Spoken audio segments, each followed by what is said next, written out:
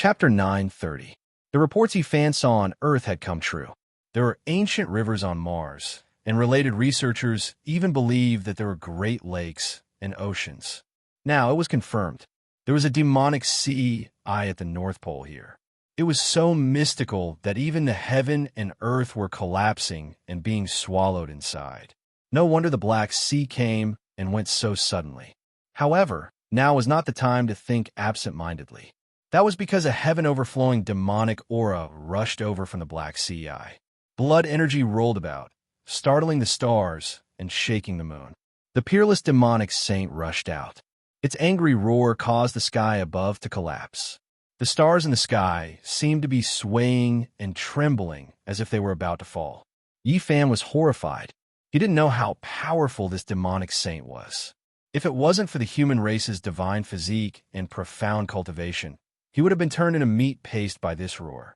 A bitter aura rushed into the sky. The black demonic sea eye cracked open, and a colossus rushed into the sky, shaking the 9 heavens and 10 earths. Demonic mist surged into the sky. The body of this demonic saint couldn't be seen, and only 2 huge red lantern-like eyes could be seen closing in from the distance. It was obvious that this was a colossus, and its body could most likely crush an endless ancient mountain. It made Yifan feel as if his soul was about to leave his body and be drawn in by the demonic saint's aura. It was terrifying to the extreme. Demonic aura rushed into the heavens. This demonic saint seemed to be able to pluck the stars and grab the moon. Before the person arrived, the tsunami-like fluctuations had already swept over, shaking the entire ancient Mars. Roar! A loud roar exploded like 10,000 layers of thunder. The world immediately collapsed, and roiling demonic aura surged, drowning out everything in sight. The cauldron above Yifan's head shook violently. The source energy of all things fell down, and each strand could crush a divine mountain. It was the world's most precious, immortal material. At this moment, dang-dang sounds rang out, and the sound waves were like tangible divine swords hacking above, sending both the cauldron and Yifan flying. Yifan coughed out large mouthfuls of blood. Golden blood sprinkled down, penetrating the void. He stabilized his body in the distance with great difficulty, and his face was full of shock. This was a true demonic saint that couldn't be defeated.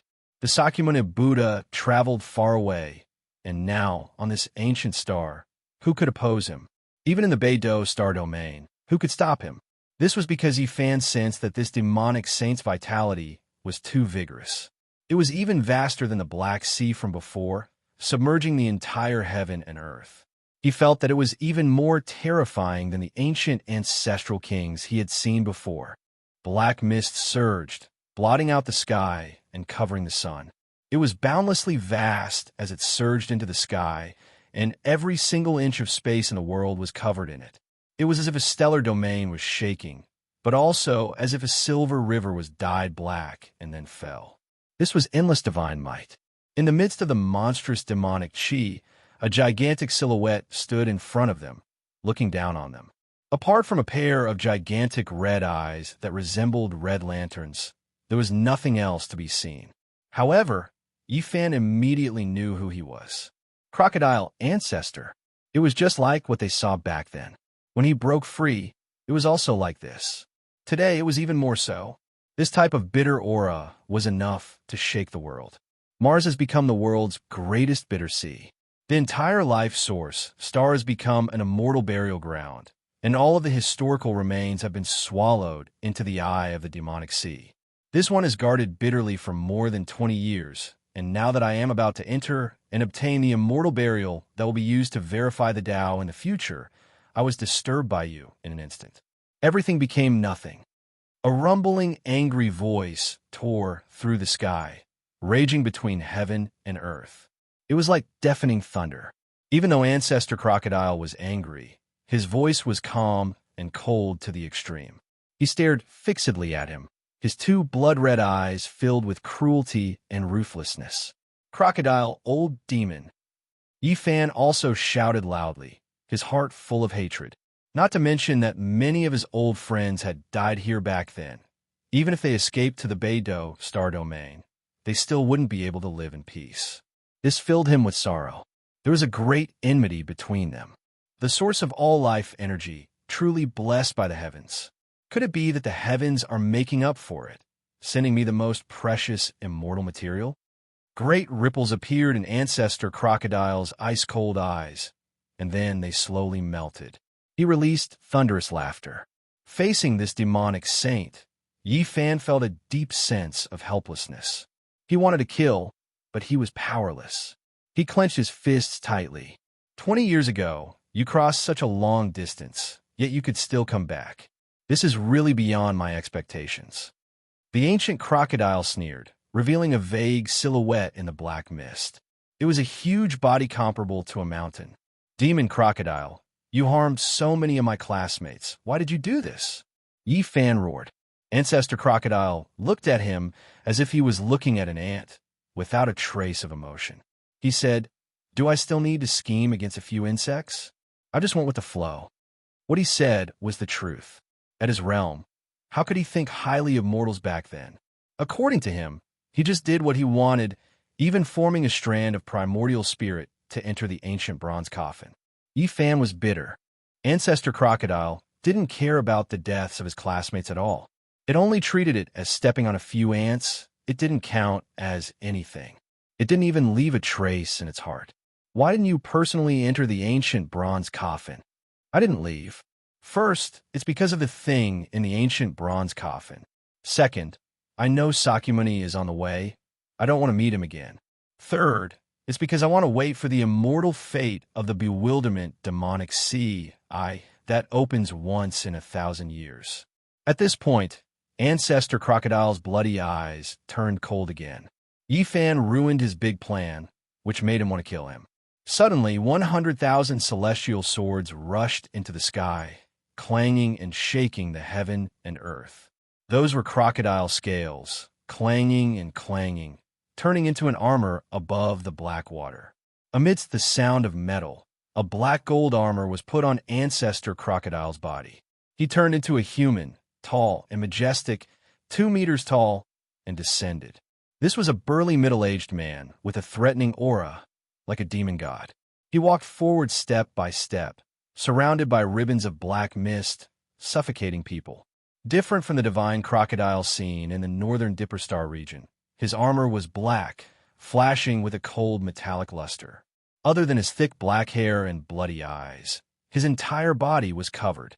The sacred robe, an existence that could create a sacred robe, was extremely terrifying, especially this kind of demonic saint that could cross star regions. Even in the northern Dipper Star region, it was difficult to subdue him. Why were you suppressed here? Did you come from the blue planet in this star region? Yi Fan's heart was filled with hatred, but at the same time, he had too many questions. 2,000 years ago, I crossed the starry sky and came to that blue planet to search for ancient immortals, but I didn't expect to be suppressed by Sakyamuni. Ancestor Crocodile's eyes became even colder when he mentioned the past, but his tone was still emotionless. Do you know why there are no cultivators on that blue planet now? Although Yi Fan wanted to eat his flesh and drink his blood, he wanted to know more ancient secrets. I came across an ancient starry sky path and went against the immortals to pursue the secrets of immortals, but I was suppressed here. Killing intent surged in Ancestor Crocodile's eyes. Mountains of corpses and seas of blood appeared, dripping with fresh blood. With one look, one could tell that he had killed countless creatures over the years. Do you know the secret of the ancient bronze coffin pulled by 9 dragons? It was rare for Yi Fan to see an ancient demonic saint so close to Earth. He was eager to know all its secrets. Brat, you talk too much. I'll just send you on your way. I've already satisfied many of your questions. Ancestor Crocodile's killing intent soared to the heavens. His body trembled slightly, and the sky collapsed, and the earth cracked. Wait, do you know how I reversed the situation and returned? I know everything about Sakyamuni. Tell me the secrets, and I'll tell you the things on the other side of the starry sky. Yi Fan shouted in order to dispel his doubts, and also to stall for time. 9 dragons pulling a coffin, mysterious and distant. I've seen it twice in my life. The first time was 5,000 years ago on a broken life source star in the depths of the star domain. I thought that I had obtained a great fortune and wanted to open it, but it almost destroyed my cultivation in this life. I barely escaped with my life, the ancient crocodile said in a gloomy voice. Just how long has it existed? Yi Fan muttered to himself. He was shaken, not to mention the 9 dragons pulling the coffin. Just Ancestor Crocodile's lifespan was frightening enough. It had existed for 5,000 years, and even the written history of ancient China wasn't that far back. Of course, that period of time didn't count. Now, he knew that there was an era of gods and demons on Earth. Where were you born? How many life source planets are there in the desolate universe? How are they related? Where is the end of the ancient starry sky path? Are there immortals in this world? Yi Fan had too many questions that he wanted to ask clearly. However, Ancestor Crocodile sneered and said, "Brat, you have too many questions.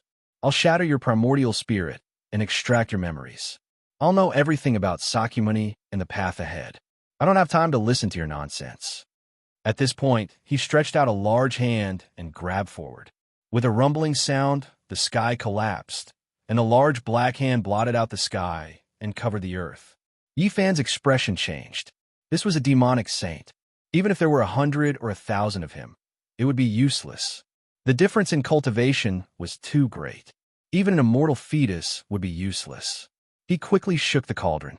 The myriad chi fell down and protected him tightly. At the same time, he was ready to unleash a terrifying attack. The Black Hand was obviously coming to grab the cauldron. Even ancient emperors would be moved when faced with such peerless immortal materials, let alone Ancestor Crocodile. He had long since reached his limit. Suddenly, a dazzling radiance rushed up. 9 colored flames filled the sky and enveloped the Black Hand on the spot, burning it fiercely. A muffled groan could be heard as Ancestor Crocodile's Black Hand turned into a torch that couldn't be extinguished. It almost evaporated the water in front of the Black Sea Eye.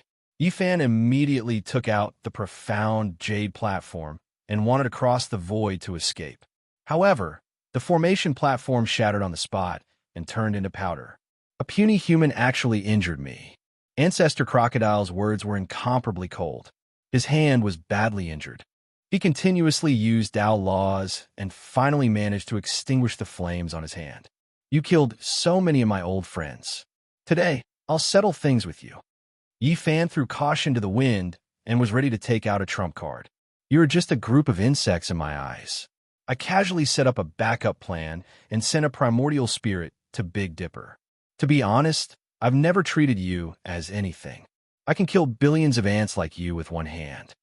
Ancestor Crocodile had a trace of disdain. One day, you will also be stepped on by others like an ant. Yi Fan said coldly. He wanted to take out his trump card, but it was still night and the sky hadn't brightened yet. He was afraid that he would die because of this. Your physique is very special, and you also have an extraordinary fate. You can even find a shocking immortal material like the myriad chi source root that even ancient emperors yearned for. Today, I'll kill you and take away the human Tao foundation of an ant like you. Ancestor Crocodile said coldly. Waves of chanting could be heard as if bodhisattvas and ancient Buddhas were chanting sutras. All kinds of runes were densely packed, and boundless golden light surged over. The golden ancient ship that was spinning in the Devil's Sea I sailed over. The 500 golden arhats were all skin and bones. Their bodies shone with divine splendor. They thought that they had all passed away, but at this moment, a divine monk opened his eyes. You are that ancient Buddha from Thunder Sound Temple. You are actually still alive. Ancestor Crocodile shouted. Chapter 9:31. The ancient golden ship sailed against the black ocean and escaped from the demonic sea eye. 500 golden arhats sat cross-legged, and only the old monk opened his eyes, chanting Buddhist scriptures. This ship of arhats with bones wrapped in divine skin were the former divine monks of the great Thunderclap Temple. Yi Fan was astonished. This was like a small Mount Meru. Old monk, you're still alive. Didn't you die 2,000 years ago? Ancestor Crocodile shouted. The veins on his forehead were throbbing. It was obvious that he had fought with this old monk before. Buddha is merciful, good. The old monk opened his mouth. He was only left with a layer of skin and was as thin as firewood. However, he was surrounded by Buddhist light and looked sacred and lofty. Stop pretending to be merciful. Today, I will refine you into dust." Ancestor Crocodile said coldly. His black golden armor flickered with a cold metallic luster, making him look extraordinarily heroic. "This old monk should have died long ago. I only have one breath left after 2,000 years. In order to guard the demonic sea, if it wasn't for the two benefactors fighting, I'm afraid I would have never woken up." Yi Fan was shocked. These were the golden arhats of Sakyamuni. This old monk was an ancient Buddha and seemed to have a great background. Through his narration, Yi Fan was very surprised. He understood some old matters. They guarded the great Thunderclap Temple and were responsible for suppressing the heroic spirits of the ancient Mars star. It could be said that they had a long way to go. This ancient star was once full of vitality and was a source of life. In the end, a war across star domains occurred and everything was destroyed. It was unknown how many experts died in this place. It was hard to calculate how many sacred bones were buried here. This was the burial ground of the heroic spirits. Naturally, this place became incomparably evil. All the heroic spirits were sealed in the demonic sea. It was equivalent to hell on earth. No wonder I couldn't enter the demonic sea, despite going against the Black Ocean. That door was restricted by you monks. The ancient crocodile's bloody eyes became colder. "Benefactor, don't provoke a disaster. Since you can find the demonic sea, you naturally know how it was formed and what kind of existence is sealed in the deepest part. So many years have passed.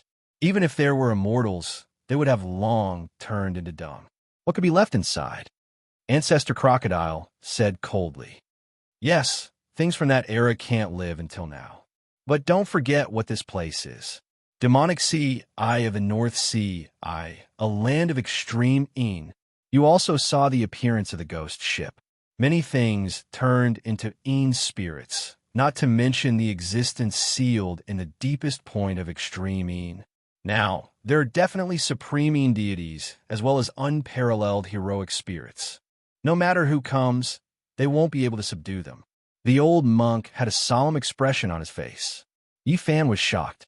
It turned out that the remains of the past civilizations and creatures that died in battle were sealed within this Devil Sea. There were even many ancient secrets and past events that were unknown to others. "Old monk, are you going to make a move again? It's been 2,000 years. You really are alive. Even Sakyamuni respects you as teacher." The black golden armor of the ancient crocodile clanged. Its murderous aura was like a sword, slashing in all directions, sweeping out a large ravine on the ground and the sky. Yi Fan was shocked. He looked at the old monk in disbelief. He was the only one still alive on the golden ship. What kind of identity did he have? "My Dharma is not as good as Buddha. I can only be regarded as a guide. He created his own path. Me and the others who are respected as teachers are nothing." The divine monk put his palms together. Yi Fan was surprised. Then, he remembered some records.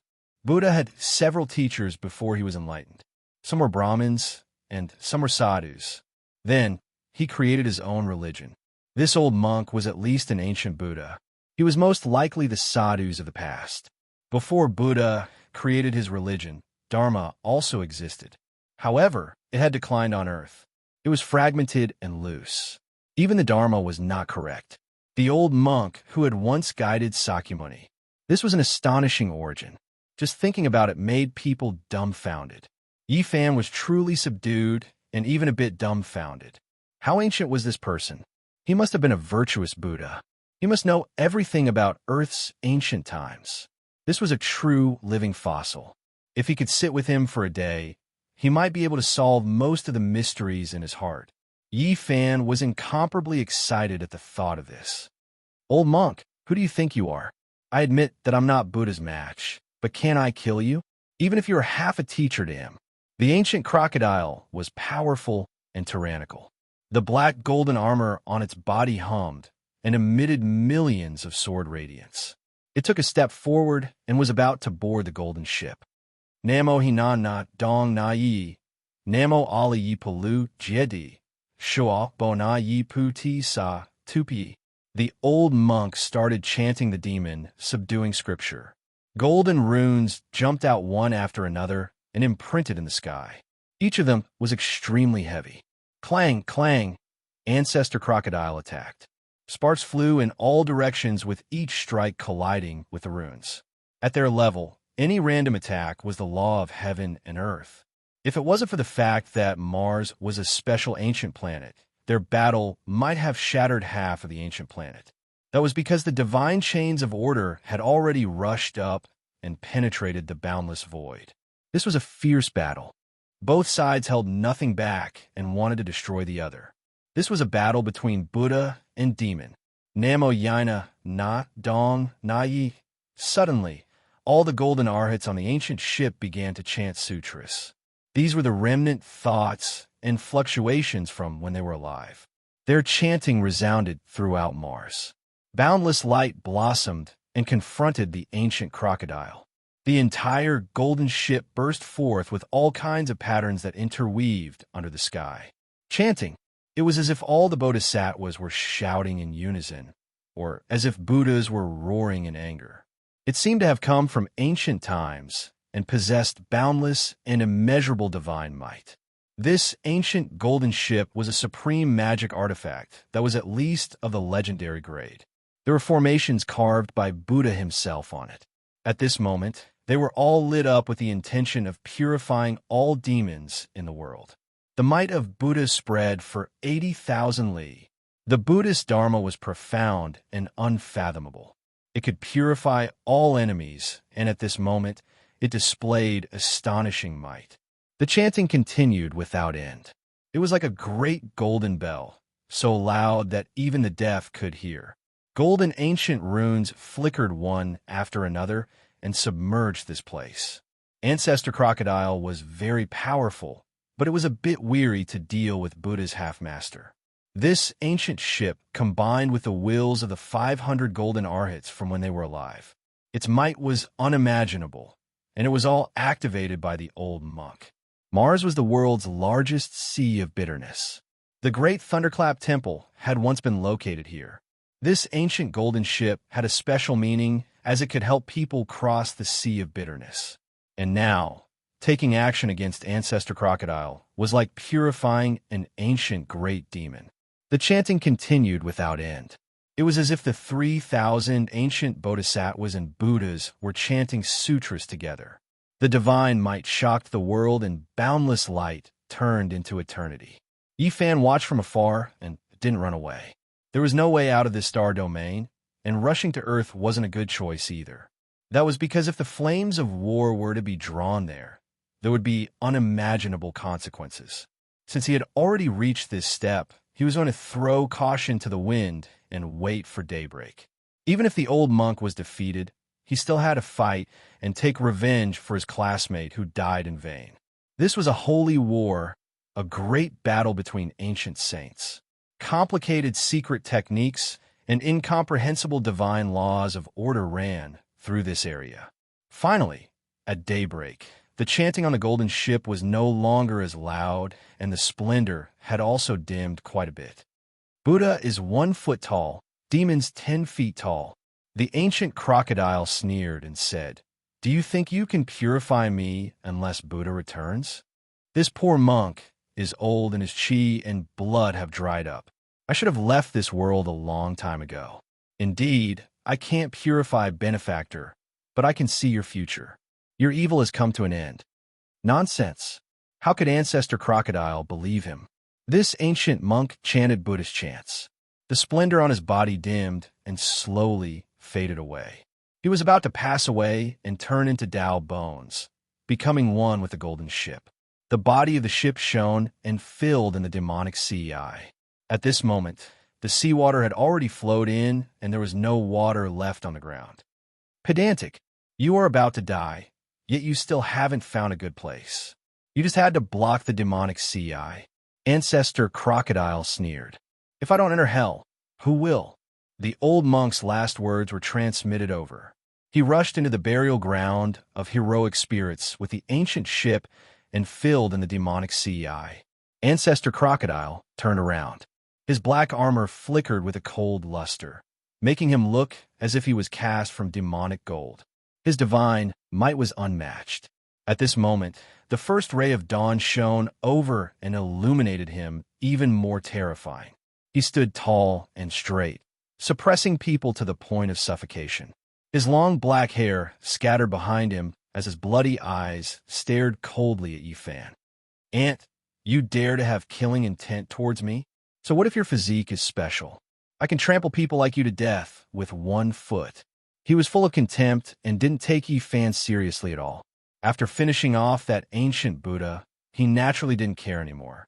There was no one in this star region who could deal with him. "You crocodile, today, only one of us will survive," Yifan shouted. "A little insect dares to clamor at the gods in the sky. Even if you raise your head, you won't be able to see how high my toes are. You aren't worthy," Ancestor Crocodile said with extreme contempt. Then he displayed his boundless Dharma body and quickly enlarged it. He raised his foot and stepped towards Yifan. He wanted to trample him to death with 1 foot, just like how he would treat an ant. He did this extremely naturally, truly treating Yifan like an ant, not treating him like anything at all. It was because his cultivation realm was right there for all to see. For Yifan, this was an extreme humiliation. He didn't say anything else and used the travel symbol to retreat. At the same time, he shook the cauldron above his head. The ancient immortal treasure scroll flew out and endless stars flickered. Then, he shook it forcefully and a person flew out from within. This was an old man who was sealed in a divine source. He was as thin as a match and sat cross-legged. There wasn't the slightest fluctuation of life, but it still made people's hearts palpitate. His upper body was bare and bony. His lower body was wrapped in a beast skin, and in his hand was a lustrous white bone club. He looked very primitive, but it still gave people a horrifying feeling. A scarlet chain with dazzling divine splendor bound him. It was as if it was tightly bound to his flesh. There were many Tao patterns engraved on it that were indescribably profound. This was a scarlet divine chain. Ancestor Crocodile saw this and still stomped down. He sensed that the person in the source was very terrifying and wanted to take the initiative to attack first. He wanted to use his ancient saint power to hack the old man to death. Pum! This step couldn't be said to be anything but tyrannical. Even an archaic ancestral king would be smashed to pieces. Without any suspense, Ancestor Crocodile made a vicious move. However, one could only see the divine source piece fly out and turn into brilliant divine light. That old man was completely unharmed. Moreover, there was a wave of terrifying fluctuations that rippled outwards. It was as if raging waves were beating against the shore and rocks were piercing through the sky. All of this was the aura of this archaic saint's awakening. Heaven and earth rumbled. It was as if a vast body of water was bursting through a dam. The entire heavens collapsed. This archaic saint opened his eyes with a schwa sound. It was incomparably dazzling. Even someone as powerful as Ancestor Crocodile cried out in alarm.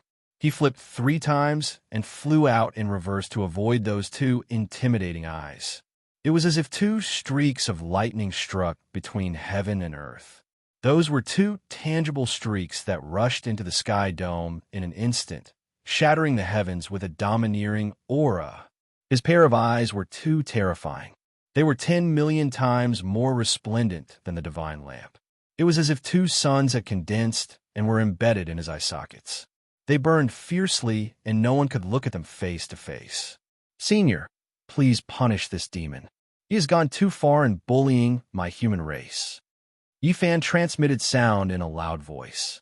Needless to say, this archaic saint couldn't be humiliated. If someone dared to step on his body, it would be sensed. Chapter 9:32. This heaven and earth seemed to be unable to bear his might. As soon as the archaic saint revived, the natural fluctuations that were released collapsed the sky and earth. The beams of light shot out from his eyes burned fiercely, reaching who knew how many Li divine flames surged and throbbed, terrifying to the extreme. No one could look straight at them. Ancestor Crocodile screamed. Even he couldn't bear it. A pair of seemingly tangible divine radiance stared at him. 2 bloody holes appeared on his body, and blood gushed out. This was a terrifying scene. The black golden armor on his body was extremely sturdy. It was forged from the scales shed by his body, yet it was pierced through by the two resplendent rays of light. Ancestor Crocodile was an ancient saint. He even defeated half of the Sakyamuni Buddha's master, so there was no need to doubt his cultivation. However, at this time, he was in such a passive state and was under great pressure. "Who are you?" He was truly shocked. Was there really such a powerful character in the present world? Why had he never heard of him before? In his knowledge, apart from the Sakyamuni Buddha, no one could be this powerful and intimidating. Back then, in the Ziwei ancient star domain, Yifan had once activated this archaic saint to help the old madman. However, he was stopped by the power of the king's seals, and in the end, he couldn't fight. The archaic saint didn't say anything. The tyrannical aura from when he had just revived finally calmed down a bit. The beams of light in his eyes also shrunk to 3 zhang in length, but they became even more dazzling. They burned like true divine flames. His entire being had the power to devour mountains and rivers. He was like an archaic deity. Even though he didn't say a single word, he could intimidate the 9 heavens and 10 earths. Ancestor Crocodile sucked in a breath of cold air. He knew that he had encountered a fierce opponent. This was a great enemy that he had never seen before. Today, he might die with a grievance. The archaic saint only moved his body slightly, and the heaven and earth split apart. It was as if this world couldn't contain his body. Great spatial cracks extended from the edge of his body into the depths of heaven and earth. A scarlet divine chain pierced into his flesh, but it couldn't affect his movements. He was full of pressure as he pressed forward. His eyes were extremely terrifying, as if he was staring at prey. "Roar!" Ancestor Crocodile roared. The black golden armor shone brightly, and his black hair danced in the wind. He took the initiative to attack. Otherwise, this mysterious saint's aura would completely suppress him. The divine flames in the primordial saint's eyes became more and more dazzling, burning the void. He faced the shocking attack head-on, not even dodging the huge black hand that came slapping at him. Clang! An ear-piercing metallic sound rang out. Ancestor Crocodile's large hand could crush archaic ancestral kings, but when it struck this old saint's body, it could only release a sonorous sound, unable to kill the enemy. Meanwhile, his palm and fingers were bleeding profusely. This kind of scene was extremely frightening, and it was enough to prove how terrifying the archaic saints were. His eyes became more and more dazzling. They were like 2 condensed suns that could burn the eyes of others blind. Yifan had a feeling that this ancient saint was really staring at his prey. He didn't see the crocodile as a demon saint, but as a beast to satisfy his hunger. That kind of gaze was too strange, so terrifying, full of hunger, as if it was hunting. Ancestor Crocodile clearly noticed this as well, his body going cold. With a zheng sound, a sharp divine sword left its sheath. This was his war weapon. It hacked through the heavens, hacking down. During this entire process, along with the wails of ghosts and the howls of gods, a foul wind, and a rain of blood, a myriad of corpses appeared, and the heavens and the earth had transformed into an azure field that was covered in corpses. All the people that this sword had killed in the past appeared at this moment. The mythical demon sword was forged with the blood of tens of thousands of living beings. Heaven and earth collapsed. If not for Mars being sealed, if it was any other star, the entire ancient star would have been cut in half without any suspense. The sun, moon, and stars in the sky were shaking. It cut through the sky, and nothing could stop this world-shaking sword. Even the rising sun had completely dimmed, and it was far from being comparable to the sword light. In the face of this sword, the primordial saint faced it with his back to him. Instantly, sparks flew everywhere, and divine energy split the sky. Not only was Yifan dumbfounded, but even Ancestor Crocodile was stupefied. His fingers were sore, and he couldn't even hold the divine sword in his hand steadily. Clanging sounds rang out, and the world shook. Ancestor Crocodile's demon sword hacked down on the primordial saint's scarlet iron chain. Sparks flew everywhere, and the cold light illuminated the heavens. It was deafening. That was a scarlet divine chain, and it was engraved with many primordial symbols. It possessed a powerful divine power, and it wanted to use this to bind the primordial saint forever. A long time ago, Yi Fan and the Black Emperor had studied it. At that time, Duanda advised him to immediately abandon it, because the primordial saint's power had long seeped into the god's sealing chain and was about to break it. Now, it was hacked down by Ancestor Crocodile's strongest divine sword, and the symbols on it dimmed quite a bit. Not only was Yi Fan scared, but even the primordial saint was horrified. However, this primordial saint didn't care at all. He treated Ancestor Crocodile like an iron pole, and he planned to break the scarlet divine chain. Great Yin and Great Yang. Whichever is stronger, Yin and Yang support each other. The Emperor under the heavens. Yi Fan recalled this incantation-like ancient saying. This wasn't an ordinary primordial saint. He was extremely terrifying and powerful. During the archaic years when experts were as common as clouds and ancestral kings stood in great numbers, he could move unhindered under the heavens. He had killed quite a few ancestral kings, and one of them was even the great sage. Back then, all the clans attacked him from all sides. When he was in a daze, the matchless father and son from the nest of 10,000 dragons took advantage of this and sealed him. His accomplishments were extremely terrifying. He cultivated the Great Yin and Great Yang scriptures at the same time, and this was the path to prove himself. However, in the end, he went crazy. He was a god during the day and a devil during the night. Everywhere he passed by, there would be a reign of terror. It was full of slaughter, and the archaic era was shaken. At that time, the human race was extremely weak, yet such a supreme expert appeared. It truly triggered a great panic. He was called the Human Devil, and all the great clans felt uneasy. Since the ancient times, almost all those who cultivated the Great Yin and Great Yang scriptures had failed. No one succeeded. However, this primordial saint cultivated both scriptures and survived.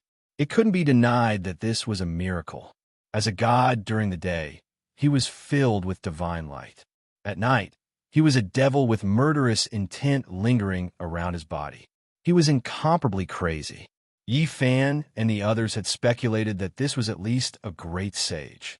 Otherwise, how could he dare to cultivate the Great Yin and Great Yang scriptures at the same time? He wanted to prove his Tao. Dusk was when he was at his weakest. His mind wasn't clear, and it was easy for others to take advantage of him. Otherwise, even during the archaic years, when there were many ancestral kings, it would be difficult for anyone to subdue him. Kung, Ancestor Crocodile was also scared. He did everything he could to attack. He brandished the demon sword, bringing with it heaven overflowing bloody light and tens of thousands of corpses as he slaughtered his way over. His eyes were very vicious. This time, not a single one of the scarlet divine chains hit its target. All of them were aimed at the primordial saint's vital points. Every sword carried strands of the heavenly Tao. The laws were like rain pouring down in torrents. It was incomparably terrifying. At this moment, some people in the Outer Space Observatory were astonished. After careful observation and comparison, they believed that Mars was experiencing a rare meteor shower. Moreover, it was extremely serious. According to that level of impact, it was enough to destroy Mars. What was strange was that it was actually unharmed.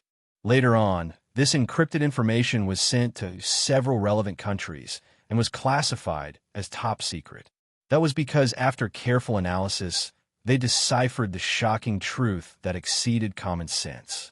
Yi Fan didn't know any of this and didn't have the heart to pay attention to it. He was attracted by the great battle in front of him. Ancestor Crocodile's magical power was heaven overflowing and could definitely cut down Mars' star with a single sword strike.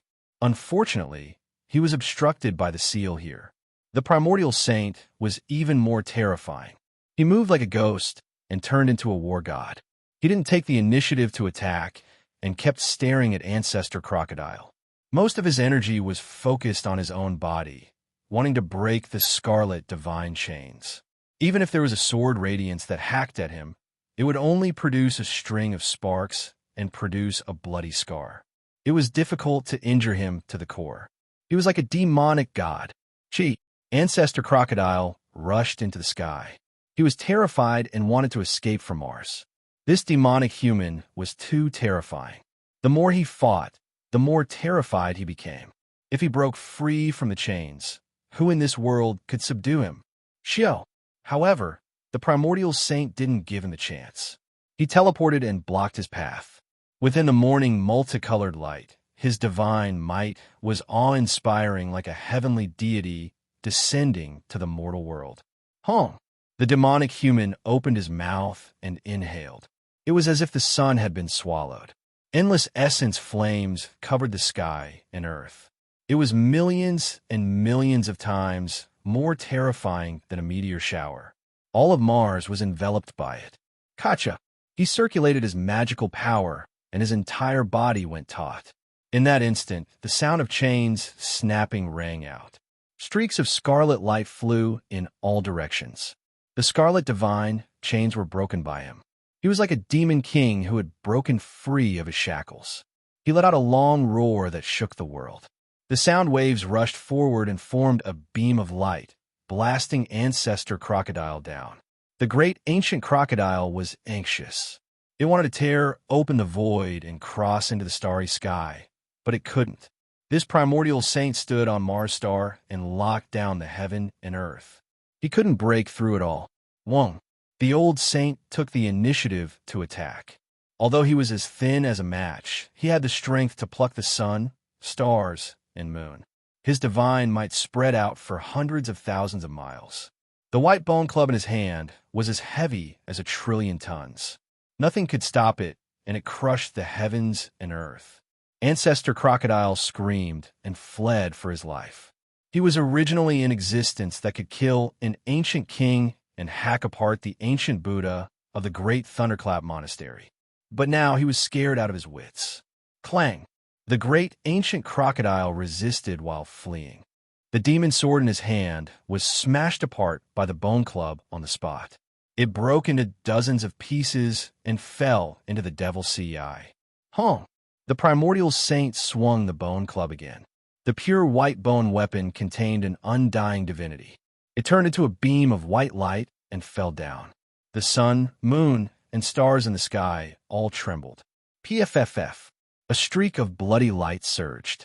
Ancestor Crocodile cried out. The lower half of his body was forcefully broken, turning into a bloody paste. Meanwhile, the armor on his body shattered inch by inch, turning into powder, unable to protect him at all. The great ancient crocodile's soul almost left his body. He transformed into his true form and fled against the sky. However, he couldn't escape at all. The old saint locked onto him and increased his speed, cutting off his path forward. His lower body was wrapped in beast skin, and he held a bone club in his hand. His hair was a mess, and he looked like a savage that walked out from a primitive tribe. However, his strength was terrifying. At this moment, he completely treated Ancestor Crocodile as his prey. He acted like he was dealing with a wild beast and attacked ferociously. Not long ago, Ancestor Crocodile was like a god to Yi Fan, but now he had fallen into a true crocodile. He was being targeted by a hunter, and his life was in danger. Hong! The old saint swung the white bone club and smashed down a few times. Ancestor Crocodile was on the verge of death. He fell to the ground and transformed into his true form. The old saint lifted him up like a dead fish. Yi Fan was dumbfounded. He simply didn't dare to believe his own eyes. Ancestor Crocodile could definitely shatter an ancient star region and was omnipotent. Even the ancient bodhisattvas and Buddhas couldn't do anything to him. But now he was in such a miserable state. At this moment, the old saint used his cultivation and magic power to start a fire. He then waved his hand at him and actually prepared to cut open this great crocodile's stomach and roast it on the fire. He was inviting him to enjoy the crocodile meat together. Chapter 9:33. Ancestor Crocodile was dripping with blood. The lower half of his body had turned into meat paste, completely broken by the white bone club. At this moment, he was on the verge of death, no longer as mighty as before. Yifan was almost petrified. He really didn't dare to believe this. This was like a fantasy story. Ancestor Crocodile woke up from unconsciousness and saw that he was being held upside down like a dead fish. He struggled violently, but the old saint was very violent. With a swing of the club, the bones all over his body cracked in many places. If not for the flesh, his body and soul would have been destroyed. What was going on? The ancient crocodile couldn't accept this.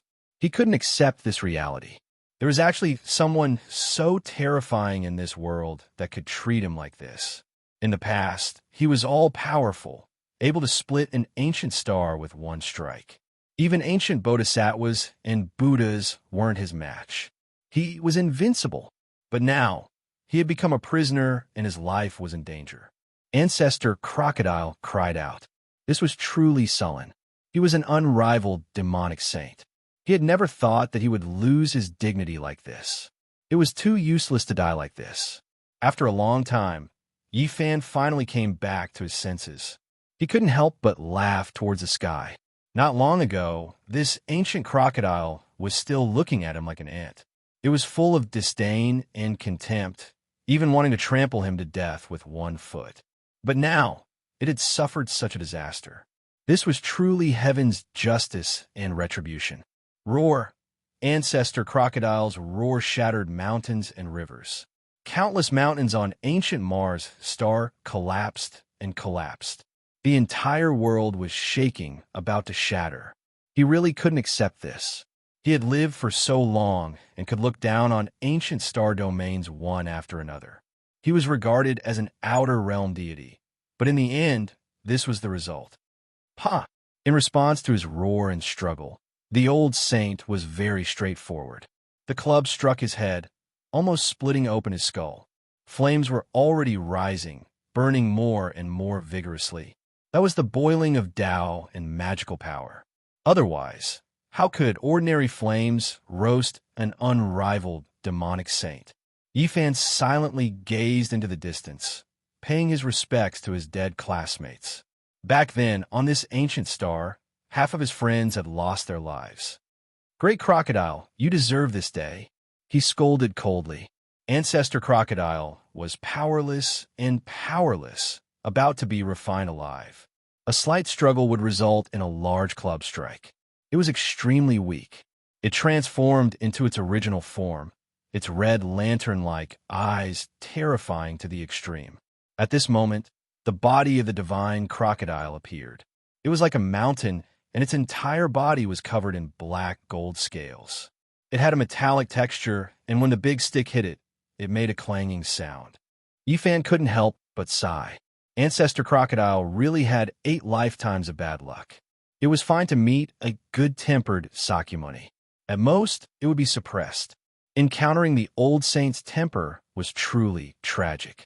Not only did he want to kill him, but he also wanted to roast him and eat him. The crocodile ancestor, which was as tall as a mountain, was easily picked up by the old sage like a little chick. Wah! The raging waves shocked the heavens. The archaic saints used their great magical power to forcefully conjure up a wave in the demonic sea eye. Pure clear water was produced from within and poured down with walala sounds. This was to wash the prey. Ah! Ancestor Crocodile screamed. He had never thought that there would be a day like this. He really was about to become someone else's meal. A dignified and peerless demonic saint of a generation. How could the word tragic describe it? The old saint disliked him for being noisy and slapped down. The giant crocodile's mouth was almost deformed. Blood gushed out on the spot, and the crocodile's teeth flew out. This seat has traveled unhindered all my life. Apart from being defeated by Sakyamuni, I have been invincible and all-powerful. How many ancient heavenly geniuses had their corpses at my feet, but now they have fallen to such an end. How lamentable. Ancestor Crocodile wanted to kill himself. He really couldn't bear it and couldn't accept such an ending. He had traveled unhindered in the star field for 7,000 to 8,000 years and had visited many ancient star fields. He could be considered an outstanding supreme among demonic beasts. Otherwise, how could he travel in the universe? But in the end, everything was for naught. So what if he had devoured the ancient Buddhas? In front of this old saint who didn't care about meat and vegetables, even the most powerful divine abilities were useless. He had also become food. Bang! Finally, with a light sound, Ancestor Crocodile was freed. The human demon ended his life with a swing of his stick. He crushed his head and even refined his primordial spirit. Chi!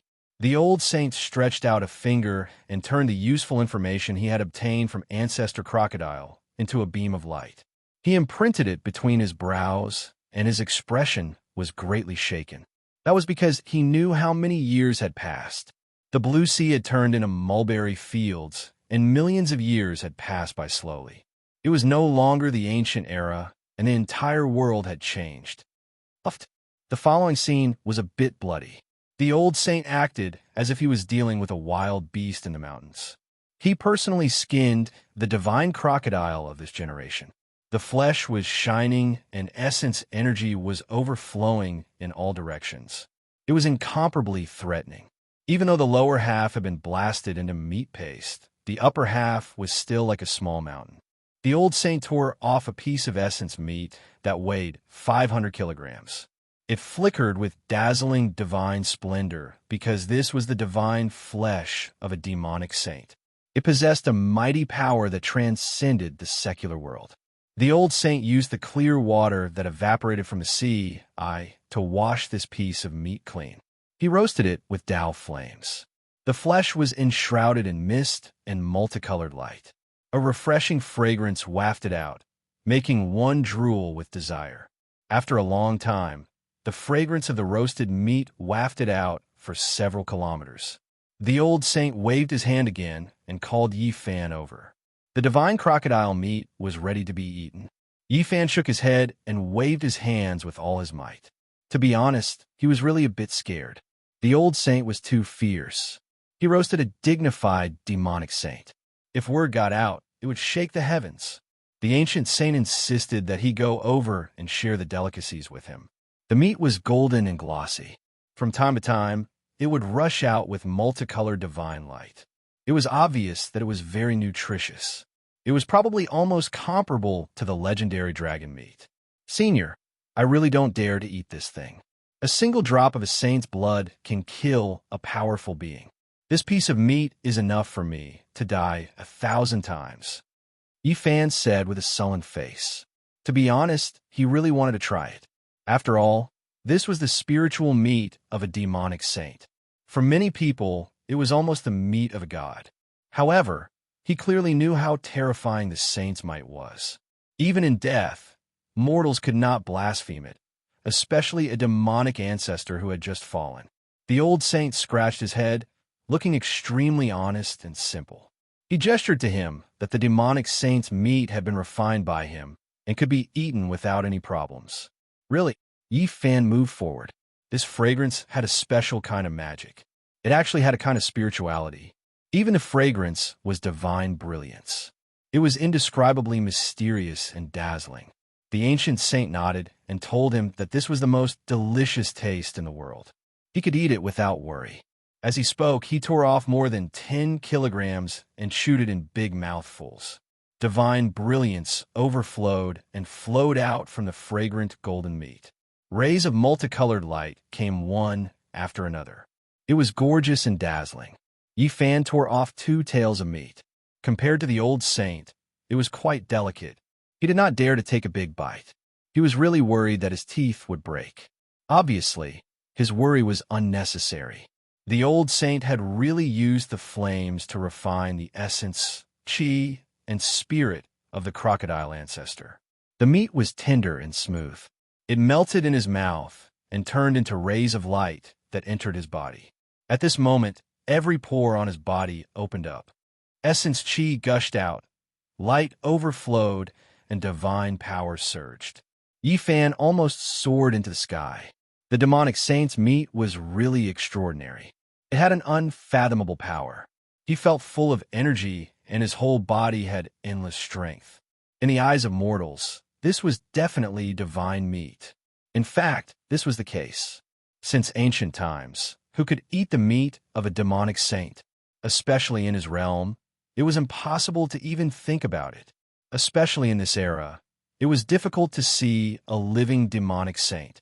Taking a step back, even in ancient times, how many people could hunt demonic saints like this and use them purely as food?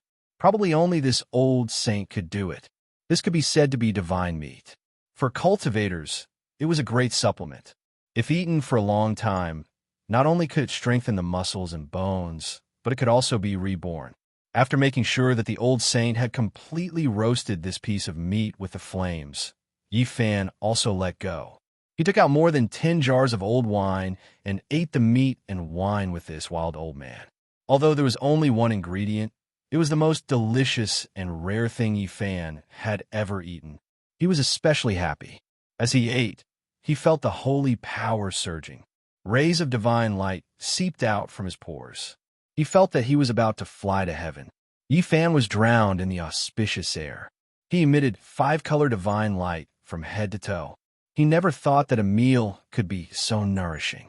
He seemed to be really going to fly to heaven. His whole body was comfortable, and he felt like an immortal. Divine power surged like the sea. Unknowingly, his cultivation had improved a little. He had reached the great perfection of a mortal too, and could not be more perfect. There was only a layer of window paper. As long as he could break through, he would reach another realm. His physical body had experienced a baptism. Every inch of his flesh and blood was full of explosive power.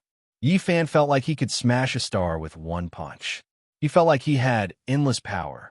When he realized this, he knew that he could not eat anymore. He had reached his limit after eating more than 10 kilograms of glowing holy meat. If he went on, his body might explode. Only then did he realize how terrifying the old saint was. He swept away the clouds and ate the crocodile meat. Then he cut off another few thousand kilograms of meat and roasted it with the flames. Yi Fan was dizzy. This was not donkey meat or chicken meat. This was the meat of a demonic saint. He ate so much of it as if nothing had happened. He really treated it like ordinary food. Right at that moment, a wave of flames surged out. Yi Fan noticed that blood was flowing from his nose. He couldn't take the several kilograms of monster saint meat anymore. It was just too nutritious. If other sect master level figures ate this much, they would have most likely been smashed to pieces and their flesh would have exploded. He jumped up and began to run around the demonic sea eye.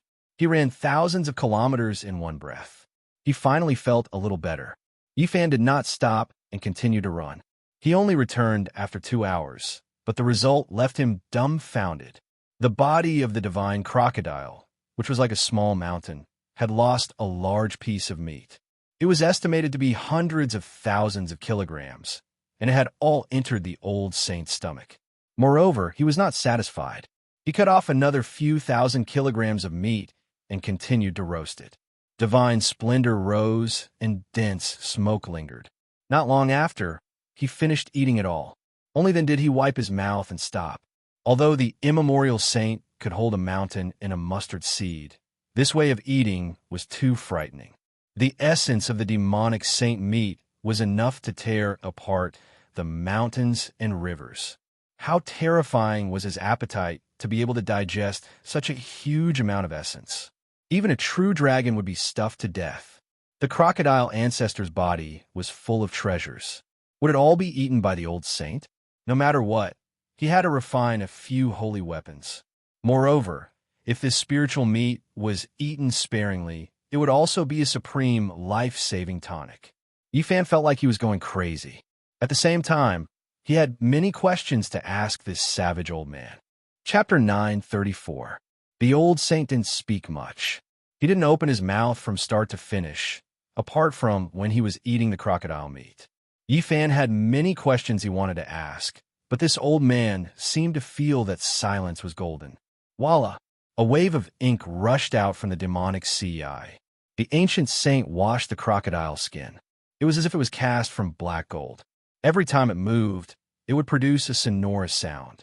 Tao patterns interweaved. Divine multicolored light shot out in all directions, and auspicious vapors rose. It was a type of divine material that even saints would be moved. It contained the essence of a demonic saint, impervious to swords and impervious to water and fire. It was hard to find in this world. This black metallic divine skin overflowed with all types of Tao light. It was innately close to the great Tao, and even if it hadn't been refined, it was already a type of treasure. It flickered with a cold metallic luster, making it impossible for people to approach. It possessed a powerful holy might. An existence of this level could kill a powerful being with a single drop of blood, let alone such a large piece of skin. Yi Fan's eyes were burning with desire, and his saliva was about to flow out. The skin of the divine crocodile race was the most precious. If it was made into armor, it would simply be a dream grade. This was especially true for the crocodile ancestor. This was an ancient divine crocodile that was revered as a demonic saint. Its skin had long possessed an inextinguishable divinity. Unfortunately, the old saint didn't look at him. He threw away the long, tattered beast skin and wrapped the crocodile divine skin around his waist. He activated his terrifying essence energy to refine it, and in the blink of an eye, it became a set of primitive beast clothes. However, no matter how one looked at it, it was used to cover one's body. What a waste of natural resources.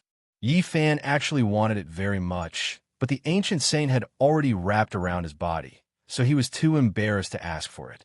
After all, this was hunted by the other party. Then, this savage old man began to pull out the tendons and bones. He really wasn't careless at all, refining all the good things out. He used the water from the demonic sea to wash it clean, and then he used the crocodile ancestor's divine tendon as a belt, tying it around his waist. It was so extravagant that it made people want to pull out their hair. Yi Fan stared at the giant crocodile bone. This was a precious bone. It was pure white and flickered with holy splendor, even more resplendent than the stars in the sky. There was no need to talk about its quality. It was rare and could definitely be refined into a holy weapon.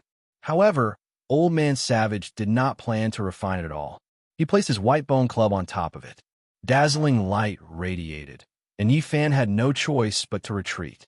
That kind of energy fluctuation was too intense, and even as a human with a sacred body, he couldn't withstand it. The great Tao rumbled, shattering the universe. Those crocodile bones dimmed, and their divine splendor faded away. They exploded one by one and were completely destroyed. The terrifying ancient divine crocodile bones turned into fine powder, and their divinity vanished. As for the old sage's bone club, there was an additional rune that looked like a dragon and a crocodile. It could be said that the essence of the divine bone had been refined into the bone weapon. Yi Fan carefully sized up the lustrous bone club, and he couldn't help but gasp when he noticed that there were many brands of various beasts on it. Could it be that all these markings were branded on it like those from before? If that was the case, then there was no way to estimate the value of this bone club. Yi Fan looked on anxiously. The old sage was really thorough. He refined everything, and not even a piece of bone was left. Old Man Savage sensed his gaze and turned his head to take a look. Then, he reached out with a large hand and split the meat mountain into two. One of the pieces was sent over. It was at least a few 100,000 pounds. Yi Fan hurriedly retreated. For people of his level, the sage really stood high in the clouds, as powerful as a god. A drop of blood or a bone could kill a powerful being. Such a large piece of divine flesh contained terrifying laws, and it could definitely be considered a great killing weapon. The old sage seemed to have realized this. After thinking for a while, he once again took out the flames of the way and began to roast it. He divided this piece of meat into hundreds and thousands of pieces, and it gave off a fragrance in the flames. Moreover, during this process, Old Man Savage used his great magic power to draw out the essence of the divine crocodile. It turned into a scarlet refinement that gave off waves of dense steam. Yi Fan was horrified. Every piece of such essence blood had terrifying destructive power. If it was really taken out, even the king of the severing path would die with a grievance. The old sage was actually refining medicine. It was very primitive, and he directly extracted the essence from the demonic sage's essence blood. Regardless of whether it was the flesh or the blood that had previously spilled onto the ground, they all flowed into his hands like rivers. holding a mountain and a mustard seed. The blood was like a small lake, and it all fell into the palm of the old sage. After thousands of refinements, it turned in a murderous aura and cut off all the laws, leaving only the brilliance of divinity.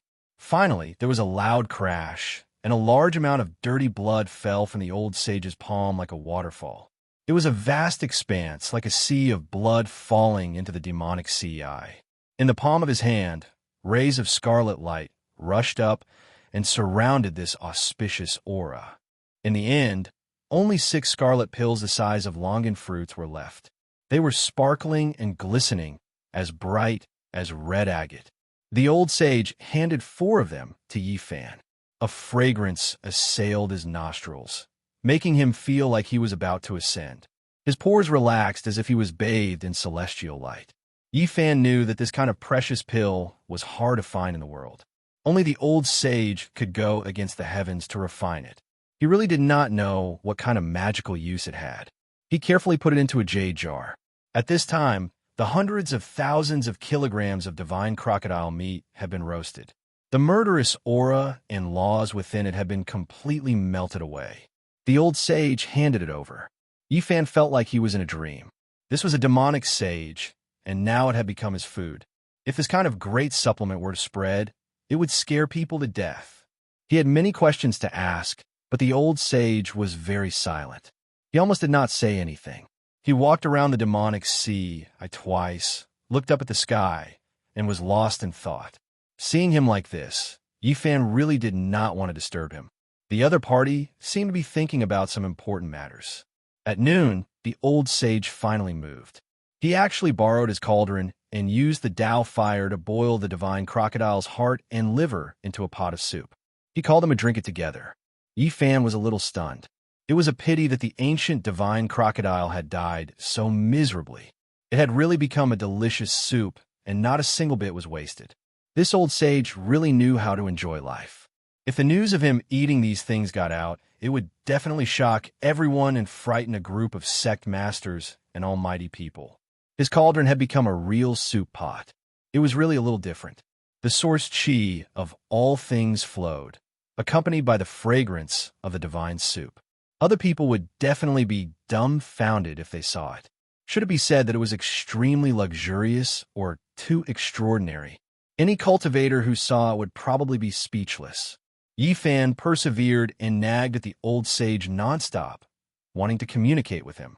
However, the other party still treated his words like gold and almost didn't speak. He would only occasionally look at the sky in a daze. In the end, Yifan was helpless. He said what he was most worried about. If night fell, this master would definitely turn from a god to a demon. No one in the world could control him. That would be a great disaster. Yifan pointed at the blazing sun in the sky. He felt that he could let the old sage rush towards the sun. Within a suitable distance, it would always be daytime. Perhaps he could slowly melt away his demonic nature. The old sage shook his head and silently pondered. He had not paid much attention to Yifan. Clearly, he had been thinking about his own problem. He was worried that after the sun set, he would go crazy and start a massacre. Yifan immediately understood that the so-called god in the day and demon at night was not related to light, but the problem of his divinity and demonic nature. As a god, as a demon, the time should be the same. People mistakenly thought that it was caused by the alternation of day and night. "I'm leaving." The old sage stood up and finally said this. "Senior, where are you going?" Yifan asked. Naturally, he communicated with his divine, because the primordial language was different from now. In the depths of the desolate universe, in the darkness that no one can reach, the old sage said softly. Yifan knew that he was exiling himself for eternity. He was afraid of accidentally injuring others, so he willingly fell into the depths of the desolate star field and walked alone until he became a cold corpse in the depths of the universe. Clang, clang, clang. A metallic sound rang through the air. The fragments of the scarlet divine chain that had been broken earlier all flew back. The old saint used great magical force to reforge it, refining it into a new divine chain that was even sturdier. He engraved strand after strand of symbols on it, and then he sealed himself.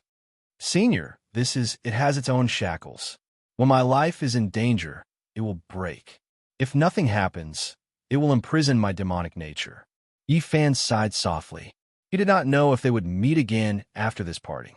The primordial saint was too powerful. In order to not cause a killing calamity, he would rather exile himself and live alone in a foreign land. Maybe I will think of a way. The fusion of the moon and the sun, the old sage said to himself. Yi Fan's heart stirred. He quickly carved out the taiji and passed it to the old sage. There were even some changes in the taiji Dao. Your secret realms all have different cultivation methods. It is difficult to link them together. This is a great hidden danger. If I teach you the moon and the sun, it will harm you. The old sage warned before leaving. He then carried the white bone club into the void and broke through the restraints of heaven and earth. He entered the star field and disappeared. Yi Fan was lost in thought. He looked at the distant sky and only came back to his senses after a long time. He let out a soft sigh. He did not know if he would be able to see this unparalleled expert again in his life. He hoped that he would not fall in the depths of the universe. He stayed on the ancient planet for half a day and searched carefully. He did not see any more ruins. Everything had been swallowed into the demonic CEI. However, he also made some other discoveries. He saw some satellites and the remains of space probes. Some were recent, and some were from a long time ago. Voyager 48, Chang'e 19, Yi Fan observed carefully. These spacecrafts were badly damaged and mainly came from the spacefaring nations. It was expected that they would all crash on this sealed ancient planet. After taking one last look at the ancient planet, Yi Fan decided to set off and rush home. He had no time to waste.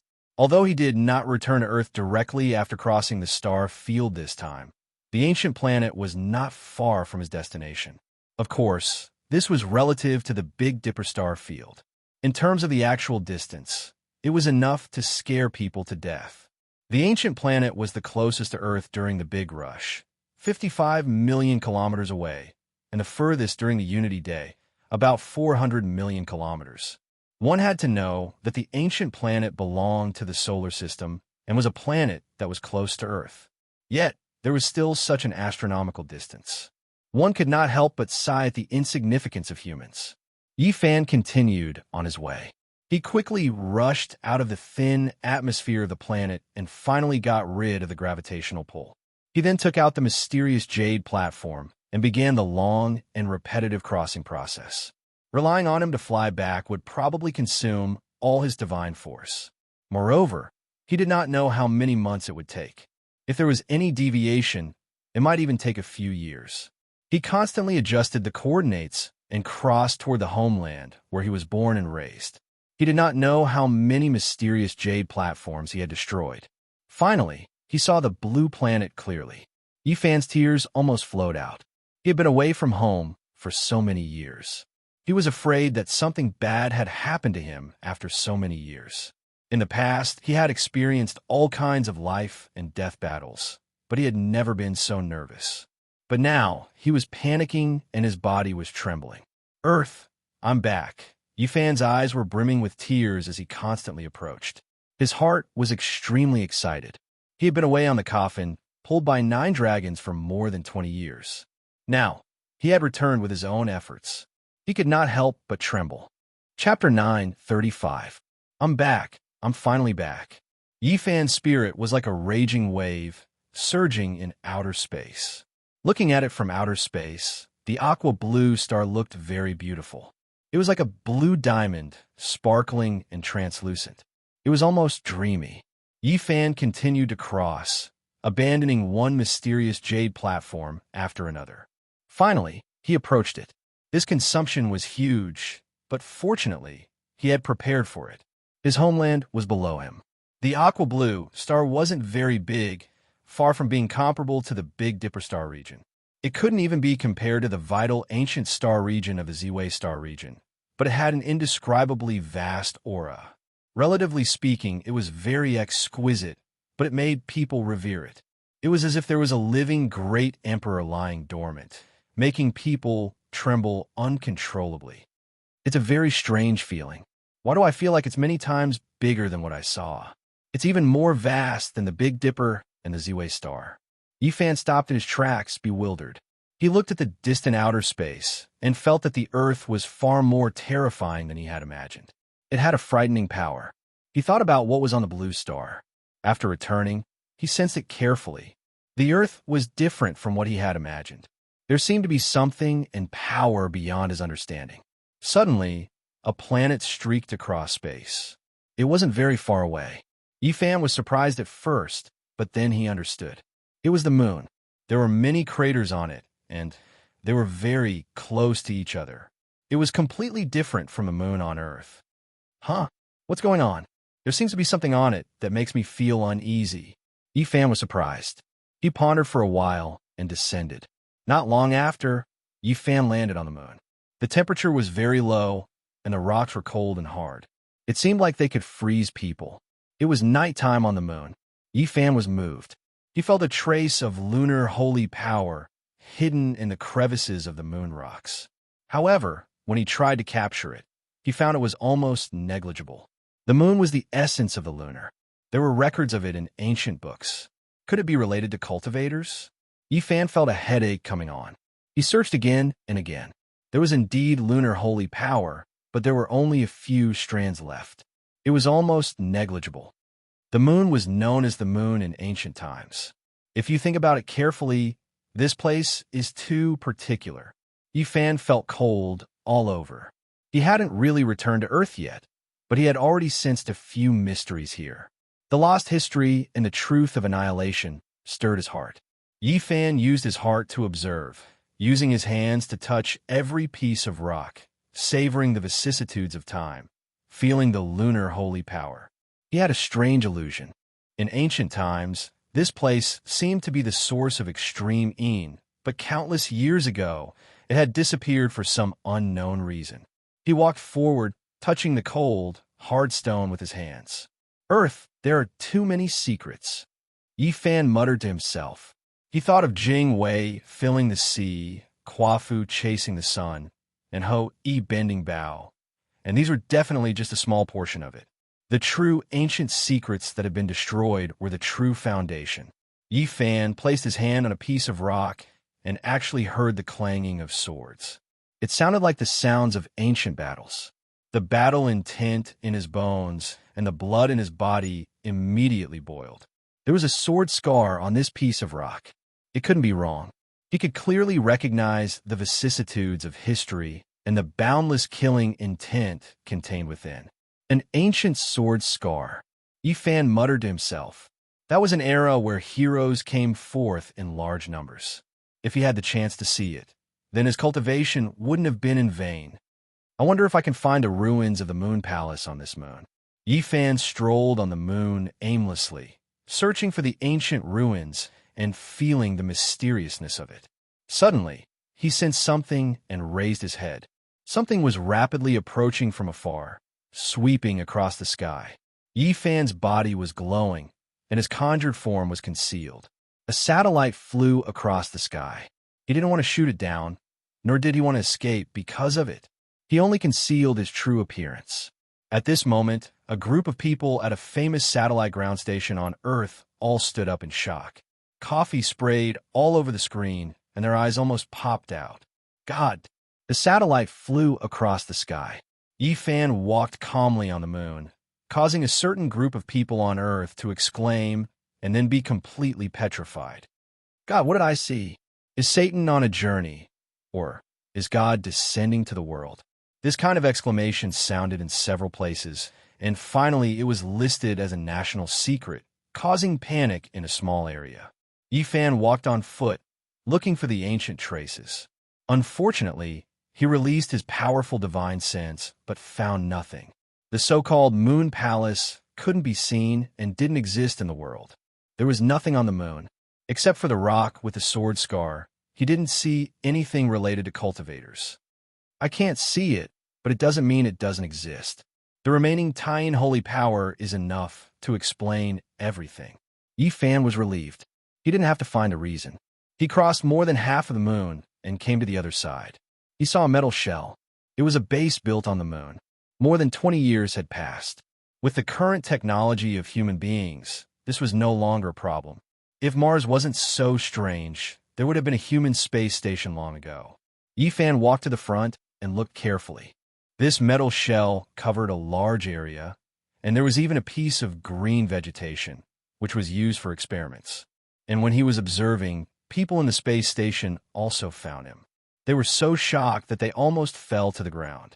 They were dumbfounded and completely dumbfounded. Fortunately, Yifan didn't stop. He disappeared in an instant, rushed out of the moon, and crossed to the Earth, leaving only a mysterious jade platform in space. The moon was nearly 400,000 kilometers away from the Earth. Yifan passed through the void and entered the thick atmosphere, revealing his real body and descending by himself. The Earth is really strange. Yifan had a strange feeling at the first moment, and then he was deeply in awe. He sensed something extraordinary. The sound of the wind was like the sound of a knife, cutting people's skin. Yifan went down, overlooking everything on the Earth.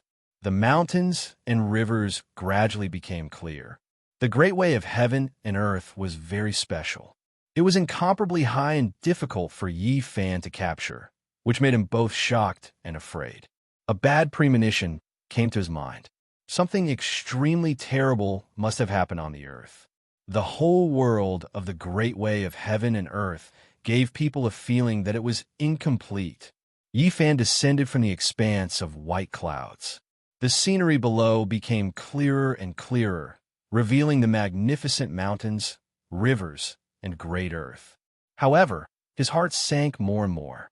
The essence of heaven and earth was so thin that it could almost be ignored. It was difficult to cultivate in such a situation. He immediately knew why he didn't see any cultivators today. And this was not the most terrible thing. What worried him the most was that his own cultivation seemed to be declining rapidly. His magic power was seriously dissipating, and he had the illusion that his Tao was about to disperse. Why was this happening? This was a big event that would make any cultivator horrified. Even Yifan was scared. Should he return to the Earth? Would he become a useless person? He was greatly shocked. No, it's not my own problem. It's the will of the heaven and earth. Yifan's cultivation and magic power seemed to be declining, but they finally balanced out. Luckily, he could still fly. If he continued, he would probably become a free fall. He was the saint physique of the human tribe, and he had 1 foot in the Tao cutting pass. If he felt his death like this, it would be a big joke. My cultivation and Tao didn't decrease. It's the suppression of the heaven and earth. This is the legendary age of Dharma ending, where Tao can't be perceived. Yifan was shocked after a glimpse. The moment he was suppressed by the heaven and earth, he saw many mountains towering above the clouds. He didn't know how high they were. It was unbelievable. How is this possible? There can't be such mountains on the earth. Before he could finish his sentence, everything disappeared. There were only some low mountains below him. Everything was an illusion. This caused him to be surprised and bewildered. Clang! In his sea of sufferings, the 2 pieces of green bronze trembled slightly. They sensed something as soon as he arrived on the earth, as if they were foretelling something. Yifan steadied himself. He observed the sky for a long time, but he didn't feel the same as before. He saw the row of skyscrapers below him, towering into the sky. He didn't continue to descend. Instead, he began to travel across the sky. He was already near the coast. Not long after, he entered the sky above the ocean. He couldn't help but roar in this uninhabited area to vent his emotions. I'm back. Boom. He brought with him endless light as he freely descended from the sky. He fell into the sea, stirring up huge waves as he rushed into the distance. On this day, the residents of a certain country in this sea area were terrified. They thought there was an earthquake and a tsunami. At the same time, they suspected that the nuclear power plant tragedy from 20 years ago was happening again. This was indeed the age of Dharma ending. In this world, Yifan's cultivation level didn't decrease, but the power he could exert was greatly reduced.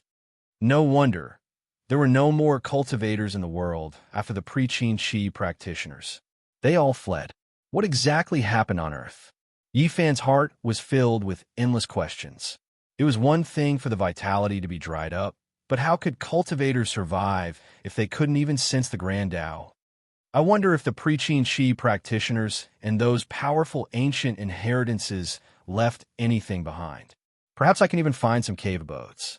Yifan murmured to himself. His heart was burning with passion at the thought of this.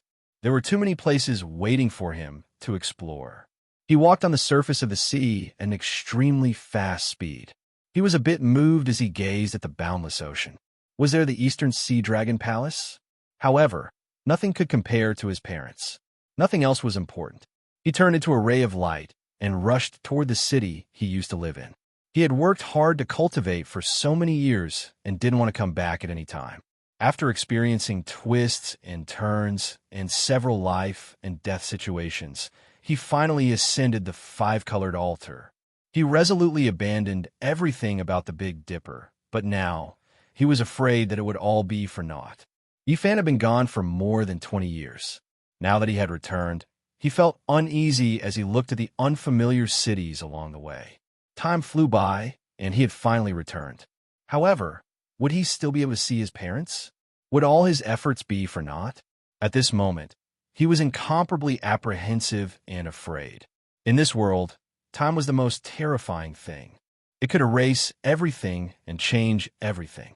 Even the ancient emperors couldn't change it. Chapter 9:36. The wind was very cold. In this season, the temperature in the north was very low, especially in the early morning. The air exhaled was white, and the trees were bare. As the morning glow rose, Yifan arrived at B City. This city was even more prosperous. Skyscrapers stood tall in the morning glow, as if they were inlaid with a layer of gold. However, Yifan was filled with a sense of unfamiliarity. He could no longer find the familiarity of the past. He had lived here for a long time, but now everything had changed. Where can I find them? Yifan was a little worried. He was afraid that he would never see his parents again. He had gone through so many hardships and almost lost his life. It was hard for him to accept that he was gone. He did not go to his residence. He could see it from afar. The place had long been redesigned and changed completely. Yifan was very nervous and uneasy. He walked towards the suburbs. His parents did not like the fast pace of the city. They had been rejected when they brought them to live together. This place has changed too. Yifan was stunned. When he arrived at his parents' residence, the peace of the past had been replaced. People came and went, rivers flowed continuously, and high-rise buildings stood tall. The original satellite town and B City had become one. He could not find a trace of the past. If he did not trust his intuition, he would have thought that he had come to the wrong place. Everything had changed. People often said that after leaving home for many years, they finally returned, but everything had changed. He stood silently for a long time. Then, he came to the rooftop of a building and looked into the distance. The only thing that was still there was the natural lake. However, it had been dug up and a large park had been built along it.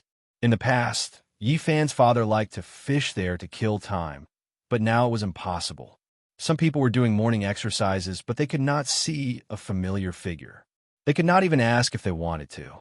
Yifan came to the lakeside and saw an old man practicing Tai Chi. He stopped and stretched his muscles, like a dragon circling a tree, like an ape hugging the moon. Wow, not bad, young man. You're pretty good at it. You're even more experienced than me, an old man who has been practicing Tai Chi for 40 years. The grandpa who was practicing Tai Chi was amazed. Uncle, let me ask you something. How many years has it been since this place was rebuilt? Where did the original people go? Yifan asked as he practiced Tai Chi fist. Young man, you're not a local, right? This has been planned for more than 10 years. To be honest, it's not as good as it used to be. I miss the tranquility of the past, where there were fewer people and trees, and the air was fresh. The old man was very talkative. He and his wife had deliberately come to this place in order to live out their retirement. They wanted to be close to nature and be at peace. But later on, it was connected to the city. There were also tall buildings everywhere, so there was no difference. Sigh, there's nothing we can do. Wasn't this villa area also demolished in the past? Even they couldn't do anything about it. let alone an old man like me. If it's demolished, then so be it. The old man complained. More than 20 years ago, there were a few old people who loved to fish here to kill time. Do you still have any impression of them? Yifan asked the old man while practicing Tai Chi slowly. Yes, although I moved here later, this lake is really a good place. I could carry a stool and sit by the shore for half a day. That kind of life was really leisurely. But now, I can't help but feel itchy. Just as I put the fishing hook into the lake, 4 or 5 people suddenly ran over and told me that I would be fined 500 yuan and not allowed to fish. I said that I would put the fish back into the lake after I caught it, but they said that I couldn't do that either. I really had no choice but to buy a few live fish and throw them into the fountain in front. I wanted to enjoy myself, but I didn't feel that way. Moreover, I was fined 1,000 yuan. Yifan felt a little dizzy. This old man was really talkative. You just asked him a few questions, and he suddenly said so much. It seemed that this old man lived quite freely. Then you could go to places like the fishing garden. Don't make things difficult for the people in the park. I guess they're also on tenterhooks, Yifan said with a smile. My old arms and legs can't withstand that kind of torment. It takes 2 hours to go back and forth. I'm here to relax, not to suffer. Then have you seen such a person? Yifan described his father's appearance. I think I have seen such a person, but he doesn't come often. I can see him occasionally. I heard that he is a senior fishing friend, but something happened to his family. He is quite depressed, and he rarely shows up for half a month. Yifan's heart was depressed and sad. All this was because he had left this world. Who could bear such a blow when he lost his son in his old age? Do you know where he went? He moved away before this place was planned. I heard that he wanted to change the environment so that he wouldn't be reminded of the past and be sad. Yifan sighed in his heart. This was really a bit difficult to find. Fortunately, the old man told him that some people still lived in this area after the planning was done. You should be able to find a few old neighbors. I say, young man, is this a Song costume or a Han costume? Where did you buy it? It looks quite good when you wear it to do Tai Chi. I'll buy a set one day. Before Yifan left, the old man grabbed his hand and asked him about the ancient costume he was wearing. He touched it with his hand and said that the texture was really exquisite. It was good silk. Big Dipper transmigrated back. Yifan was confused and answered subconsciously. Big Dipper shopping mall? It's really a bit far from here. My old arms and legs are really a bit tired of going there. It's a bit far. Yifan almost spilled the beans. This old man was really talkative. He quickly came to his senses and said goodbye. Before leaving, the old man kindly reminded him that his hair was too long. He said that this was an era where individuality was highlighted, but the old man was still not used to it. Yifan was speechless. He touched his thick black hair. Fortunately, it was loose and there was no wooden hairpin in it. Otherwise, how would he be pointed out by others? However, more than 20 years had passed. In this era where individuality was highlighted and the atmosphere was very open, no one surrounded him. At most, they looked at him with surprise. Yifan went in and out of many small areas. He used his powerful divine sense to sweep through them one by one. He still didn't see any old neighbors. Half a day passed, and he didn't gain anything. It was far more tiring than a life and death battle. This was mental exhaustion. He was worried about gains and losses. He was afraid that it would be a tragedy. He leaned back on a bench by the side of the road. He was physically and mentally exhausted. He stared at the sky in a daze. He couldn't wait any longer. He wanted to rely on his supernatural power to enter the relevant department and retrieve the files. Uncle, where did you buy this ancient costume? A 4 or 5-year-old boy blinked his pitch-black eyes. He didn't seem to be afraid of strangers at all. He ran over and asked, I brought it back from the Spoon Star. Yifan said seriously. Liar. The little fellow was very angry. He wrinkled his nose and blinked his eyes, but he was still very hopeful. He said, Can you tell me? I also want my mother to buy it. Jingxian, what are you doing? A young woman came not far away. She called the little boy away and led him to the front of a car. The little fellow was very stubborn. He said unwillingly, Mom, I like that kind of clothes. Don't go home first, okay? It's so old-fashioned. Even a non-mainstream clothes from more than 20 years ago looked better than this. The young woman carried the little boy into the car and quickly drove away. Yifan was speechless. Back then, some experts called their generation a lost generation. Some people after the 1990s were called non-mainstream. Now that he thought about it, the children after the 2010s, 200s, and even the 30s should have risen. Hey, that woman looks a little familiar. Who does she look like? Yifan was suddenly startled. He tried hard to recall and felt that she looked like someone. Suddenly, he quickly got up and hid his figure. He shrank the ground to an inch and chased after her. On today's Earth, his cultivation was suppressed. It seemed that his cultivation had dropped a lot and was far from what it used to be. But after all, Yifan was about to cut the Tao and was still very powerful. After leaving the commercial street, he followed the car into a neighborhood with a decent environment. The young woman carried the little boy down. "Mom, I'm not happy. If you don't buy me an ancient costume, I won't be with you anymore." The little boy pouted. "Good boy. What will you look like in that kind of clothes? It's very ugly." The young woman coaxed him upstairs. "Excuse me, are you Uncle Lu's daughter, Lu Qian?" Yifan stepped forward. "Wow, Uncle, you live here too?" "Mom, I want this ancient costume," the little boy cried. "Who are you?" The young woman was very vigilant. An unfamiliar man following her made her feel a little uneasy. Yifan immediately confirmed that this was Lu Qian, the daughter of his old neighbor, Uncle Lu. She still vaguely looked like a child. When he had left, this little girl was only 6 or 7 years old. Now that she had grown up, she looked very much like Aunt Lu.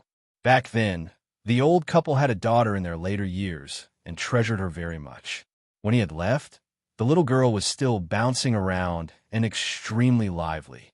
Now, she had become a mother. Yifan didn't pester her too much. No matter how one looked at him, he didn't look like a simple young man dressed like this. He consciously left. Before long, he cut off his long hair and went in and out of the mall. He changed into a set of modern clothes and finally seemed to blend into this world. He was used to wearing Big Dipper's armor. Now that he was wearing the clothes of the past, he felt a little uncomfortable. He felt that his hands and feet were restricted and not suitable for battle. When he returned to the neighborhood, nothing unexpected happened. Not long after, he saw an old man coming out for a walk. As expected, it was Uncle Lu. He was almost 80 years old and much older than before. However, his body was still healthy. Yifan changed his appearance slightly. Otherwise, it would be too shocking and frighten the old man. He naturally met up with the old man in the small district and started chatting with him. The old neighbors have all left. There are only a few people of this age left. Uncle Lu sighed as he talked about his past. More than 10 years ago, Yifan's parents moved away from this place. However, they didn't leave the city. They just moved to another district. Do you still keep in touch? No. I suddenly couldn't contact them 10 years ago. Yifan's heart sank. His body couldn't help but tremble. However, he finally calmed down. He had a certain level of mental preparation. After all, he hadn't seen the final result yet. Sai, back then, I had to believe that there are gods in this world. What are you trying to say? Of course it's Mount Tai. Although the people above kept it a secret, many people saw it with their own eyes. Poor old Ye's son. Such a good young man, but he's gone just like that. However, it's also possible that he became a god and the 9 dragons took him away. The old man was old and long-winded. He talked about many things in the past. Yifan was silent. His heart was filled with mixed feelings. In the end, he left this place and went to District P of B City. He found a new address his parents had moved to. It was a suburban area with a good environment. There were mountains and rivers. In the past, this place was very desolate. Now, many people had fled the city and chose such a place to retire. In front of him, there was an old courtyard house from the last century. It was old but very charming. There was a large piece of forest around it and a man-made lake. No matter how he looked at it, it was very similar to where he used to live in the past.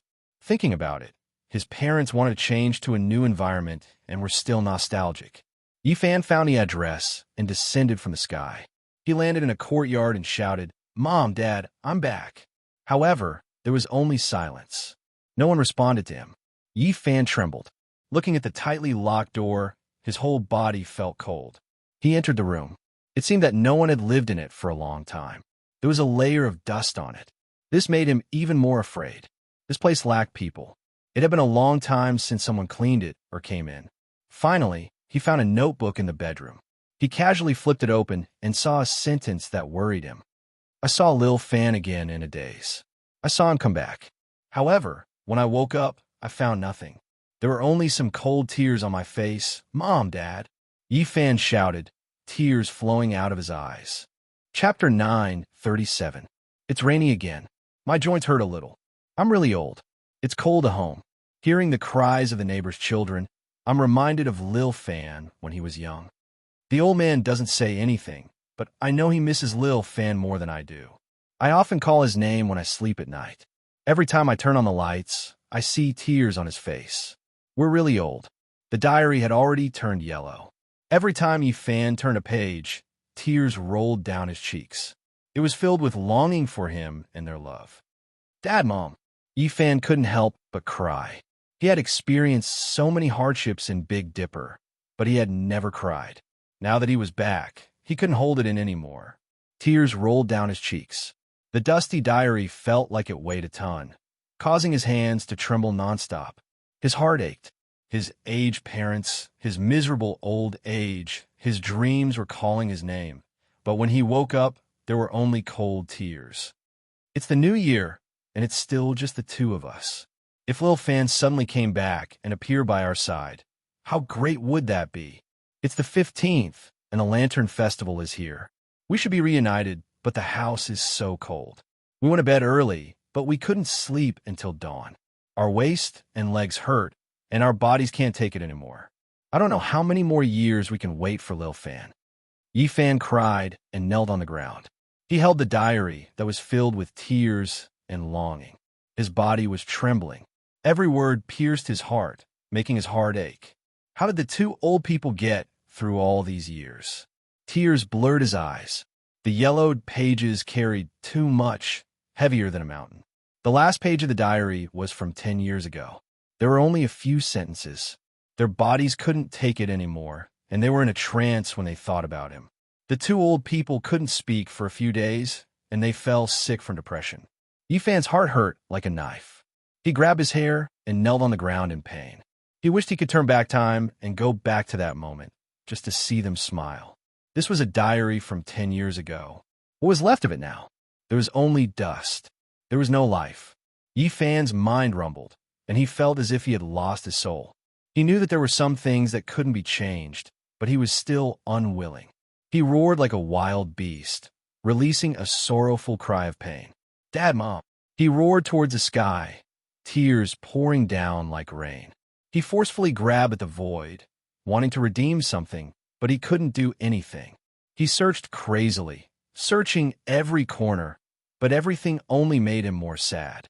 The moldy and damp bedroom, the simple furniture, the spoiled instant noodles, all of these showed that the two old people did not have a good life in their later years. Finally, he saw many neatly folded clothes in a relatively new wardrobe. Every single one of them was well preserved. They all belonged to him. Yi Fan choked with sobs, trembling as he rubbed his hands. He knocked his head against the ground and knelt there, unwilling to get up. He hammered the ground with all his might. Even though he was doing his best to control it, cracks were still spreading out. This was an unacceptable result, and he wanted to roar out loud. He had disregarded everything and set off from the Beidou Star region just to reunite with them today and appear by their side. But it was still too late. Yi Fan cried and constantly called for his parents like a child. His tears flowed like a river, and he felt as if he had lost the entire world. If his enemies from the Beidou Star region knew about this, they would definitely be puzzled.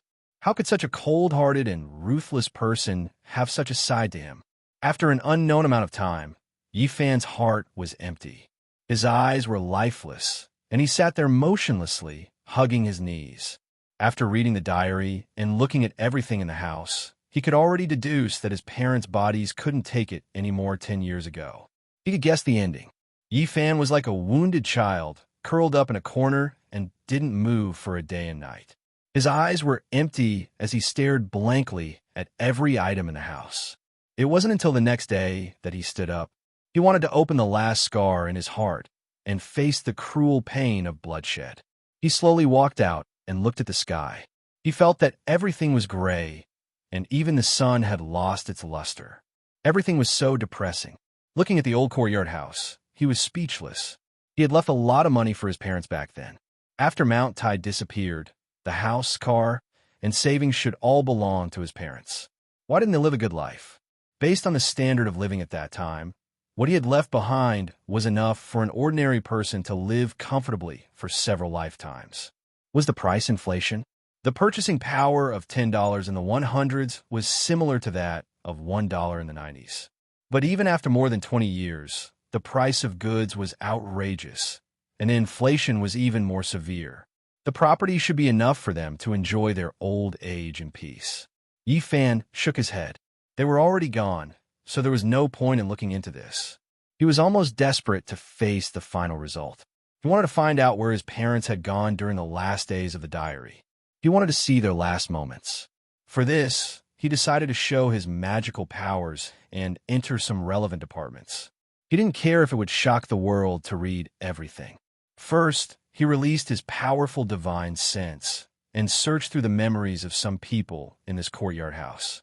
He searched carefully and then erased all traces of his actions. He had never thought that he would actually find an extremely valuable clue. Someone had taken away his parents who were already dying 10 years ago. It was a woman. These people didn't know who the woman was. They only knew that her surname was Sue because his parents had called her Little Sue before they boarded the car. A woman with the surname Sue. Yi Fan's heart moved. In his life, among all the people he knew, she was the only one he had interacted with, and his parents called her that. At the thought of this woman, Yi Fan was stunned. Then he sighed softly. More than 20 years had passed. What else could he do? Time was so heartless and had changed many things. Su Qiong, a woman who had left a strong color in his life. It had been more than 20 years since they last met. He didn't know what would happen when they met again. After leaving the suburbs, he used his magical powers and entered some relevant departments. He looked through the files and found some important things. He found out where Su Qiong lived. After graduating from university, his relationship with Li Xiaoman also came to an end. More than a year later, he met a woman named Su Qiong and became friends with her for 2 years. From being as plain as water to knowing each other for 2 years and becoming very good friends. After that, there was no after. It had all ended before it even started. If he didn't have that gathering, if he didn't go to Mount Tai, if he didn't disappear from this world, perhaps there would be many more stories. In this bee city where every inch of land was worth its weight in gold, to be able to own a villa was an impossible dream for many people, especially in this place, West Mountain. West Mountain was the general name of the mountains in the west of Bee City. It had a superior geographical location and beautiful scenery. It was especially famous for its ancient temples. It was adjacent to scenic areas and was known as the Royal Plate. Yi Fan came to a standalone villa and watched quietly. The weather was very cold, and the leaves on the trees had already fallen. He could see that this place was very particular. It had a good view and a good place to live. There were no disturbances or accidents. He found Su Qiong's residence very smoothly. It was the standalone villa in front of him. In the distance, a car drove over slowly, and a graceful woman got out of the car. She was so familiar that Yi Fan was shocked. It was Su Qiong. She had taken good care of herself. Although she was already past the prime of her youth, there were not many traces of aging. She had an extra sense of maturity and steadiness. Yi Fan was in a daze and thought of many things in the past. The beautiful woman in the past loved to talk and laugh and was very cheerful. Now, her temperament was completely different.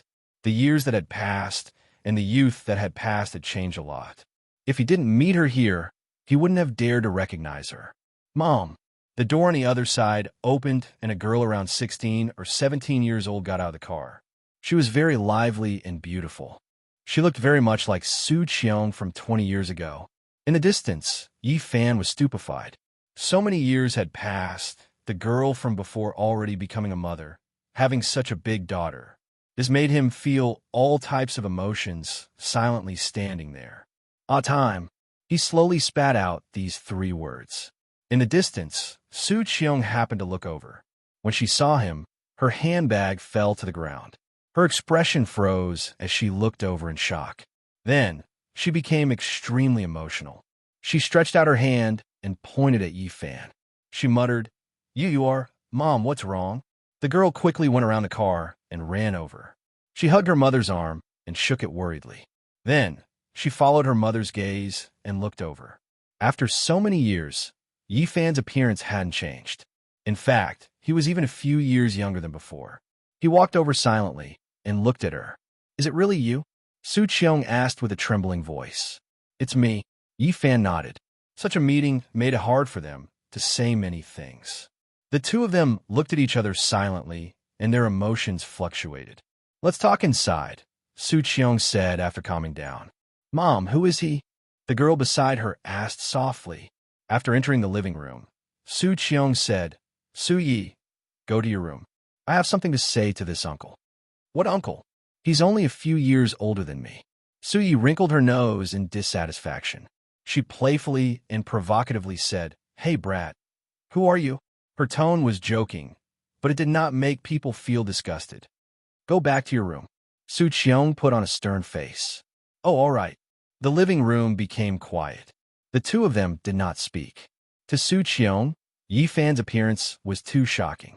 After a moment of suffocating silence, Su Qiong opened her mouth and said, All these years, where have you been? Very far.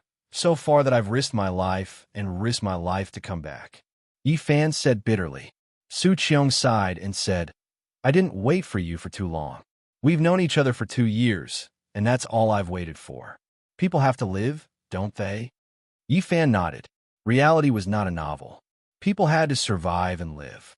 Waiting bitterly for a lifetime was not realistic. It was just a beautiful story. People had to move forward. He did not know how Su Qiong brought his parents here, but something must have happened. Su Qiong, my parents. Yi Fan said with a trembling voice. If only you had come back 3 years earlier. As though he was struck by lightning, Yi Fan leaned on the sofa powerlessly. He felt as though the world had darkened.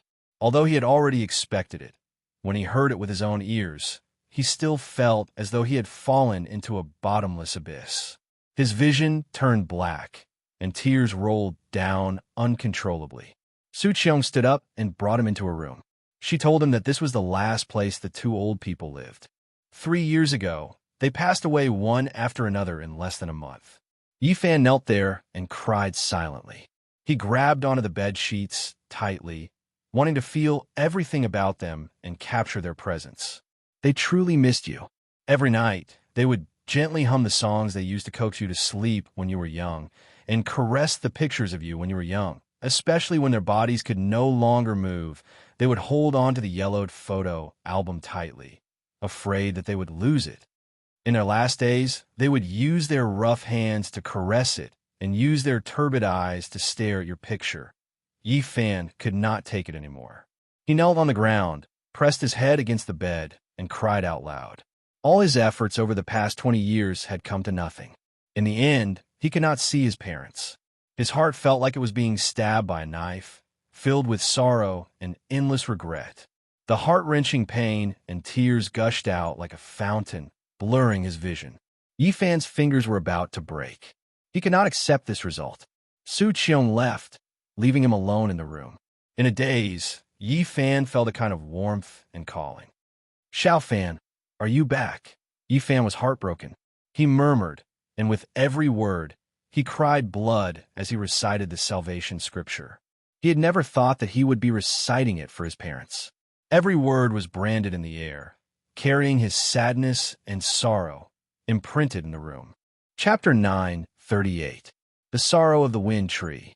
The child wanted to raise, but his parents weren't around. The wanderer returned, unable to see his parents. Separated by life and death, how could he speak of sorrow? Yi Fan's tears trickled down. All of his efforts had been for nothing. He had disregarded everything to come back, crossing the boundless star domain, but he couldn't cross the river of time. In the end, he was still a step too late. He was gently trembling as he recited the salvation scripture. What kind of pain was this? He tearfully recited the Taoist scriptures for his parents, hoping that they would be reborn. Yifan bit his lips, causing blood to drip down. He softly called out again and again, each word stained with blood. The entire room was covered in symbols, imprinted in the void. For more than 20 years, his goal in life was to come back, to see his parents, to reunite with them, to let smiles reappear on their aged and sorrowful faces. For this, he had risked his life just to return. However, his parents were no longer here. In a single day, he had no goal in life, and his entire world collapsed. "Dad, Mom," Yifan muttered, tears continuously falling down. He trembled as he silently recited the salvation scripture. He had never thought that he would send off his parents like this. The greatest pain in the world couldn't compare to this. He had many things he wanted to say, to tell them of his longing for these 20 years. However, they were no longer here, so what else could he do? He could only choke with sobs, tears continuously rolling down his cheeks. Yifan's heart was filled with pain. All of his efforts had turned into nothingness in the face of time. Nothing could be done again, nothing could be changed. The paleness of life, the ruthlessness of time. He was so sad and helpless. He stretched his hand into the void, but he couldn't grab anything. He felt how laughable he was, thinking that one day, as long as he was unrivaled in the present world, he could shatter everything and change everything. But now, the heavens directly smacked him in the head, making him feel so sad that he was powerless. He knelt on the ground, not wanting to get up. "Dad, Mom, I'm back to see you guys." Yifan knelt there, crying out sorrowfully again and again. "I really miss you guys, but the road was too long, so long that I risked my life to come back. In the end, it was too late. Why did it have to be like this? I would rather die." Yifan roared. It was too late to say anything now. He tugged at his hair and sensed the auras left behind by the two elders. Why couldn't he even see them? He was filled with unwillingness and regret. In the end, Yifan could only weep silently as he sat on the floor, leaning against the edge of the bed. He suddenly felt as if life had lost all meaning. What cultivation? What Tao cutting? What divine body? What invincibility? Everything was empty. What was the point of not being able to protect his parents? He felt that he was extremely laughable. All of his efforts had been for naught. He had cast aside everything, but in the end, it was still too late. It was an empty sorrow, and he couldn't do anything. He cried and laughed loudly while coughing. Strands of blood appeared at the corner of his mouth.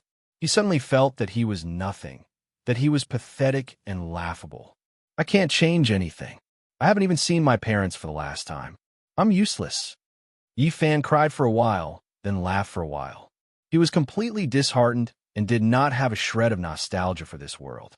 He felt that life was boring and that the bitterness was greater than the joy. He cried and laughed as he fell powerlessly to the ground. There was no sound, only the silent flow of tears. He didn't want to move, and he wanted to sleep forever. His parents' aged faces appeared in front of his eyes. Yifan was muddle-headed and slowly lost consciousness. He was exhausted, and his body and mind were haggard. Finally, he fainted. "Little Fan, you're back." A soft call rang out in his ear. "Don't be sad, don't cry. We don't blame you. We just miss you. Seeing you safe and sound, we're more happy than anything else." The soft voice was filled with love.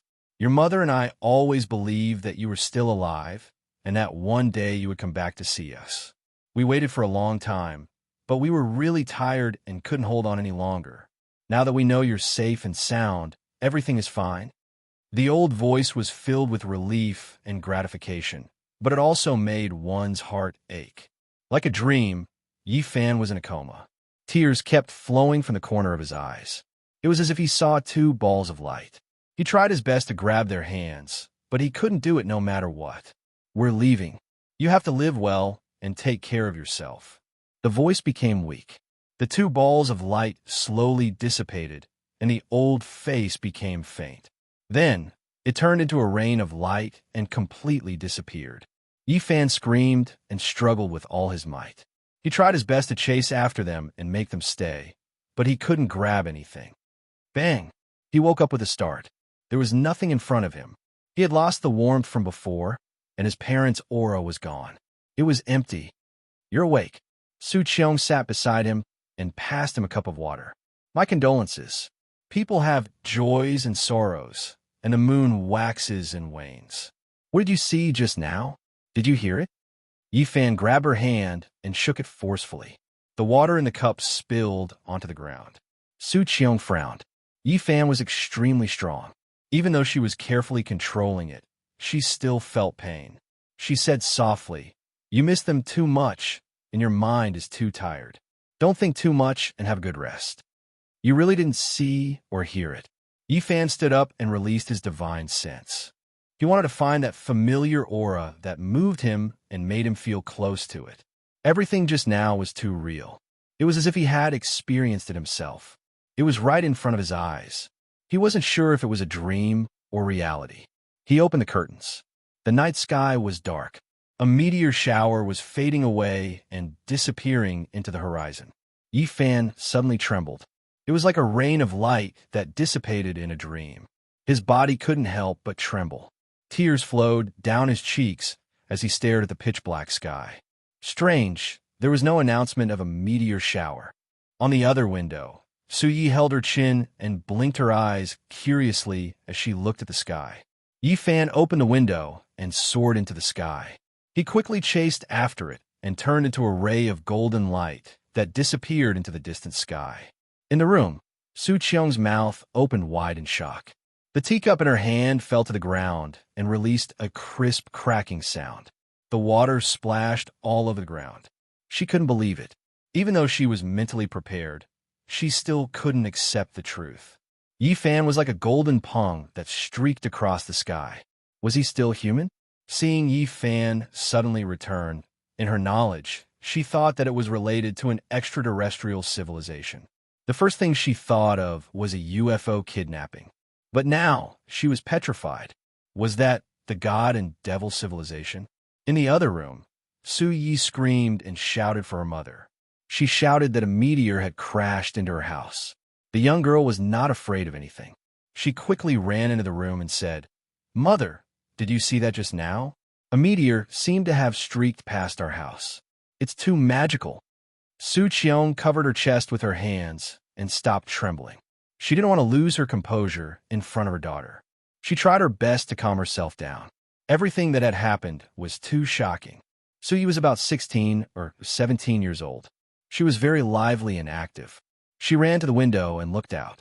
She kept poking her head out to see where the meteor had landed. "Mom, why is your face a bit pale? Did you get a fright just now?"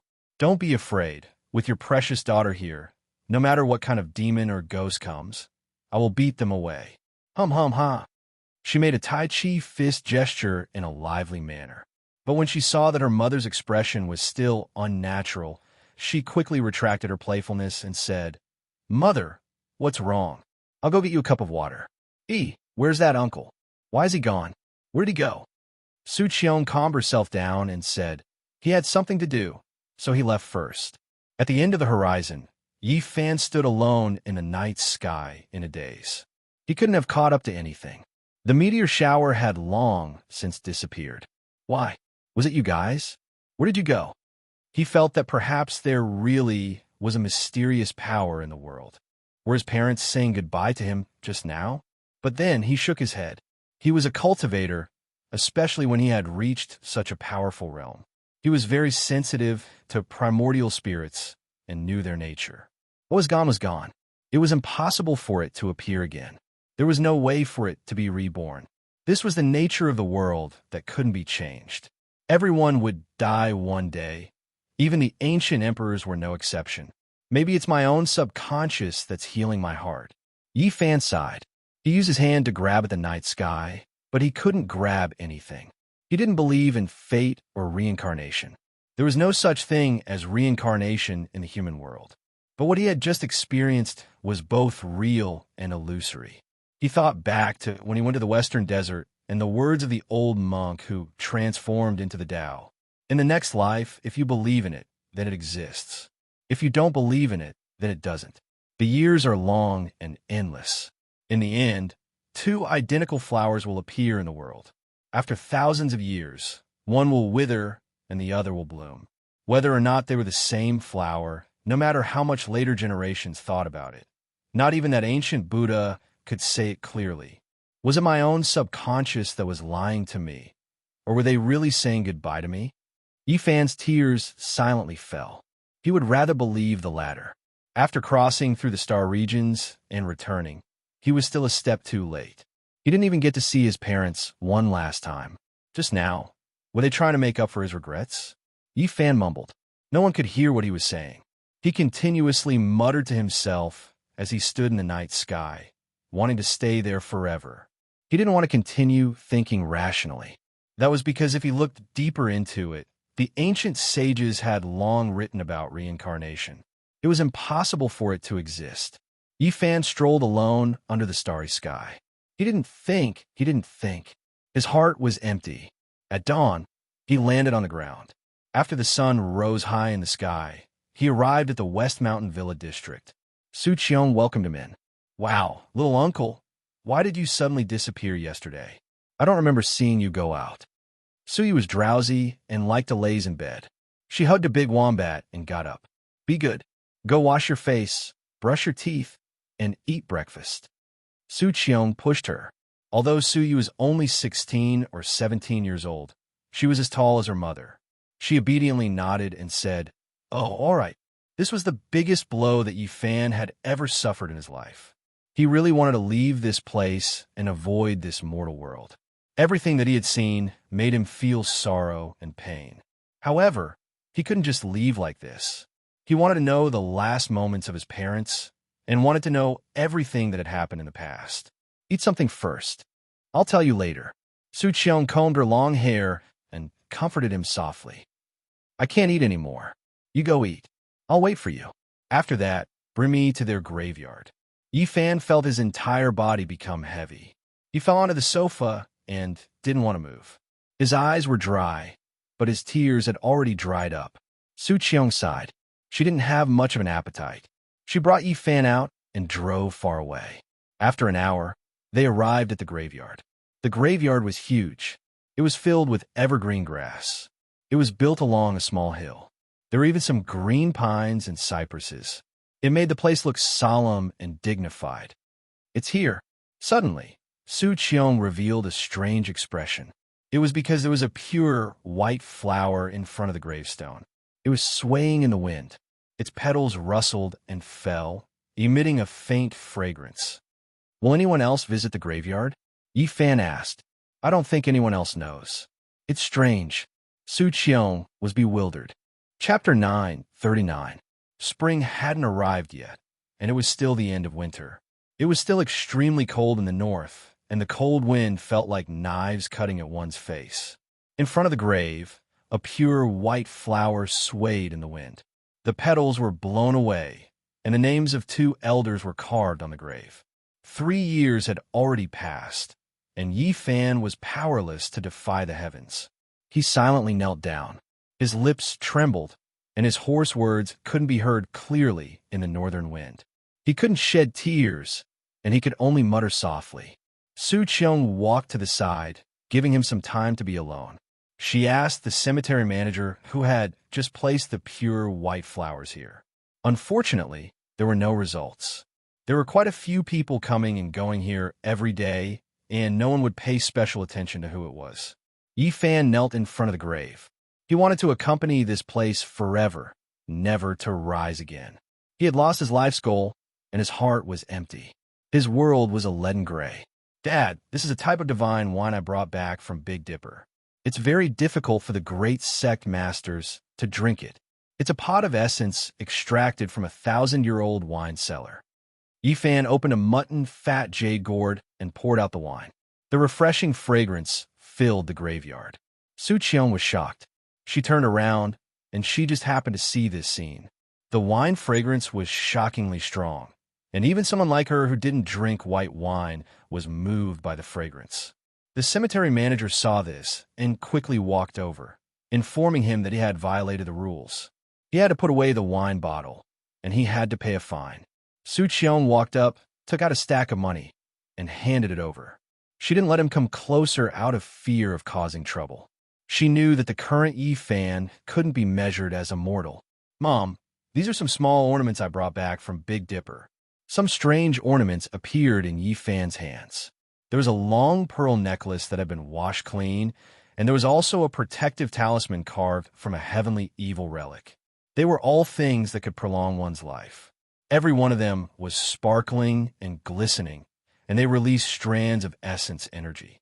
Even ordinary people could see that they were extraordinary, and they could relax all their pores as if they were bathing in a spring breeze.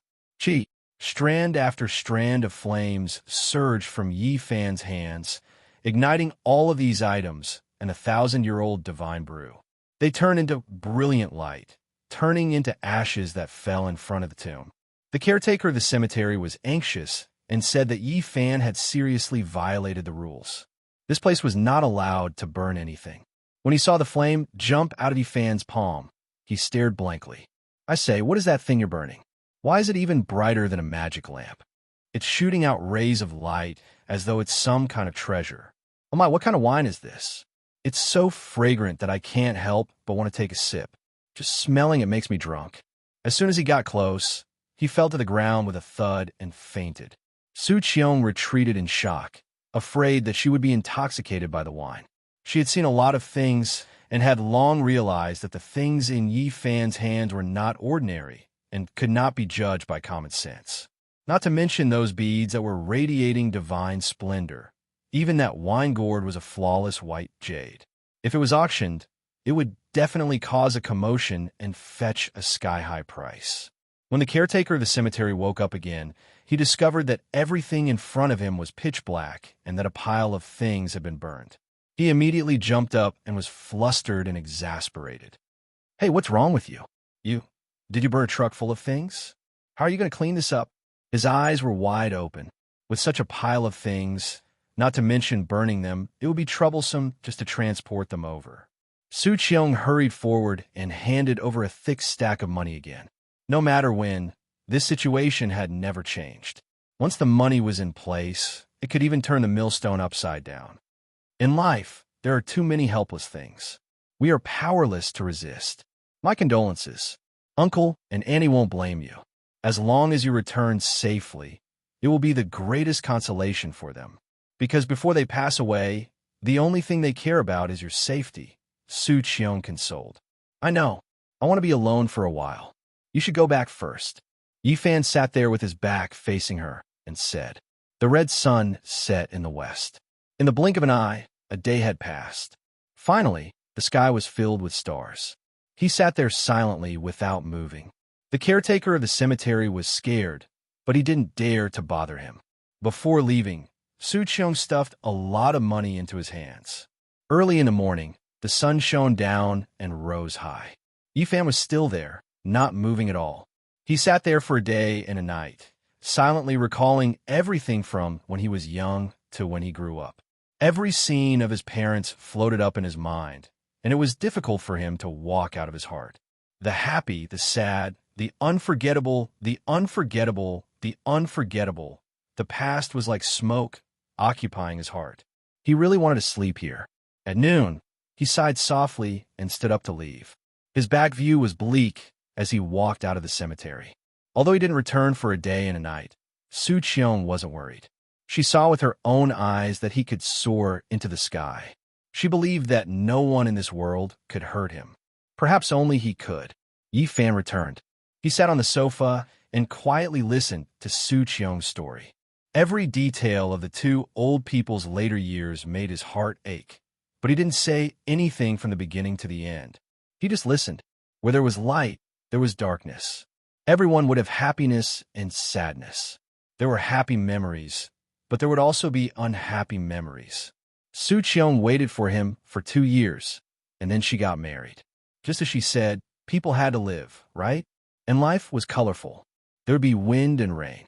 10 years ago, her life fell to the bottom.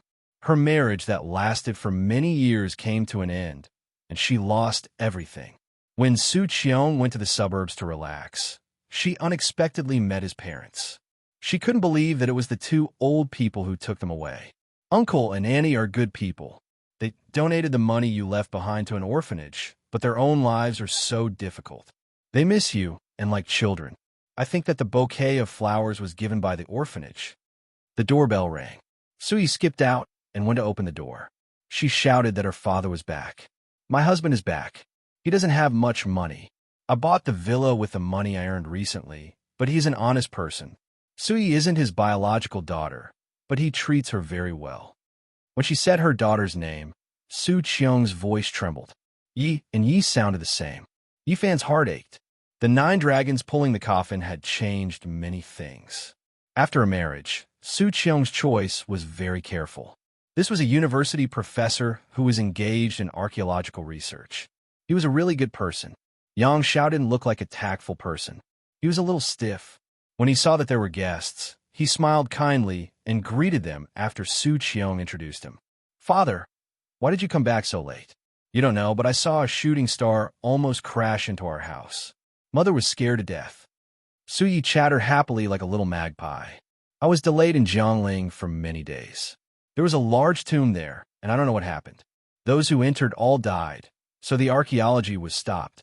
Otherwise, I would have come back even later. It's true. It's too dangerous. Father, don't go. Su Yi was tall and slender. She poured a cup of tea for him and said fearfully, What's going on? It's so dangerous. Don't take the risk. Su Qiong frowned. She was also very worried.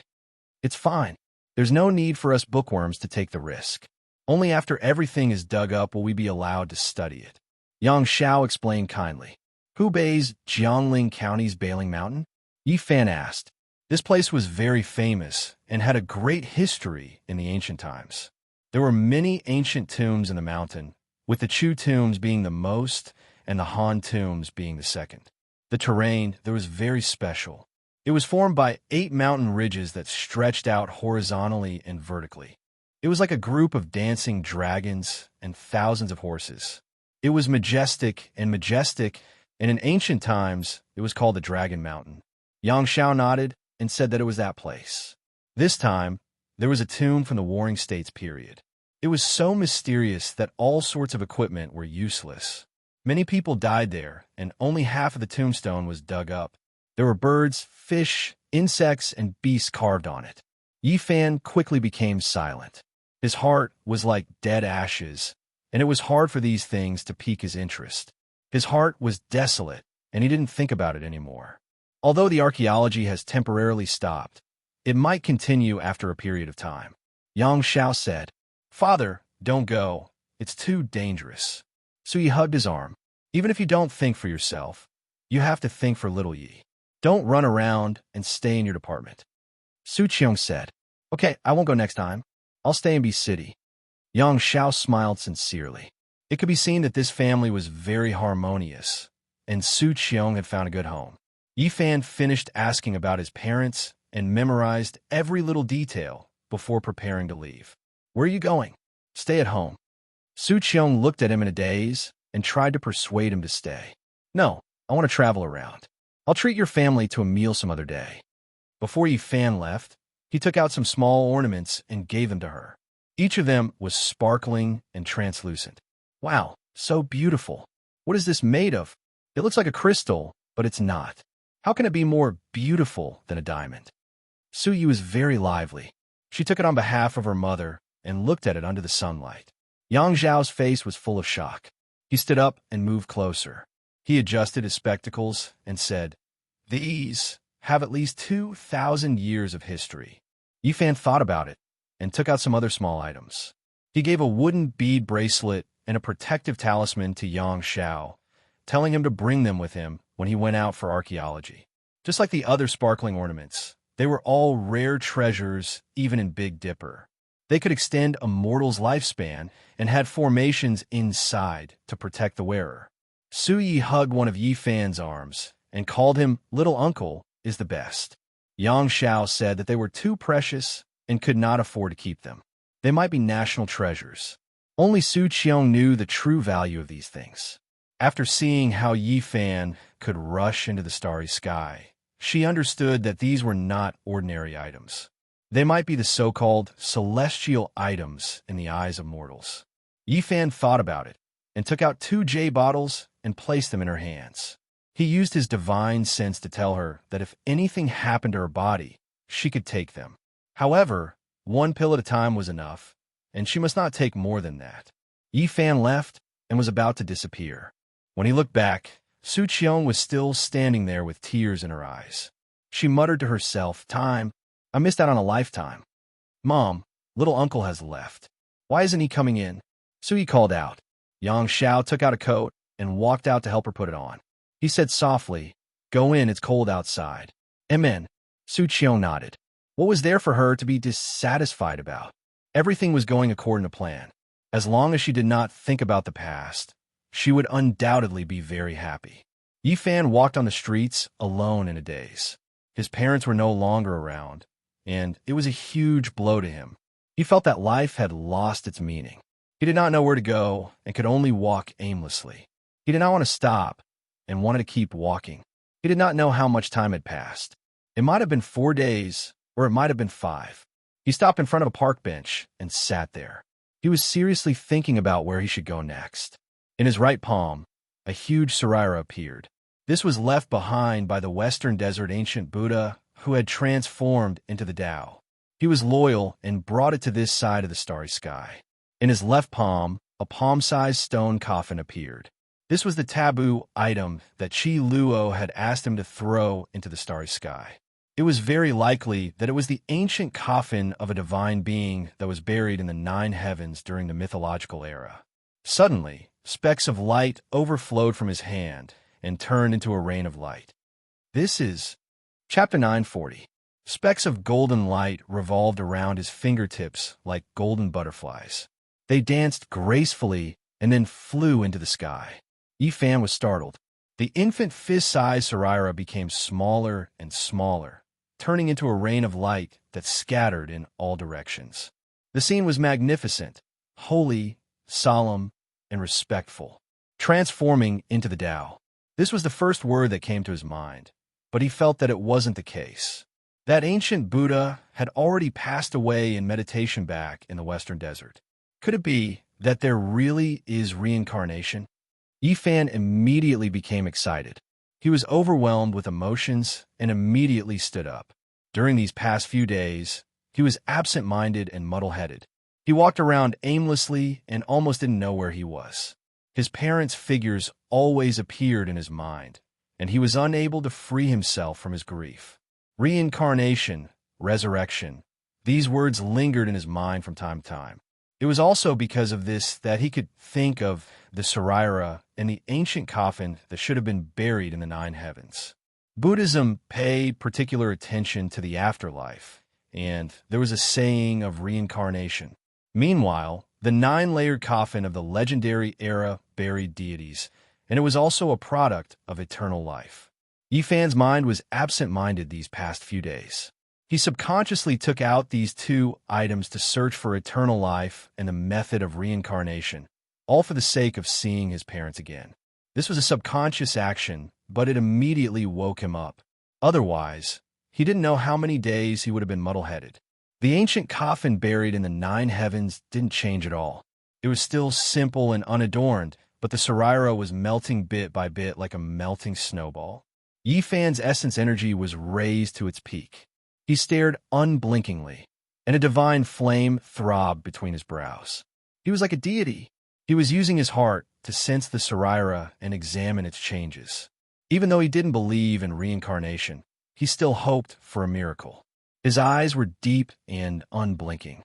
The Saraira seemed to be transforming into the Tao. It continuously transformed into golden ripples that spread outwards. The colors were beautiful, and it was as if an immortal technique was being displayed. Specks of golden light converged together. Wow, Uncle, are you performing magic?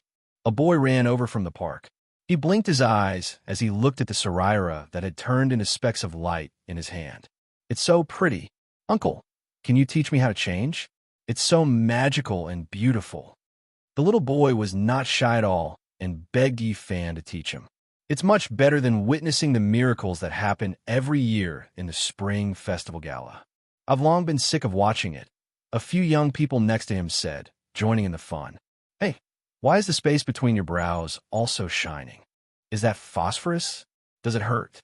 A young man was quite curious, reaching out his hand to touch the divine flame between Yi Fan's brows. Ouch, it hurts. His hand hadn't even touched it, but he already felt as if he was being pricked by needles. He quickly withdrew his hand when he was still some distance away and shouted, "Brother, you really have perseverance. Don't you feel pain?" Alas, it's not easy to do anything. Yi Fan didn't pay attention to them. He didn't care about how shocking it would be. He stared at the light overflowing from the Saraira and watched them fly west. He stood up and chased after them. His speed was extremely fast, disappearing into the distance like a gust of wind. The adorable child fell on his butt, leaving the young men and women stupefied. The Saraira was shining, converging into streaks of light that flowed in the direction where the sun set. It was extremely mysterious. Yi Fan was like the wind and lightning, leaving this city in the blink of an eye. These specks of light were like golden butterflies. They didn't fly that fast, but they fluttered about as if they were alive. Yi Fan had enough time to catch up to them, and he even had time to experience them. There aren't any divine fluctuations, so it isn't a primordial spirit. There aren't any life imprints either, just a type of pure energy. He frowned slightly. Yi Fan was extremely focused. He reached out his divine will and displayed his cultivation to observe every speck of light. He wanted to understand its source and know what it was exactly. However, he was disappointed. This type of thing had nothing to do with reincarnation, and it didn't have any life imprints. It was just a type of pure energy and nothing else. No wonder even the ancient Buddha himself said that those who believe in it will have it, and those who don't won't have it. Those who have reached his level of cultivation must have known that death is ultimately in vain. The only thing Yi Fan didn't understand was why the old monk who had transformed into Tao wanted him to bring his Saraira back to Earth. What was the meaning of this? This was because he had already discovered that after a period of time, some of the specks of light would dim. They would either dissipate or sink into the mountains, rocks, and vegetation. Occasionally, some of the specks of light would be absorbed by some lucky people. Perhaps he saw a similar flower before he passed away, and even though he knew it wasn't him, he still wanted to get close to it. Yi Fan was disappointed, but he still chased after it, wanting to see the final result. The speed at which these specks of light moved wasn't very fast for him. He only arrived in the west after a few days. In front of him, the sea level was getting higher and higher.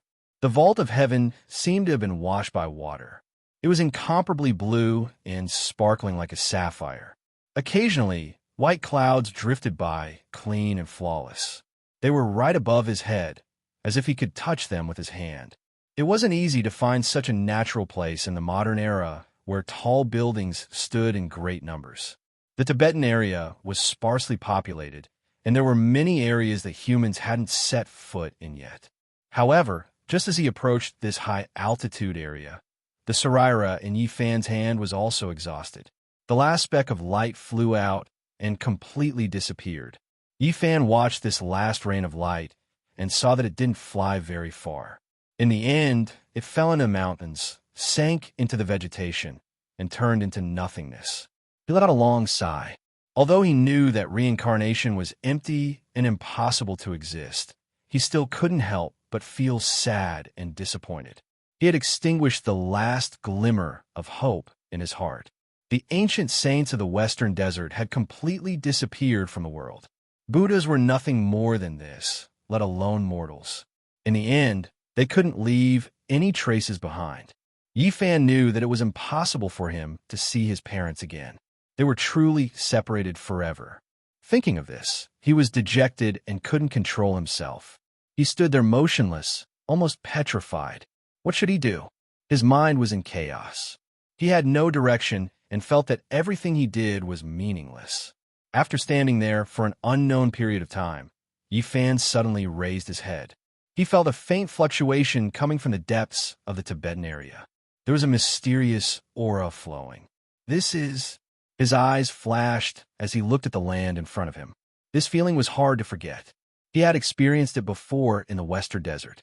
This mysterious fluctuation was almost the same as the fluctuation of Mount Meru. Yifan turned into a beam of light and rushed forward. He entered the depths of the plateau's uninhabited area. At this moment, he felt a boundless fluctuation as if a vast body of water had burst its banks and rushed in all directions. Yifan was shocked. This uninhabited area was too mysterious. Compared to what he had experienced in the Western Desert, the fluctuation wasn't much weaker. He almost thought that he was looking at Mount Meru from afar again. However, it left as quickly as it came. The mysterious fluctuation was like a flood that was cut off by a sluice gate. In the blink of an eye, it stopped and disappeared completely. He couldn't sense it anymore. Where did it originate from? Yifan's powerful divine sense swept through the mountains and rivers, but he couldn't sense anything. This was a very strange experience. The Tibetan area had always been mysterious. There were always some things that couldn't be explained clearly. Yifan chased all the way here, but didn't see anything. He was bewildered. There are indeed many unsolved mysteries in the Tibetan area.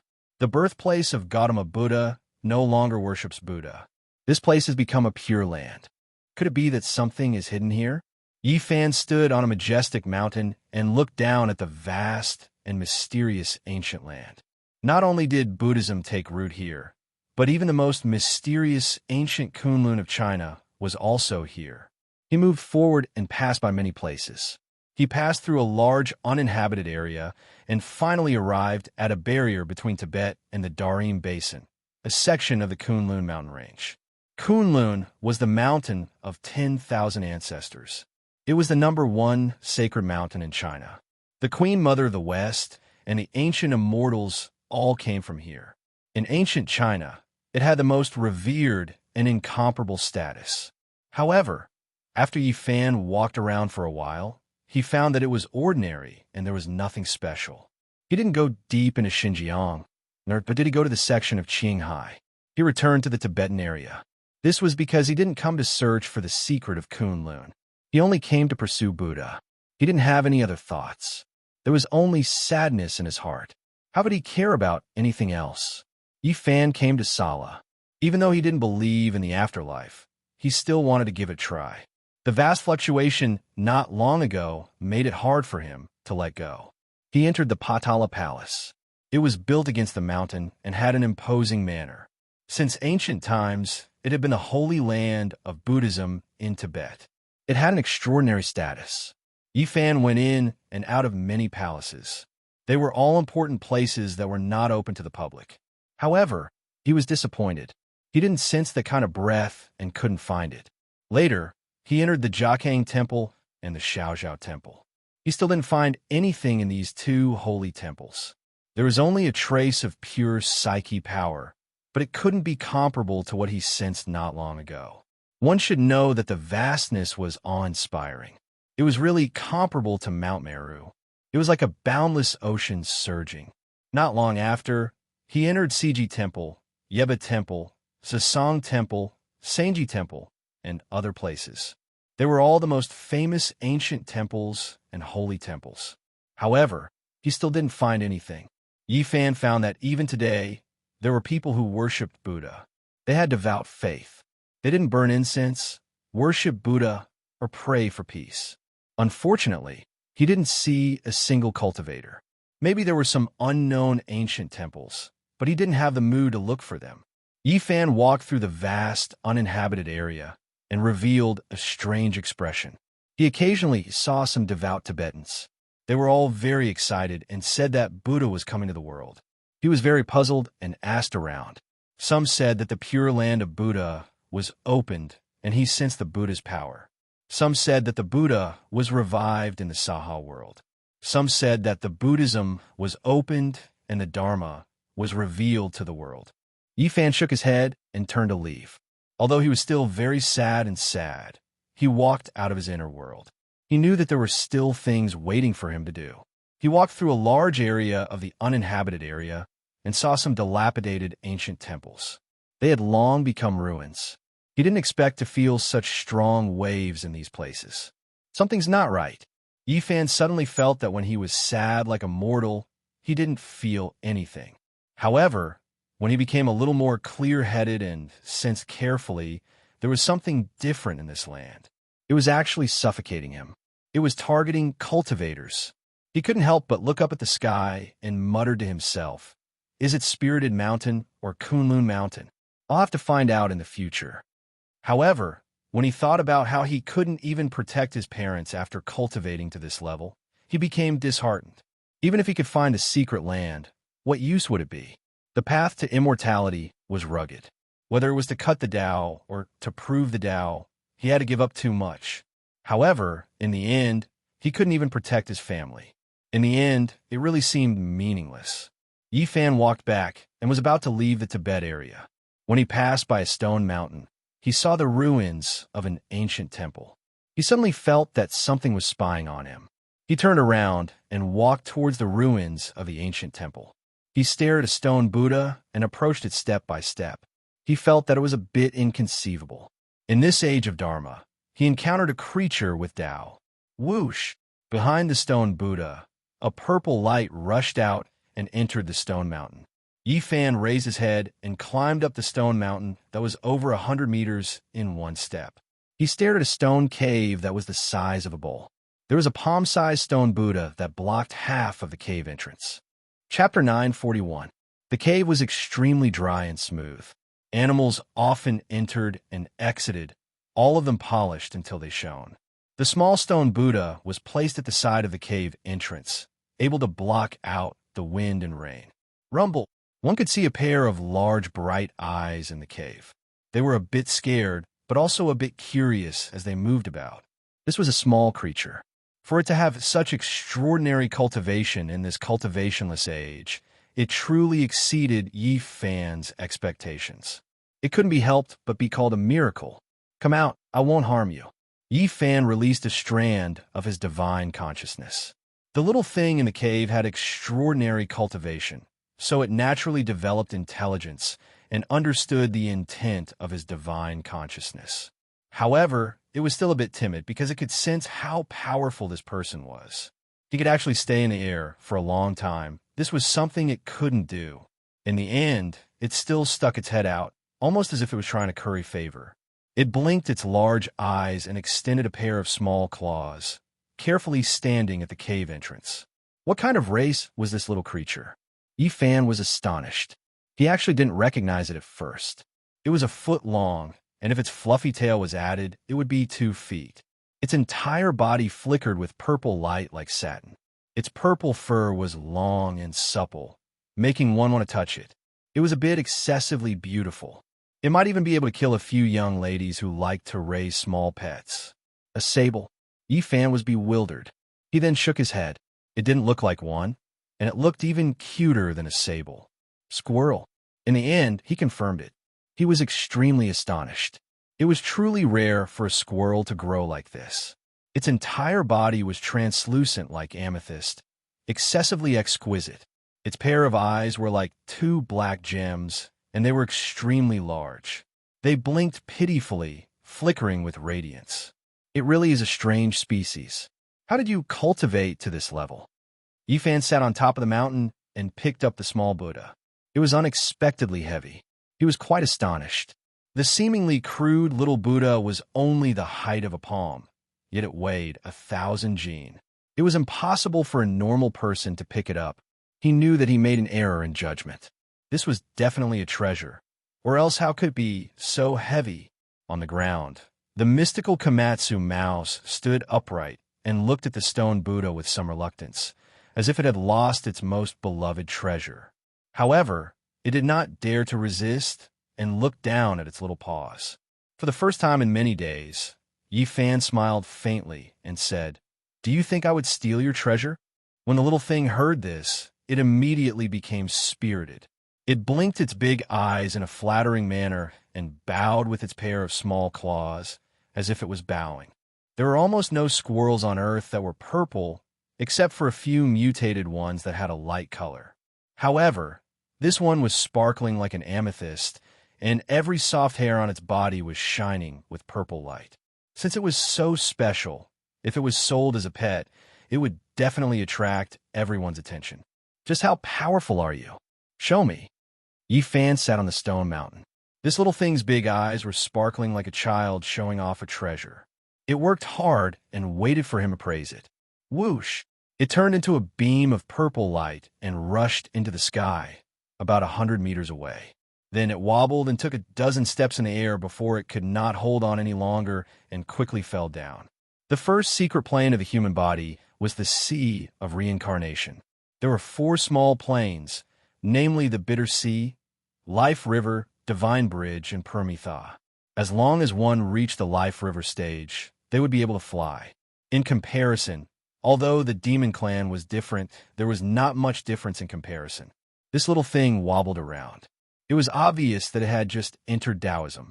Compared to the saints of the demon race, it was like heaven and earth. However, to be able to do this on earth was already not bad. The great path could not be sensed.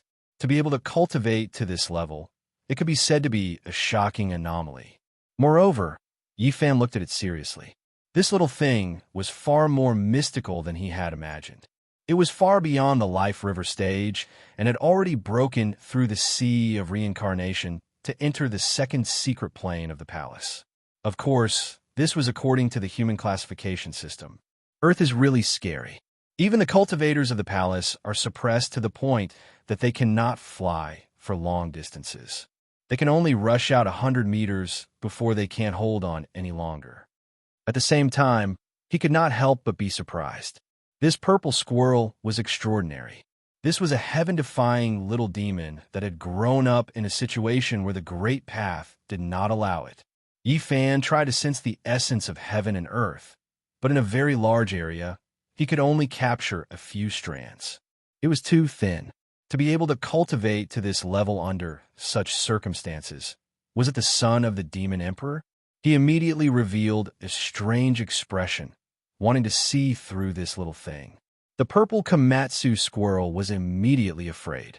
It held up the stone Buddha with its little paws, and with a pitiful expression, it handed it over to him, trying to please him. I will not steal your things. I just want to know, how do you cultivate? The purple squirrel shook its fluffy tail and put down the stone Buddha.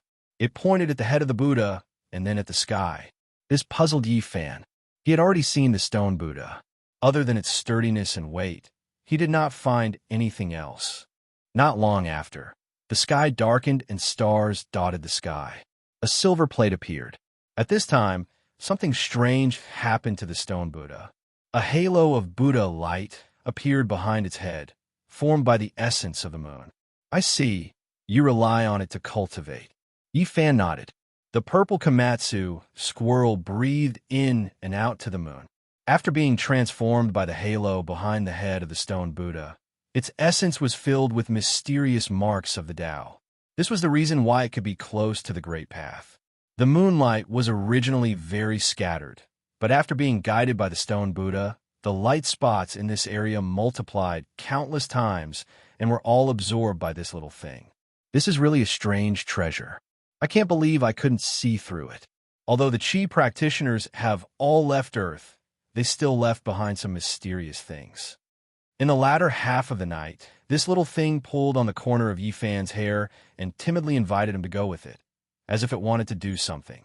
Yi Fan was surprised. He followed it down the mountain and arrived in front of the ruins of the ancient temple. There was a huge crack in the foundation that led underground.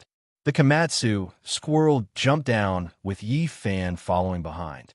After a few turns and tens of meters, he was immediately shocked. He actually saw a huge dragon head that looked exactly like a real dragon. This made him incomparably shocked. How could such a thing appear? Even in the Big Dipper Star region, ancestral veins that stretched for millions of miles might not be born. It was even more impossible for Earth to have such a large territory. This was an ancestral root under the Earth.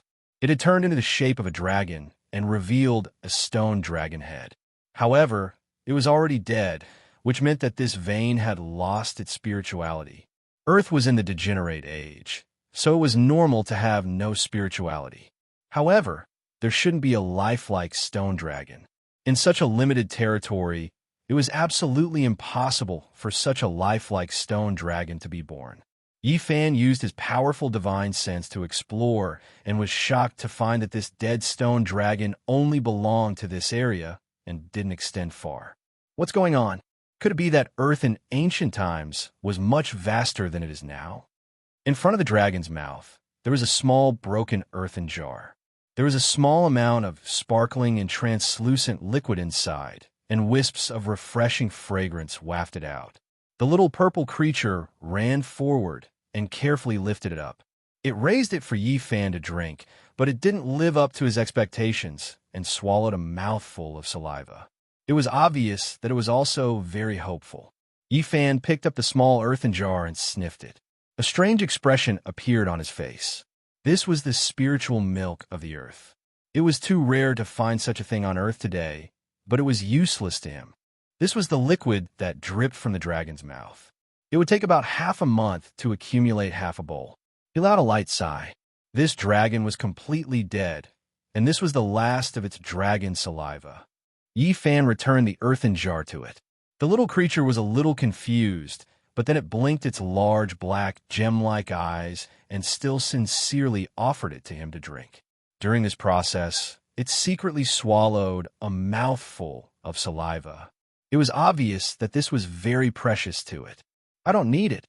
Yi-Fan communicated with it with his divine will and asked if there were any other bee species that knew how to cultivate. He felt that it was pure and kind, so he didn't invade its soul with his divine will. This purple Komatsu couldn't speak, but its divine will was still able to communicate fairly clearly. It had never left this area and had never seen a creature with cultivation. At the same time, Yi-Fan also learned of its origin. This thing pointed to a cave not far away, and there was a small skeleton that belonged to a squirrel. To be exact, it was its mother. Scenes appeared in Yi-Fan's mind. A vicious bird swooped down, and a squirrel protected its cub and fled with all its might. In the end, it still suffered heavy injuries and could only pick up one cub with its mouth and escape into a crack in the ground, arriving here. Not long after, the injured squirrel died, and the cub crawled about wildly. It grew up licking the dripping spiritual milk under the dragon's head. Yi-Fan sighed softly. This little thing wasn't human, but just a small creature. However, it still made him sigh because he had just been separated from his parents forever. However, the purple little thing pointed to the cave where its mother's remains were buried. It was carefree and didn't know what sorrow was, and it had an innocent look on its face. Yi-Fan took out a piece of divine source, and suddenly, essence energy overflowed in all directions, illuminating the entire cave. The purple squirrel was almost scared stiff. It put down the small earthen jar and timidly took a few steps back. Don't be afraid. This is for you. Yi-Fan handed it over. In this era where the spiritual energy of heaven and earth was scarce, a piece of divine source was priceless to low-level cultivators. The little thing slowly came back to its senses and recognized that it was a rare treasure. It immediately hugged it in its arms and was extremely happy. It heartlessly rolled around under the dragon's head. Are you willing to leave this place with me? Yi-Fan saw such a cultivated little thing, and after spending some time with it, he temporarily forgot his sorrow and wanted to take it with him. This purple crystal-like squirrel was startled. It had never thought of leaving and was full of attachment to this place. After arriving at the stone mountain, it looked at the bright moon and the dilapidated ancient temple, and it didn't know what to do. Forget it, Yi-Fan said, rising to his feet and turning to leave. People need to live freely. You're the same. Just stay here and cultivate. Whoosh! As if a ray of wisdom had crossed its mind, the purple little thing caught up to him and grabbed his trousers. It raised its head pitifully, and although it was reluctant, it still decided to leave. Yi-Fan helped it put away the small stone Buddha. Stepping on the moonlight, he flew across the sky like an immortal and left a bet. From now on, you will be my second disciple. The purple little thing was puzzled, but it was still very happy and laughed without a care in the world. In a trance, Yi-Fan saw a ray of divinity in the purple radiance that was overflowing from its body. He couldn't help but say to himself, Demon Emperor. After saying this, he was shocked to find that the stone Buddha in his hand had also trembled. In that instant, the divine halo behind the stone Buddha's head seemed to have turned into a stone mirror. After looking carefully, there was nothing. The purple Komatsu squirrel was still so cute, and the stone Buddha was also so simple. Yi Fan, however, was silent for a moment. On the way back, Yi Fan tried 100 times, and finally, he probed the inside of the stone Buddha with his divine sense. There was nothing else but a few golden ancient characters. They were ancient Sanskrit, and they looked like a few Buddhas sitting cross-legged. He didn't know what they meant, and was ready to investigate to find out what they were. Yi Fan returned to Bee City again. Although he was still sad, he felt better after going to Tibet. He forced himself to bury his sadness because he still had some things to do. Back then, before he set foot on the journey back, he discussed with Pang Bo that he would visit the homes of all his classmates who were lost in the Bay Dostar region and take care of them on their behalf. Pang Bo, I naturally believe in you. I have always treated you as a good brother who has gone through thick and thin with me. Before ascending the five-colored altar, Pang Bo suddenly left. Then, Li Xiaoman said that he was a great evil, but Yi Fan didn't believe it. Even if there was something strange about Pang Bo, the friendship that had gone through thick and thin with him could not be fake. After returning to Bee City, Yi Fan first treated Su Qiong's family to a meal. In this world, he didn't want to reveal too much of his supernatural power, lest it was too shocking. Moreover, he always felt that the earth was too mysterious, and he was afraid that someone was looking down on everything in the world. He asked Su Qiong to help him quickly find out where the families of some of his classmates were. In the process, he also handed the ancient Sanskrit characters on the stone Buddha to Yang Xiao and asked him to find someone to decipher it. Not long after, Yang Xiao really found someone to translate it for him and gave him the result. This surprised Yi Fan. Chapter 942. This is not Sanskrit in the general sense. It is extremely old. It should be the ancient rune of the origin of this kind of writing. It can't be verified, but it is the prototype of Sanskrit. Therefore, it is difficult to translate accurately. Yang Xiao asked a friend to ask an authoritative Sanskrit textual scholar in India to decipher it, and then he could barely translate it. This is the prototype of Sanskrit, but it also gives birth to several meanings because it is too different from the Sanskrit of later generations. A few words contain many meanings, which makes people have a headache. Consummation of enlightenment and movement was one of the translations. The gate of wisdom is the second possible meaning. The sacred object that opens the way of heaven and earth is the third translation, which is the most peculiar and puzzling. Yi Fan was in a daze. He couldn't help but be shocked. This unremarkable little stone Buddha seemed to have a great background, and it was beyond his imagination. The first meaning, perfect enlightenment, obviously refers to Buddha. Self-awareness, other awareness, and enlightenment are three realms. Mortals have no three realms. Bodhisattva reaches the second realm, self-awakening and enlightening all living beings. Only when Buddha reaches perfection, he can cut off all worldly thoughts and ignorance. The second meaning, gate of wisdom. This is a general statement, and there's a line of translation annotation, but it is really to open a door. It is suspected to lead to Spirited Mountain. This annotation is more surprising than the original translation. Yi Fan is moved. He just came back from Tibet, and for a moment he felt a vast wave, no weaker than Mount Meru. From the whirling world to Spirited Mountain, this is a kind of annotation that makes people shudder. It is very mysterious. Can this little stone Buddha really lead to a secret place? It is thought-provoking. The third meaning, the sacred object that opens the way of heaven and earth. This is a very mysterious statement, just a vague translation, and even the translator himself is not sure, so there is not much elaboration. Yi Fan is surprised. He did not expect this little stone Buddha to be so mysterious. Why was it left in an uninhabited area, like an abandoned thing? Yang Xiao looked strange. Ordinary Sanskrit is fine, but this kind of ancient rune is rarely seen in India. Only 1 or 2 national treasures are engraved with it.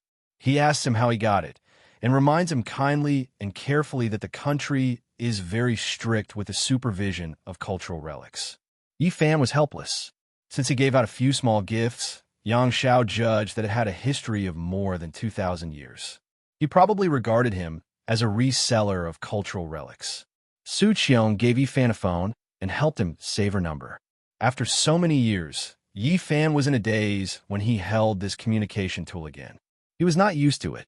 Living in a mortal world was naturally inseparable from money. No matter what one did, money was needed. The things he had on him were too shocking, and any one of them could cause a lot of trouble. Left with no choice, he took out a white jade bottle, wiped away the Tao marks and divinity on it, crushed it into dozens of pieces, and handed them to Su Qiong, asking her to use her connections to help auction them. Although Su Qiong was already mentally prepared, she was still shocked to see such a flawless psychic jade destroyed just like that. When she entrusted it to be auctioned off, during the appraisal process, the old master beat his chest and stamped his feet. He was incomparably pained and said that this was a sin. Such a precious treasure was actually broken, and this was an immeasurable loss for the jade shop. This was a crime. Su Qiong was numb. She had seen Yi Fan burn a pile of treasures even more mysterious than this in the cemetery. It was almost like a dream, and the few ornaments she wore on her body were even more bizarre. Her flesh, blood, organs, and bones seemed to be undergoing a baptism every day. Yi Fan put away his sorrow and went to do some things that he should do. He visited the families of his former classmates, and if they needed help, he would definitely lend a hand. Half of his classmates had been buried on Mars' star more than 20 years ago, and the rest were lost in the Big Dipper star region. After so many years, he was the only one who came back alive. Parents in the world were pitiful. It was a great sorrow when the old sent the young off. Even after so many years, some families still could not walk out of the shadow. In that era, most families only had one child, and losing a child was equivalent to losing everything. Yi Fan sighed softly. The tragedy was not only in his family, but in the 11 families he found, several elderly people had already passed away. More than 20 years had passed, and most of these elderly people were in their 70s or 80s. In this era, medical science had made considerable progress, so this could not be considered a long life. There was no other reason for this. Back in Big Dipper, Yi Fan and Lu Yunji were mortal enemies, but this matter concerned his family. After returning, he also went to visit Lu Yunji, Wang Yin, and Li Changqing's families. If they needed care, he would not stand by and watch. Most of the families had decent living conditions, and only a few had some difficulties. What really troubled them was the scar in their hearts, especially in their later years. But Yi Fan could not help them. He had no way to resurrect those people, and he had no way to bring back the few who were still alive. All he could do was secretly put spirit medicine in their food and drink to strengthen their muscles and bones, cleanse their flesh, and extend their lifespan. Then, he would think of a way to change their living conditions. However, he did not know if this was the right thing to do. Even if their lifespans had increased, there was no joy in their hearts. Was this good or bad? There are still a few people who can come back. Yi Fan muttered to himself, and then he sighed softly. The 5-colored altar was in the depths of the Yuhua God dynasty's ancestral temple. Countless cultivators rushed in to fight for the green cauldron, immortal scriptures, and so on. It could be said to be extremely dangerous. At that time, even he was not sure that he could return. All he did was try his best. At that time, he and Pang Bo did not bring Zhang Wenchang and Lu Yi with them. They wanted to make sure that there was no danger before making a decision, so that the two of them would not take the risk with them. In fact, they found the coordinates of Earth in the ancestral temple and immediately handed them to the Black Emperor and the others. When the time came, they could hand them over to Lu Yi and Zhang Wenchang and cross back to Earth. Many years later, there will still be people who will return. However, Yi Fan did not know that after he left, Desolate appeared. The only divine array that led to the altar was destroyed by him. Without that teleportation array, it was almost impossible to rely on one's own strength to enter the ancient desolate forbidden land and ascend the 5-colored altar. Crossing the sky had become a legend. To Yi Fan, Why Pang Bo suddenly left was still a mystery. He still did not understand, but he believed that there must be an irreversible reason. The families of more than half of his classmates were found. He did everything he could, even at the expense of shocking the world, to cure those who were in critical condition and reverse the situation and revive them. When Yifan went to look for Zhang Wenchang's family, he had mixed feelings. He still remembered the sorrow of Zhang Wenchang on the other side of the starry sky. He was in his 20s, but he looked like an old man in his 60s or 70s. His aptitude was not good, and he was often bullied by his fellow disciples. He was called a half-crippled old man. In the end, he was even forced to open a small tavern to make a living. He was quiet all day long, as if he had no soul. Even when he was bullied by others, he silently endured it. Back then, Yifan killed 10 people in a fit of anger, and finally sent him to the Taishan Clumsy Peak, which finally changed his fate. However, he knew that Zhang Wenchang could not be happy. He was depressed, and he missed his parents all the time. He still remembered one time when he was drunk and cried bitterly on the table. When I left, my wife was already pregnant, and our child was about to be born. When she needed me most, I disappeared and came here. Those sad words were still ringing in his ears. Yifan shook his head hard. More than 20 years had passed, and Yifan saw Zhang Wenchang's son. The two looked very similar, which made Yifan lose his mind. If only Zhang Wenchang was here. The child that he thought about day and night had already been born. Because of the nature of father and son, this young man did not like to talk much, but he had a sharp mind. When he saw Yifan, he immediately called out his name. I have seen you. There's a photo of you in the relics left by my father. Is my father still alive? He was shocked and could not wait to ask. Yifan nodded. He was happy for Zhang Wenchang, but also sad for him. His wife loved him very much. After giving birth to this child, she did not abandon his old parents. My stepfather was an orphan. My mother married him so that she could treat me better and take care of my grandparents. Hearing this, Yifan had mixed feelings. He was happy for Zhang Wenchang, but also sad for him.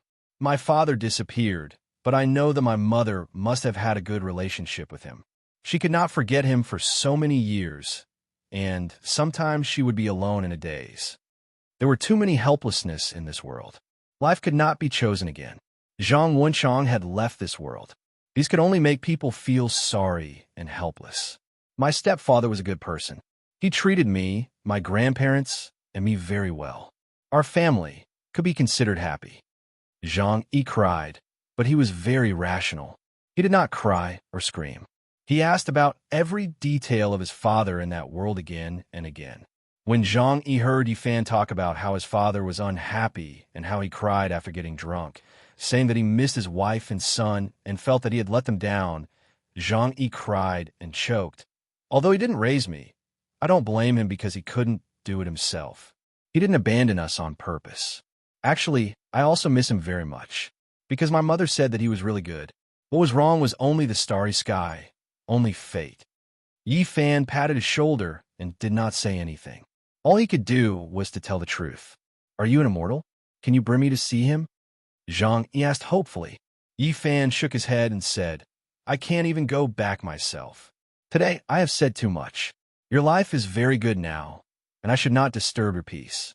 In a while, I will erase some of your memories. Happiness, peace, and happiness. I think this is what your father wanted to see the most. No, you can't do this.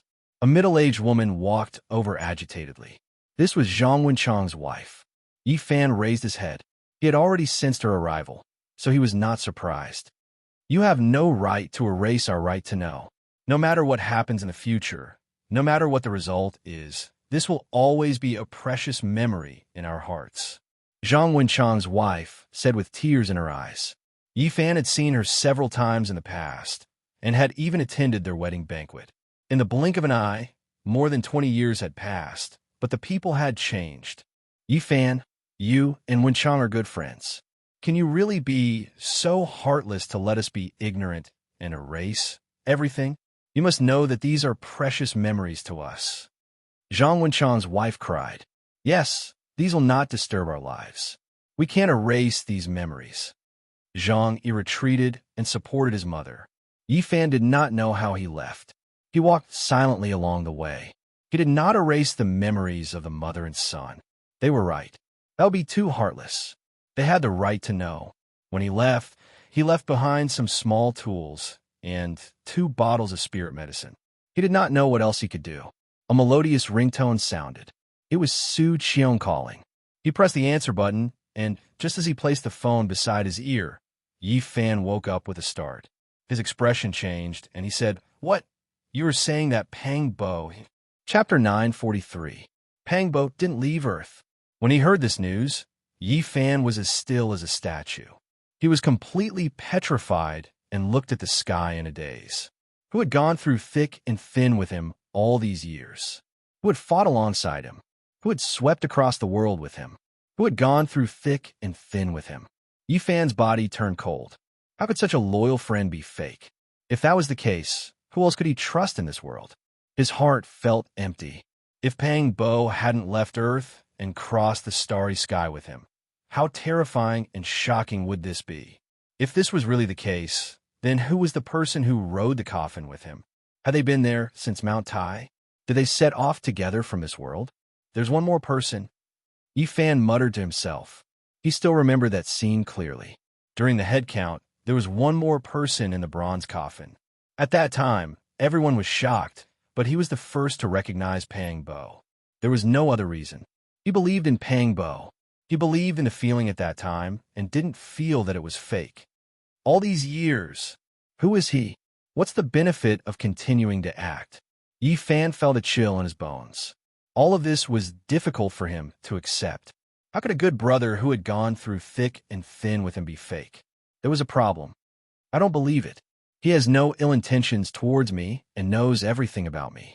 How can he know so much about me if it's not my real body? Yi Fan got rid of his sadness. His whole body tensed up and he clenched his fists. Although he had returned to Earth, he couldn't relax. He had to break through this fog. He broke free from the shadow of his parents' death and looked into the distance. It was as if he was in the Big Dipper. His heart had advanced to the realm of battle. Yi Fan went south to uncover the truth and see which was real. From the bottom of his heart, he didn't want to believe that there was still a Pang Bo on Earth. Otherwise, there would be no one in this world he could trust. The address of Pang Bo's home had long changed. Otherwise, he wouldn't need Su Qiong's help to find it. He would have gone there himself. Many things had changed in the past 20 years. They had moved away from their original city. Yi Fan arrived at N City and found his destination according to the information he had obtained not long ago. He stood on the rooftop of a building and silently sensed. Sending his powerful spiritual sense into the building, he was shocked to see Pang Bo's parents. His father was tall and sturdy. Although he was almost 80 years old and looked old, one could see how powerful he had been when he was young. Pang Bo had inherited his father's physique, which was 2 heads taller than ordinary people. His mother's hair was white, and her body was not very good. She seemed to be lacking in blood energy, and there was a gloomy expression on her face. However, Pang Bo was nowhere to be seen. There were only 2 old people in the not-so-small room. However, it was obvious that there was a couple living there, as well as a young man. That's Pang Bo's elder brother and sister-in-law. They're 2 or 3 years older than him. The other one should be his nephew. They're not home right now. Why doesn't he have his own room? Yi Fan looked puzzled. He inwardly apologized and then turned into a beam of light and entered the living room. He concealed his figure and searched carefully, but he couldn't find any traces of Pang Bo's life. Suddenly, his expression shook as he saw a photo frame. It was a black and white photo of Pang Bo that was specially used for the dead. Yi Fan felt as if he had been struck by lightning. How was this possible? Pang Bo hadn't left Earth, but he was already dead. This was his best friend. No matter where he was, he didn't want anything to happen to him. All of a sudden, he was stunned on the spot and couldn't accept this fact. His body was trembling. His parents had passed away, and even his best friend had passed away. Little Bo's death anniversary is coming soon. How fast? 10 years have passed in the blink of an eye. Pang Bo's father sighed. Yi Fan was dumbfounded. Pang Bo had been dead for 10 years. How did he die? He couldn't believe it. One had to know that the two of them had the best physiques when they were in school. How could they die so young? 20 years ago, little Bo didn't go to Mount Chung and escape this calamity. But who would have thought that the heavens had made up their minds and couldn't avoid it? Sigh. His mother wiped away her tears and walked over to wipe the frame of her glasses. The 10 years of death anniversary was coming soon. This brat, Pang Bo's father said softly. Then he didn't say anything else and sat there smoking in silence. Sorry for the offense, Yifan said softly. He extended his divine sense into the two old men's sea of consciousness to investigate everything. After a quarter of an hour, he left and stood on the rooftop of the building absent-mindedly. He couldn't believe everything. Pang Bo's death was very strange. He was actually killed by lightning in the wilderness. No wonder his mother was lamenting. Even if he had escaped the calamity of Mount Chung, the heavens wouldn't let him go. Yifan was completely dumbfounded. Everything had exceeded his expectations. He muttered to himself, Heavens, what's wrong with you? Even if Pang Bo's real body is on Earth, and he didn't ride the coffin, you can't be so cruel. He didn't know how he left this place. Before he knew it, he had arrived at the cemetery area of N-City. Looking at the rows of tombstones, he felt that his feet were very heavy. Now, he was really afraid to enter such a place. The most painful thing in this world was to be separated by life and death. It had only been a few days, and he had encountered it again. In a place with verdant pines and cypresses, Yifan found Pang Bo's tombstone. He stood there silently for a long time before putting down the large bouquet of white flowers in his hand. I really can't believe you left. Yifan sat on the ground, took out a bottle of wine, and poured it all on the ground. Then, he lit a few cigarettes and took a puff before putting them in front of the tombstone. How could this be? Everything is like a dream. I often wonder if everything in the Big Dipper Star region is real. Now that I've woken up, it's so cruel. Yifan sat in front of the tombstone and lit a cigarette for himself. After leaving Earth for so long, after more than 20 years, he once again experienced the emptiness that lingered in the smoke. He was very silent and sat there for a long time. After smoking an entire pack of cigarettes, he said to himself, To be honest, I can't believe you're dead. Then there was another period of silence. He was thinking very seriously. As if he had suddenly thought it through, he suddenly stood up and threw a cigarette, but on the ground. To be exact, I don't believe that you're the real Pang Bo. My friend is still alive and hasn't returned. Yifan's eyes were sharp, and his spirit, chi, and spirit were boiling. It was as if he was preparing for a big battle. He was showing off his abilities, which was a world of difference from his decadent self these days. This is a battle, and I'll drag you out. Putting aside the true nature of that Pang Bo from the Big Dipper Star region and how they treated each other with sincerity, Chu Feng could see a few suspicious points from what he had seen in his parents' minds. First, his death was too strange. How could he have been struck by lightning? Moreover, his face was ferocious when he died, and he was completely out of shape. 10 years ago, it scared many people. Second, his temperament was different. According to what he had seen in his parents' minds, this Pang Bo's behavior was somewhat strange. Even the two old men had been confused. Third, why did he quit his job and go to ancient sites and mountains all year round? Yet he had an endless supply of money. Fourth, why was he so persistent, asking the two old men about their blood relatives and visiting them one by one? Even though they hadn't contacted each other for many years, he still visited them. In short, many of his words and actions made the two old men suspicious. They didn't understand why. They only remembered that he seemed to be drunk once and said that their family had demonic god blood in their bodies. Of course, that time, the old man slapped him and woke him up, scolding him for spouting nonsense. Earth is far more complicated than I thought. Yifan returned to Pang Bo's home and sensed carefully. As expected, he found that this tall and sturdy old man's vitality was very vigorous, surpassing that of ordinary people. No wonder Pang Bo is so tall and strong. His arms are thicker than other people's legs. Could it be that he really has ancient demonic blood in his body? No wonder the descendants of the Qing the Arch wanted to take over his body. Yifan muttered to himself. Pang Bo's father and brother's vitality was a little strong, but it wasn't enough to surprise him. It seemed that this also depended on the person. Perhaps only a few people could return to their ancestors. Pang Bo can cultivate the Qing Thearka's ancient scripture. Could it be that the blood in his body has recovered? Yifan stayed in N City for a few days and understood enough about the situation. He helped Pang Bo's parents improve their physique and wash their flesh and bones with spirit medicine many times, but he didn't show himself. This time, he didn't collect enough evidence and couldn't be 100% sure that the person who died was a fake Pang Bo. Hence, after leaving, he began to use all his power to investigate. Did he go to Mount Tai back then? It was undoubtedly impossible to go to Mount Tai to verify it. After so many years, who could remember? He investigated and found the company where Pang Bo had worked in back then. He wanted to find some of his colleagues back then and ask for some clues. Unfortunately, the relevant people had already left. It had to be said that if an ordinary person couldn't find it at all, it would be like looking for a needle in a haystack. However, Yifan wasn't an ordinary person. Although it took a lot of effort, he finally found it.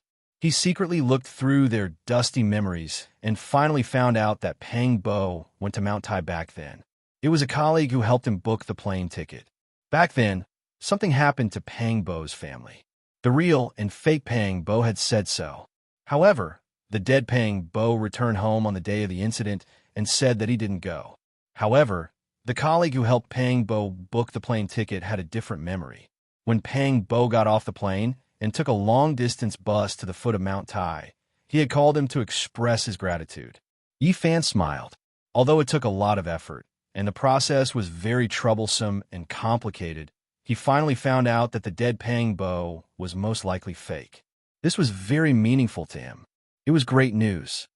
Is there an ancient demon clan in this world? I want to see what you guys are up to. Not long after Yifan returned to B City, he received a call from Yang Xiao. He said something over there, and it turned out to be related to the small stone Buddha. According to him, the ancient runes shocked the authority of ancient Sanskrit last time, and he specially consulted his teacher. As a result, he didn't know how he alarmed a few mysterious gurus. They came to B City, and they want to see you no matter what. I really can't refuse them. Yang Xiao was in a difficult position. Isn't it just a few ancient Sanskrit characters? Is it necessary to lead them here from India? Yifan said. It was a few old monks who came. The people who accompanied them treated them like living Buddhas. They almost knelt there and worshipped them. It seemed that they had manifested some kind of miracle. But what era is this? Even if they have faith, it shouldn't be like this. Yang Xiao was a learned person, so he naturally didn't believe in this.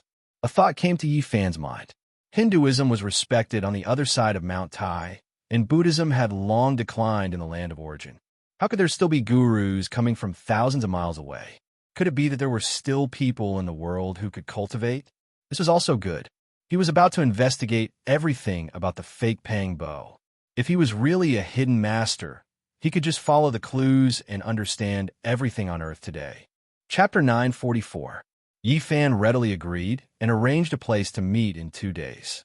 He wanted to see what kind of person this so-called master was, and whether he could really manifest a miracle. B City had a long history. There were some historical sites in the city, but there was no lack of modern vitality. It was one of the largest cities in China, and after more than 20 years, it had become even more prosperous. Yifan walked on foot. There were people coming and going on the streets in an endless stream. After traveling for so many years, it felt like a lifetime had passed for him to walk in such a place again.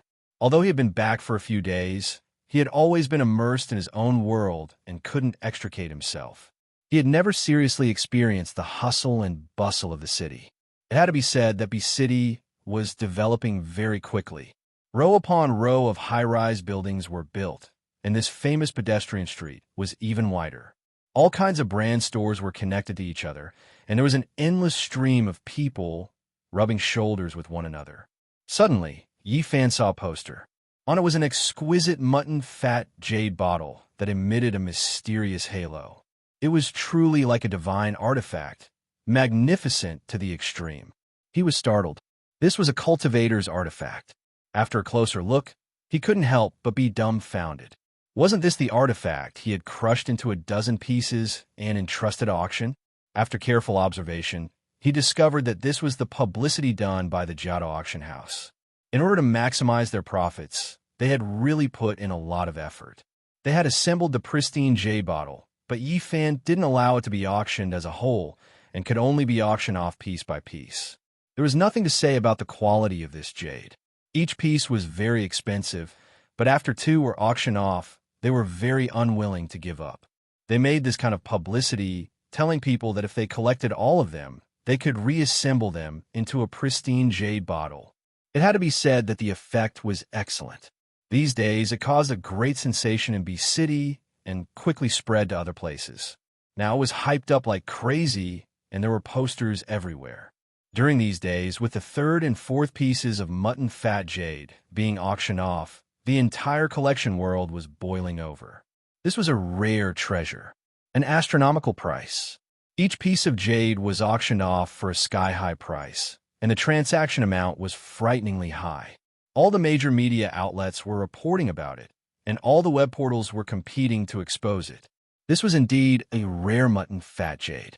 Because Yifan had meticulously refined it in the past, there was not a single flaw in it. Just from an aesthetic point of view, it was indeed a rare fine product. However, this was not the main reason why it was auctioned off at such a high price. Everything was due to the power of hype. And now, the price of this mysterious mutton fat jade bottle was comparable to a national treasure. The methods of the Guardian auction house were very sophisticated. They fully exploited the psychology of the people, allowing the real rich to experience the excitement and sense of accomplishment of collecting all the pieces, making the price even higher than when they were undamaged. At the same time, they displayed all kinds of information, such as Buddhist stone carvings and atop pictures from ancient books, to explain that this vase was exactly the same as the legendary Guanyin jade vase. This kind of explanation was undoubtedly very attractive. Although it was impossible for it to be true, it still made people feel very peaceful. If such a precious bottle was placed on the table, there would be a kind of indescribable comfort. Maybe it really is a precious vase left behind by Guanyin Bodhisattva. Have any of you seen such a flawless piece of jade? It's such a big piece, and there's not even a trace of impurity. It can be said to be a miracle. Even the common people were talking about it.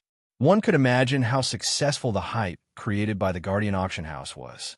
And this kind of heated discussion climbed to the highest point because of the Indian gurus. Several old monks entered the auction house and saw the broken vase, and their faces all changed. They excitedly chanted Buddha, Shakyamuni. This scene was taken by someone and posted on the internet. Naturally, it caused an uproar. Some people recognized that one of the old monks was an Indian guru.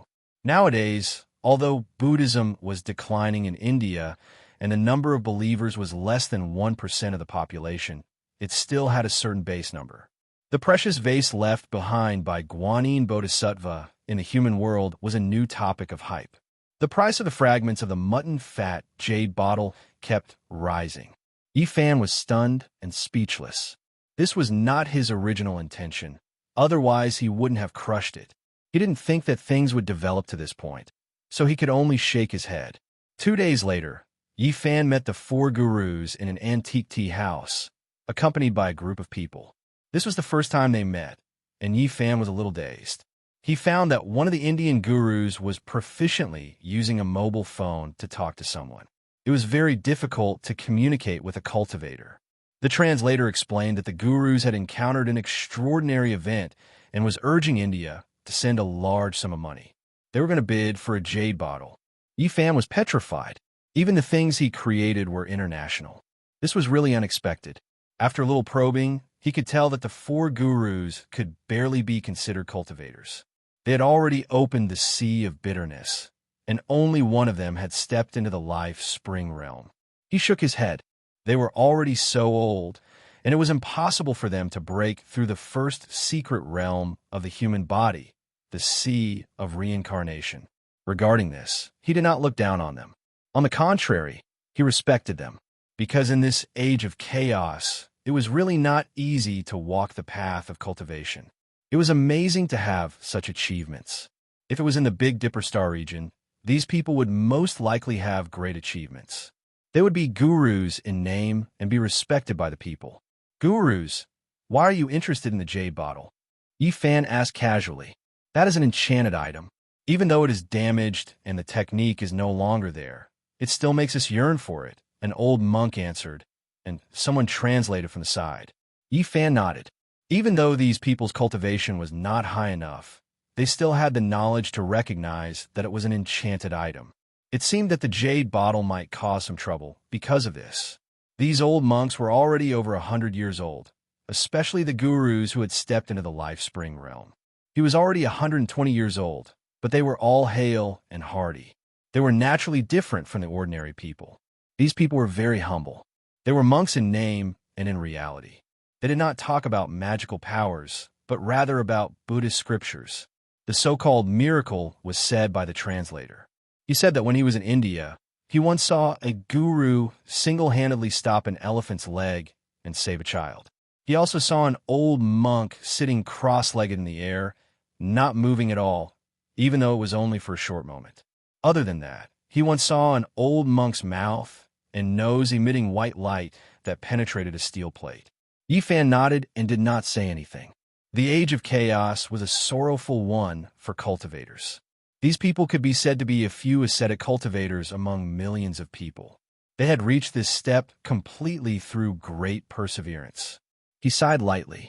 It seemed that it was too difficult to find a true cultivator on Earth. Not long after, the old monks directly talked about the ancient Sanskrit words.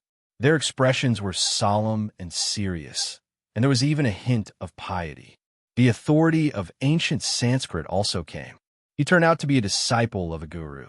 He was very famous in the field of ancient literature, but he was very respectful in front of the gurus. The gurus verified and asked Yi Fan where he obtained the ancient Sanskrit words. This was of great significance to them. You guys recognize these words? What do they mean? Yi Fan asked. The gurus did not speak, remembering that monks did not lie. They did not want to deceive Yi Fan, but they felt that this matter was of great importance and did not dare to say too much. In the end, a guru asked the group of followers to leave, leaving only the authority of ancient language behind. He was also proficient in Chinese and could act as an interpreter. My teacher said that their true meaning is that they can open the road to Spirited Mountain. The Spirited Mountain where the ancient bodhisattvas and Buddhas lived? Yi Fan's eyes lit up. Yes. The old monks nodded. Do you believe that such a place exists? Yi Fan asked seriously. Yes, it is in the Western land, but after the last bodhisattvas and Buddhas passed away, that place could not be opened. A guru said that this was a secret passed down by the senior monks of the past generations. Is it the primitive Taoist field of Buddhism? It seems that there may really be a mysterious place, vast and not inferior to Mount Meru. I felt it last time in Tibet. Yi Fan thought to himself. The old monks begged bitterly, wanting to see the sacred object inscribed with the ancient words. Yi Fan sighed. Even if he took out the small stone Buddha, they did not have a strong spiritual sense to examine it. Even he had to expend a great deal of effort to enter the Buddha's body. He did not agree immediately, but asked a few questions. He wanted to know if there were any ancient cultivation sects on Earth today. However, the gurus were confused and shook their heads. They did not know. Have you not come into contact with such people? They are those who have cultivation and are like gods in the eyes of mortals. Yi Fan did not give up. They immediately nodded, saying that there were such people. The guru who had reached the life spring realm said that his teacher might know something because he himself was almost like that kind of person. According to him, the old monk had already lived for more than 190 years. His cultivation was much higher than his, and he had seen many mysteries in his life. My teacher said that there is Buddha in the West and demons in the Middle Earth. Yi Fan heard this and immediately laughed. Could it be that he was saying that Taoism in the Middle Earth was a demon? The gurus hurriedly put their palms together and shook their heads. They did not have any prejudice against Taoism. What they were talking about was a real demon, but they had never seen one before. They had long realized that Yi Fan was not an ordinary person. Otherwise, he would not have told them so many secrets. My teacher came to China during the Second World War. He did not find any demons, but he did see a demon god. An old monk who was more than 190 years old was frighteningly old. He had lived for 3 centuries and had experienced the Second World War. However, this monk did not have any interaction with the demon god of the Middle Earth. He stayed far away and only saw the monstrous blood of the demon god. Do you remember where you saw it? Yi Fan asked. You need to ask my teacher. Speaking of the existence of demigods and demigods, another old monk told him a story that he had experienced personally. When he was young, he once saw a strange man with disheveled hair in a primitive rainforest in India. The man flew in the air and disappeared into the mountains. My granduncle said that there is a real, powerful person in Jerusalem, another guru said. Another guru opened his mouth. His granduncle did not pass away until he was 230 years old. He once went to the West alone and encountered demigods when he was alive. Yi Fan thought of something. Jerusalem was the holy city of the West and had endless legends. It was the center of ancient religious activities. Every year, countless people from Christianity, Judaism, and Islam would go there on a pilgrimage. There might really be something there that would be worth a visit in the future. The old monks begged again, wanting to see the sacred object inscribed with Sanskrit characters. Yi Fan took out the small stone Buddha, which shocked the gurus. They were even more convinced that this young man was most likely a demigod. No matter how hard they tried, they could not see the secret inside the small stone Buddha. In the end, Yi Fan took out a stone slab and used his finger as a knife to carve the ancient words on it. At the same time, he branded the marks of Taoism. Yi Fan handed over the stone slab and said, "Take it back to India and show it to your Shifu. Ask him to come here, or invite a few real Taoist masters to come to the Central Earth to discuss the little stone Buddha." The masters did not dare to hesitate. They solemnly put away the stone slab, bowed deeply, and then left. At the same time, in the Jada auction house, a demonic young man stared at the fragment of the mutton-fat jade vase. Then he sneered. Chapter 945. When it saw Yi Fan again, the amethyst-like Komatsu mouse's eyes were brimming with tears, its large eyes blinking. It rushed over with a whoosh and hung onto Yi Fan's body, then quickly hid behind him, only revealing half of its little head to glance forward timidly. Suyi was a very lively girl. She rushed over like a little lunatic, baring her fangs and brandishing her claws, giggling nonstop as she grabbed the purple Komatsu mouse. For the past few days, Yi Fan had been constantly on the move. Heading south for Pangbo's matter, he did not leave the Komatsu mouse by his side, leaving it at Su Qiong's house in B City. Without a doubt, no matter where this little fellow was placed, it would attract all eyes. Its fur was like silk, sparkling and translucent, flowing with purple splendor, directly captivating this little girl, Su Yi. Whether it was eating or sleeping, she would hug this amethyst-like little thing, not taking a single step away from it. This kind of passion really scared the little fellow. Before Yi Fan left, he had warned it repeatedly not to reveal any divine abilities, not to reveal any of its cultivation. Thus the little purple thing did not escape the devil's clutches. It was in pain, but also happy. It was not used to being hugged by others. It had always been alone under the moonlight, facing the ancient Buddha. Inhaling and exhaling clear splendor, it had always been ignorant and pure.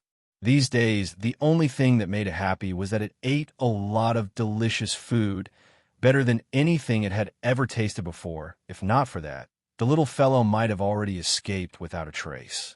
This was also the reason why its eyes were brimming with tears when it saw Yi Fan. It was truly afraid of that little demoness, hiding behind his back, only leaving one of its large eyes to sneak a peek.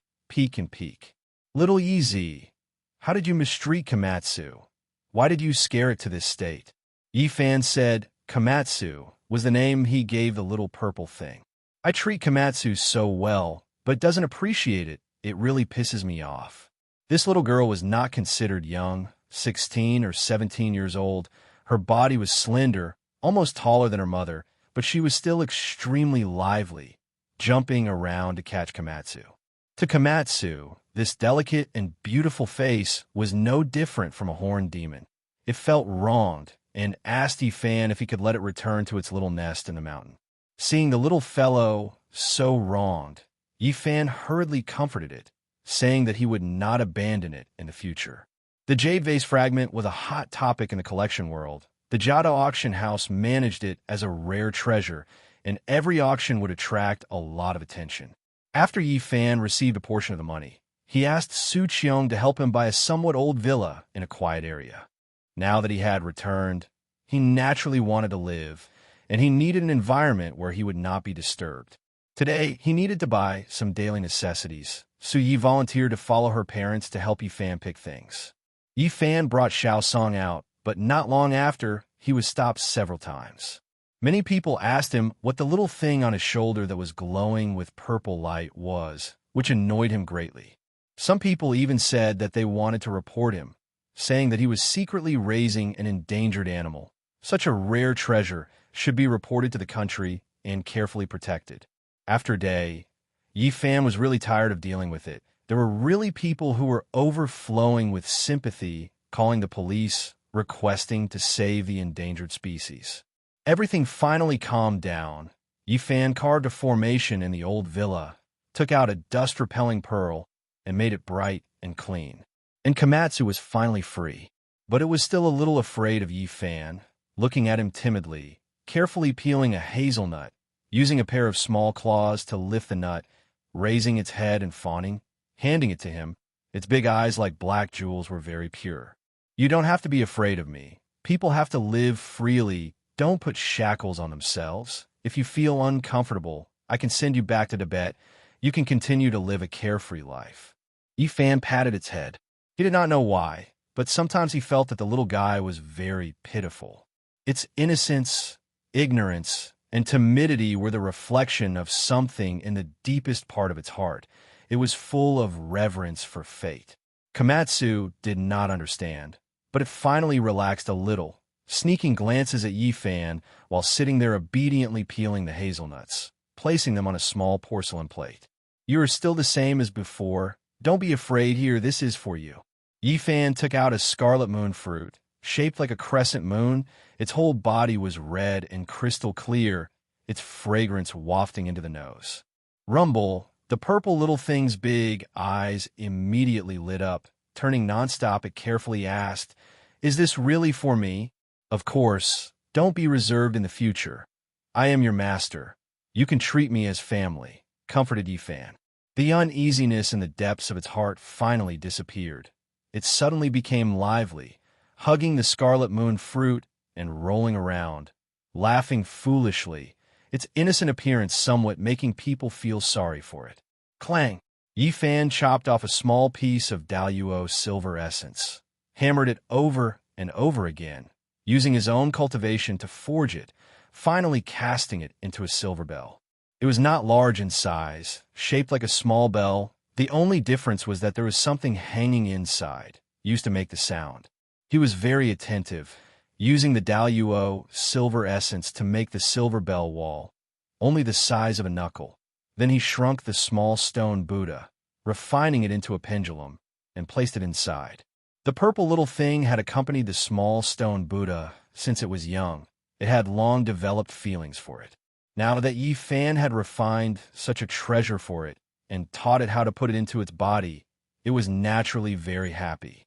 Not to mention Earth, even in the northern Dipper Star region, this treasure was a world-shocking divine treasure. Using the Daluo silver essence to forge the bell and the mysterious small stone Buddha as the clang, it was unparalleled in the world. Moonlight sprinkled down like water. The Komatsu spat out the treasure and stood in front of the window, borrowing the Buddha's light from the bell to guide the moonlight to cultivate. It was very intelligent, although simple, but it knew the benefits of this kind of cultivation. It was very persistent, not wasting time every night. Yifan did not spoil it by pulling it up. With his current cultivation, it was not difficult to make it advance by leaps and bounds, but he did not do so. The path of cultivation needed to be walked step by step. The foundation must be solid. This was the foundation Otherwise, there would be big problems in the later stages. A 10,000-meter tall building might collapse overnight because of its foundation. All he could do was guide the way and pass on the method. The cultivation still depended on the little fellow itself.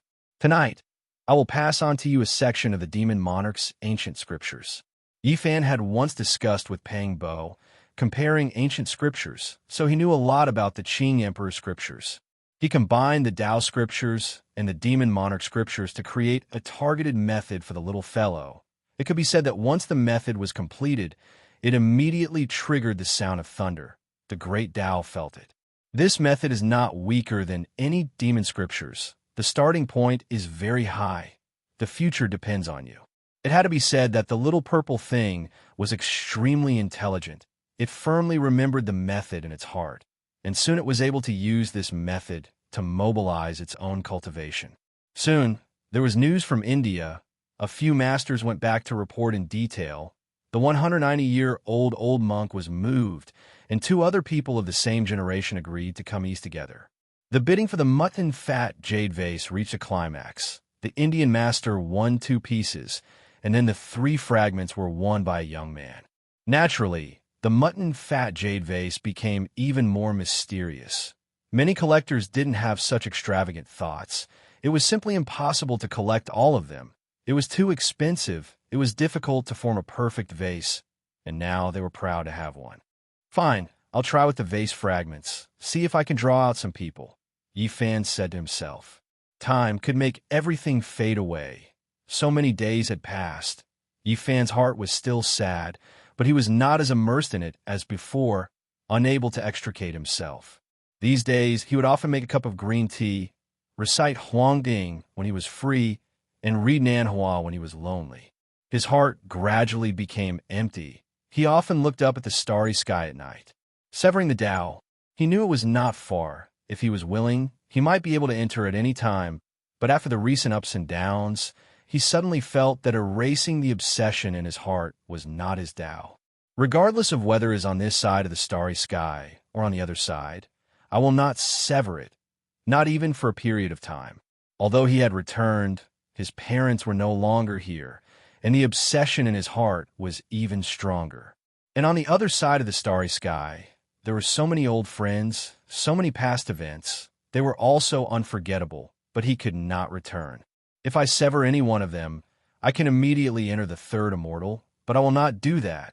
Yifan shook his head. He had too many obsessions. It was easy to sever the Tao. He only needed to choose one, resolutely sever it, and step on his own Tao. It was difficult to sever the Tao, but that was because he did not want to do it. He wanted to resolve everything, to calm his mind, but doing this was equivalent to erasing himself. I will remember all of them. His gaze was resolute. He knew what he would encounter at this stage. It would be different from anyone else. The heavens severed the Tao, but he had to go against it, resist it. He wanted to sever the Tao that was blocking him. This was a path that defied the world. I'm not waiting for you to sever me, but rather for me to sever you. Yifan was very calm. There were no fluctuations in his emotions when he said these words. He was not impassioned. He read Nanhua in loneliness, and when he was idle, he recited Huangting. Recently, his heart was calm. He was well aware of the consequences of doing this. If he succeeded, his Tao would be incomparably broad, surpassing others. If he failed, then the one severed would be himself. Sever the Tao. Sever the Tao. Perhaps doing this is the true way to sever the Tao, not sever the Tao that is blocking one's path. How can it be worthy of this name?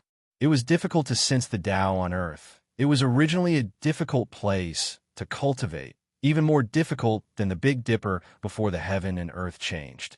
However, there was one advantage. Once one's Tao improved, then it would definitely be astonishing. Just like how the Big Dipper's saint was incomparably powerful, it made the ancient kings who survived in the archaic era tremble. And now, Yifan chose this different path. It was fine if he did not break through, but once he did, under such difficult conditions, he would be able to sever the Tao. It would definitely shock the past and present. One had to walk the road himself. Perhaps he would become ashes overnight. But if he could charge through, perhaps he would see scenery that had never been seen before. A cup of green tea with a faint fragrance wafted through the air. Yifan stood in front of the window, looking into the distance. During these days, he did not cultivate, but his heart became more and more tranquil. Brewing a cup of fragrant tea and reading the Taoist canon made his mind incomparably clear. Chapter 946. There was news from India, and several old monks attached great importance to it. Siddhartha, an old monk who was more than 190 years old, set off with two old friends. 2 days later, accompanied by the four masters and the authority of ancient Sanskrit, Siddhartha and the other two old monks came to the city to meet with Yifan. Even though medicine had made great progress, it was still a miracle for an old monk to live to more than 190 years old. Siddhartha was hale and hearty. Although he was old beyond recognition, he still walked as if he was flying. His bones were very strong, and his words were like the ringing of a bronze bell with a metallic trill. The two old men walking with him were the same. It was obvious that they were about the same age. They were tall and withered, their skin was yellow, and they were bony. Their eye sockets were deep, but they were full of spirit. They put their palms together and bowed to Yifan. Their expressions were peaceful. These three people had crossed 3 centuries and had experienced the world of mortals. They could be called eminent monks. Yifan returned the greeting and nodded to himself. Siddhartha and the other two were extraordinary. They had entered the secret realm of the Holy Ji Palace, so it was natural that their lifespans were extended. On the other side of the starry sky, entering the secret realm of the Holy Ji Palace at this age was really not worth mentioning. They could barely be considered a cultivator. However, Earth was in the end of Dharma, and it was really not easy to have such cultivation. It could be said that these 3 people were already considered geniuses. Yifan invited them to sit down. He waved his right hand casually, and a few teacups soaked in spiritual medicine appeared out of thin air, which immediately surprised the 3 old monks. Ever since they saw this young man, they knew that they had met a powerful person whose cultivation was most likely comparable to the ancient masters. Whether it was the 3 old monks, the 4 masters, or the authority of ancient Sanskrit, when they received the spiritual medicine tea, their faces were full of shock. The world has changed. It is really unusual to be able to still have such treasures in this era. This kind of hospitality is too much. I can't bear it. They all put their palms together and sincerely expressed their gratitude. This kind of spiritual medicine could be said to be rare in their lives. Yifan had many things he wanted to ask. He went straight to the point and asked if there were still ancient sects on Earth and where they were located. He wanted to understand the cultivation world. In the ancient years, there were many great sects and ancient sections. Experts were as common as clouds, and there was no lack of great divine abilities. However, everything has changed now. Shimoti said, in ancient India, Buddhism had once flourished and replaced Brahmanism. It had many followers in ancient temples, but it eventually declined. The current Hinduism was derived from Vedic and Brahmanism. It was like a reincarnation that had replaced Buddhism. Of course, the various religions merged with each other and all kinds of dharma coexisted. It was like a symbiosis. Shimoti said that in ancient times, if one didn't talk about faith and only talked about divine arts, there were many sections. Among them, the Vedic religion had a profound influence and was the predecessor of the Brahmanism. Before Sakyamuni became a monk, he had also cultivated the Brahmanism. The Vedas ran through the rise and fall of several religions, from Vedic to Brahmanism, and then to Buddhism, completing a reincarnation. Now, there was the Vedas again. Shimoti talked a lot about the orthodoxy of ancient times. He said that there were many inheritances like 100 flowers blooming, competing with each other in beauty, and experts standing in great numbers. Later on, everything declined. The temple he was in just happened to experience a great disaster and lost most of its dharma. It was completely marginalized and lost contact with the various sects of the past. In this era, even he didn't know if the various sects still existed. He only knew a few people who knew about cultivation, but he felt that the various sects should still exist. It was just that they were in the end of days and had all hidden themselves from the world. Yifan was a bit interested in the Vedas and borrowed it to take a look. He knew that this was definitely not the doctrine in the eyes of the mortals. There must be a secret cultivation chapter. What do you know about the Middle Earth? For example, Taoism, the Middle Earth's devils, the bloodline of the ancient demonic gods, and so on. To be honest, he wasn't too interested in ancient India. He wanted to know more about the various religions of China in the ancient times. Shimodi revealed a solemn expression and said, "The Middle Earth is unfathomable. I don't know much about it either." He respected the Middle Earth from the bottom of his heart and didn't understand Taoism. He had never met anyone from this sect. He only heard about the Middle Earth's devils from the elders and didn't understand much. The only thing he had personally experienced was a demonic god. It made him tremble, and he only glanced at it from afar. He didn't dare to get close and quickly retreated. "Where did you see it?"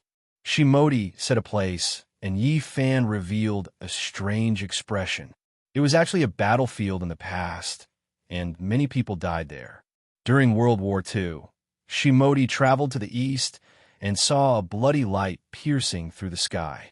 It was extremely terrifying, and then it spread out like a vast ocean. This demon really knows how to pick the right time. Yifan muttered to himself. In the past, who knew how many heroic souls passed away? The entire land was covered in blood and gloomy clouds. In this cultivationless age, this might be a rare chance for a great demon to advance. It was forged with blood and spirit. Did he make a move? Yifan asked. No, cultivators can't interfere with the affairs of the human world. This is a rule set in ancient times. The world respects it, and it has been passed down from generation to generation. No one dares to go against it. Shimodi said. Yifan nodded and didn't say anything. However, he was thinking about how strong that demonic god was. With Shimodi's eyesight back then, he couldn't have been wrong. His blood energy was overflowing, and his demonic might was vast. This was very shocking. He was at least a sect master level figure. Very unusual. In this cultivationless age, there is such an ancient demon. It is really unexpected. I wonder where it is now. Yifan muttered to himself. Could this race be related to the fake Pang Bo? He suddenly had this thought. According to Shimodi, the waters of the Middle Earth were very deep. That demonic god was just one example. He had heard the senior monks say that he had met another terrifying existence, but he didn't know much. In the end, they set off and brought the small stone Buddha to the Tibetan area. They wanted to open a path to Spirited Mountain. Buddhism had already declined in India, but it was flourishing in the Middle Earth. In the past, there was a bodhisattva who had passed away in meditation who said that Spirited Mountain would move to the east. According to the speculation of the arhats of later generations, it should be in the Tibetan area. Spirited Mountain was a primitive place of Buddhism. It had existed long before Gautama Buddha unified the religion. At that time, the monks cultivated while damaging their bodies and had great divine abilities. Before Gautama Buddha established the religion, the monks on earth were scattered. Spirited Mountain was the only place that could summon them. It was a mysterious ancient land. What a pity. After the last bodhisattva and ancient Buddha passed away, no one could open a path to Spirited Mountain from the outside.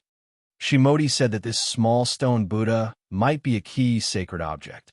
It might be able to solve the ancient mystery and discover that primitive place.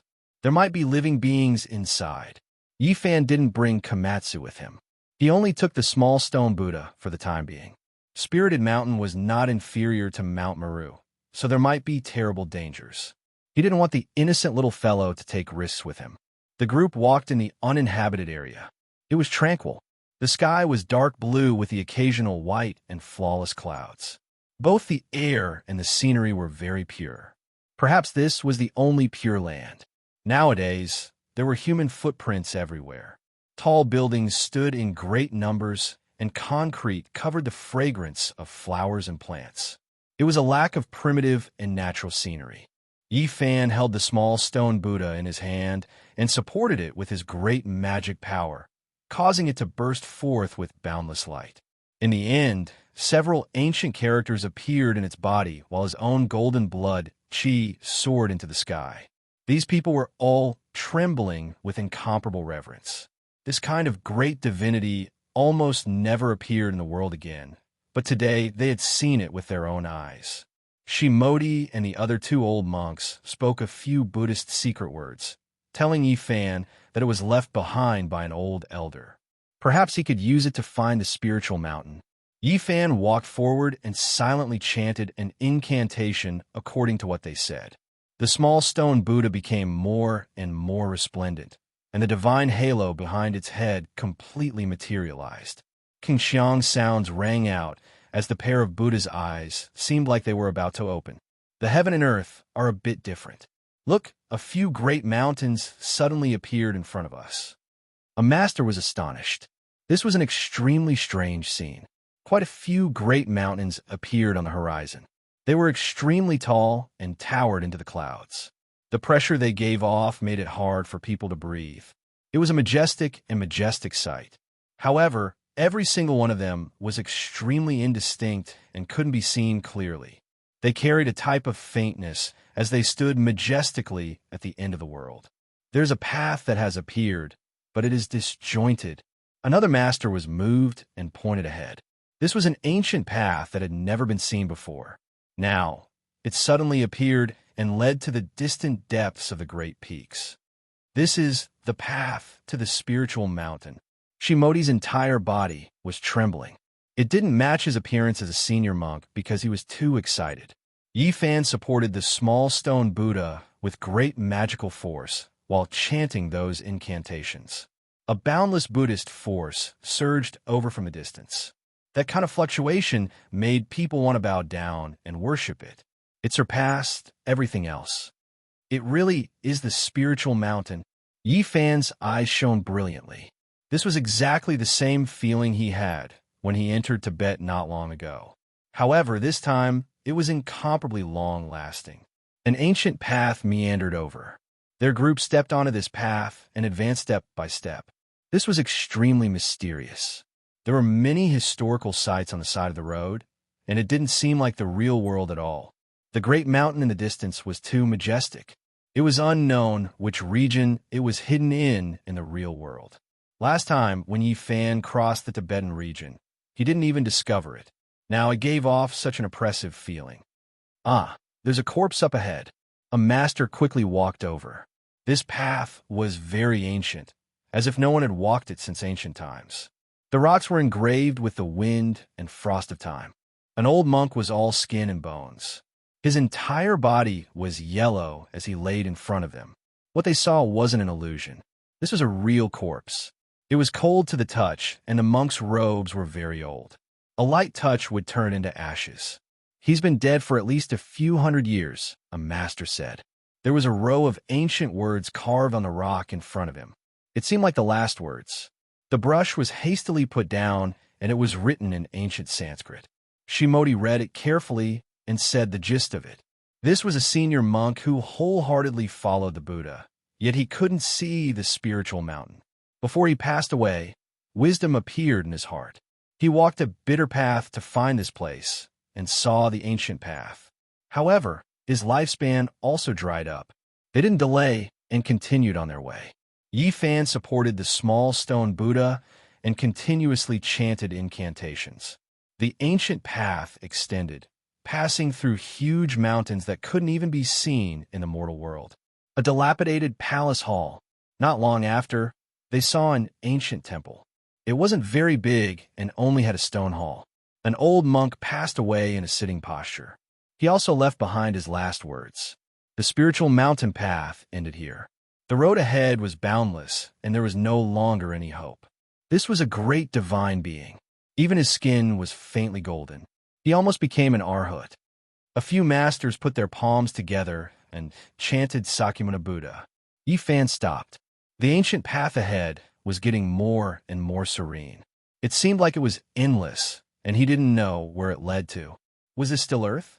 He pondered in his heart. The vast and boundless Buddhist nature surged. Was the spiritual mountain comparable to Mount Meru really in front of him? He didn't know if he could enter the ancient Taoist rite. Chapter 9:47. A wave of desolate aura rushed over from the ancient mountain. Yi Fan and the others felt as if they had returned to the ancient era, returning to the uncivilized land. In the distance, there were mountains tens of thousands of zhang tall. They stood majestically with old trees that covered the sun.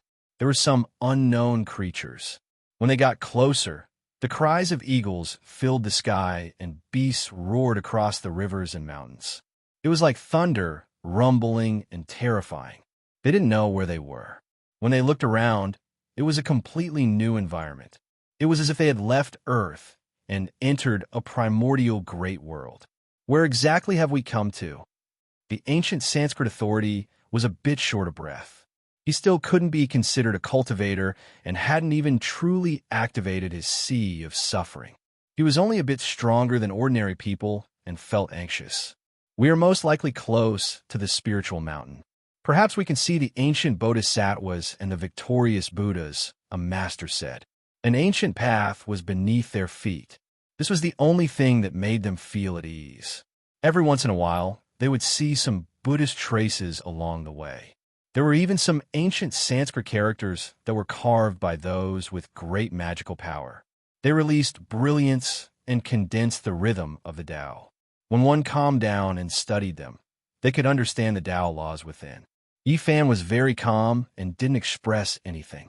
However, the masters were different.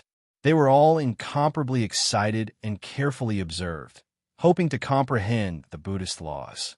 In order to advance faster, they wanted to use magical techniques to speed up the process. However, they discovered that this wasn't right.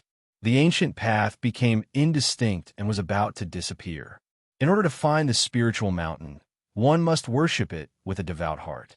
Otherwise, one will never be able to approach it. We can only advance step by step, Siddhati said. He chanted Buddhist names and asked for the Buddha's forgiveness. Yi Fan frowned. Could it be that there really were ancient Buddhas and bodhisattvas up ahead? Once they advanced on foot, the ancient path appeared on its own. It was extremely strange. This is the work of a great technique. It is vast and unfathomable. The spiritual mountain really is an extraordinary place. In the end, after walking for a long time, he discovered some clues. There were mysterious Tao patterns and laws circulating. After advancing for over 100 li, a dilapidated land appeared in front of them. Beside the ancient path was an expanse of ruins. Waves of crying and wailing could be heard, giving people goosebumps. It was extremely terrifying. The temple had become a desolate place with broken walls and overgrown weeds. The Buddha nature of this place had been completely lost, and there were only waves of yin qi blowing over. His cries didn't stop, and he rapidly approached like a bolt of lightning. In the blink of an eye, he pounced over like a malicious spirit demanding his life. However, the small stone Buddha in Yi Fan's hand was emitting Buddha's light, so the evil shadow didn't dare to get too close. It flashed left and right, appearing and disappearing in the wilderness at an incredible speed. The expressions of Siddhartha, the two old monks, and the four gurus changed. This speed was much faster than theirs and was not something they could fight against. Fortunately, they saw that Yi Fan's expression did not change and was calm. Only then did they feel relieved. Wow! A loud cry that sounded like a baby's cry exploded in their ears. A gray figure finally appeared. It was an old monk wearing a gray monk robe. His body was tall and sturdy and was surrounded by black gas. His face was fierce and his eyes were scarlet red. Moreover, there were some fine scales on his face that were as red as blood. They spread to his neck, arms, and other parts of his body. He was somewhat fierce and did not look like a human. Master, why are you in such an evil state? The authority of ancient Sanskrit asked. He had not truly stepped into the world of cultivation and could not see the depth of this person. This person's Buddha nature has disappeared, and he has long lost his true self. Now, only an evil thought is supporting his body, or perhaps he is already dead, an old monk said. What a pity. This person's realm is far higher than ours. Why is he lost here? A guru was bewildered. Are you also looking for a spirited mountain? I hate. The old monk with scarlet red eyes was awe-inspiring. Black gas curled around him, making him look like a malicious spirit. He said in a mournful voice, "You wholeheartedly seek Buddhism, but you can't see Spirited Mountain. You have searched for it 9 times out of 10, but in the end, there is no result. What is the point of worshiping Buddha?" Everyone immediately understood. He carried endless resentment, which was why he had such a demonic body. It was pitiful and lamentable. He had already abandoned Buddhism. Even Buddha is dead. What are you all still searching for? It's an illusory and illusory spirited mountain. So what if you go up? I will enlighten you all. The gray-clothed old monk was dripping tears of blood. He shouted loudly as he rushed over. Everyone sighed inwardly. This person worshipped Buddha his entire life, yet in the end, it was all for naught. He died on the path of seeking Buddha, and only then did he turn into endless resentment. When he raised his hand, an alms bowl appeared. It was as if a purple gold dome of heaven was pressing down, illuminating everyone below. Astral radiance burst forth, and apart from the ancient path beneath their feet, the great earth in all directions quickly collapsed. Chilly winds roared angrily, and great trees were uprooted. The expressions of several gurus changed. This type of power far surpassed theirs, and they could not block it at all. If Yifan was not here, they believed that this attack would definitely turn everyone into ashes. Ding! Yifan raised his hand and pointed out. A golden finger stopped the alms bowl, easily penetrating it and shattering it.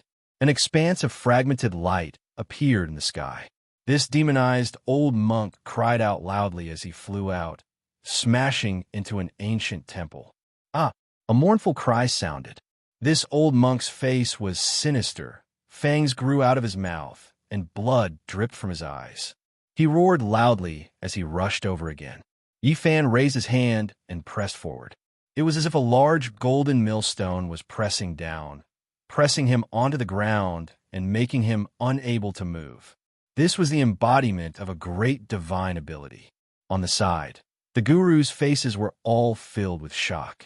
In their eyes, this was a demonic figure that was difficult to enlighten, yet it was so easily suppressed. Yifan lightly sighed. He didn't crush him into pieces. From a certain perspective, this was a pitiful person. He believed in his entire life, yet in the end, it was all for naught. His body died, and his Tao disappeared. Only a mouthful of resentment remained. Please allow us to send him off. Shimoti couldn't bear it anymore. He walked forward and clasped his hands together in greeting. Yifan nodded and didn't say anything else. The gurus walked forward, and all of them sat cross-legged beside the demonic monk. They chanted scriptures, wanting to dispel all the resentment and send him to the afterlife. Namo Amitabhaya, Doda Ja Duo Yi, Duo Dita, Amitapapai. Not long after, the old monk who was pressed down by Yifan's large golden palm was completely dispelled. The blood-colored scales on his body also disappeared, and the expression on his face gradually became peaceful. Finally, Yifan raised his hand. This old monk turned into a ray of holy light and sat up. He chanted Namo Amitba, turned into a rain of light, and disappeared, dispersing all the resentment. We cultivators worship Buddha too much, and our obsession is too deep. We can't see the true Buddha, which is why we ended up like this. It's not his fault. One of the guru clasped his hands together and chanted scriptures. They continued on their way. This ancient path to Spirited Mountain was filled with dried-up bones. Along the way, they found no less than 100 corpses. There was nothing else. They were all senior monks. This made people sigh. Only those who worship Buddha could find this place, but they could only die halfway. They couldn't get close to Spirited Mountain. It was really sad. Suddenly, the ancient path was cut off. A pitch-black abyss lay in front of them, blocking their way. The path to Spirited Mountain was still faintly visible on the other side. Is this a test? Yifan asked. No, this is because the secret words we received from our ancestors weren't complete. That's why the path was cut off. Now, it seems like we can only rely on ourselves to cross over and connect the broken path, an old monk said. During this process, Yifan kept chanting incantations and used his own mana to support the small stone Buddha. Only then could the ancient path not extend forward. At this moment, it was finally blocked. All right, let's cross over. Yifan wanted to enter the spirited mountain to take a look. Since the fluctuations were not inferior to Mount Meru, there must be a shocking, ancient spirited mountain. Ayo! Suddenly, a mournful cry rang out. This abyss was filled with black mist. There were ghosts crying, and there were all kinds of demons and ghosts struggling inside, wanting to rush out. This is the Chaos Demon Abyss. Before Buddha achieved the Tao, he suppressed and killed all kinds of demons. Many of them filled this abyss, Siddhartha said in surprise. This abyss couldn't be flown over. It was condensed with the killing intent of countless demons, turning it into a killing field. One could only rely on one's own body to cross over step by step. Is that so? I also want to see what the demons Buddha killed were like. Yifan said. His body released golden light, enveloping the few of them. He walked above the abyss, stepping on the evil spirits that rushed up one after another. Demons were dancing in disorder.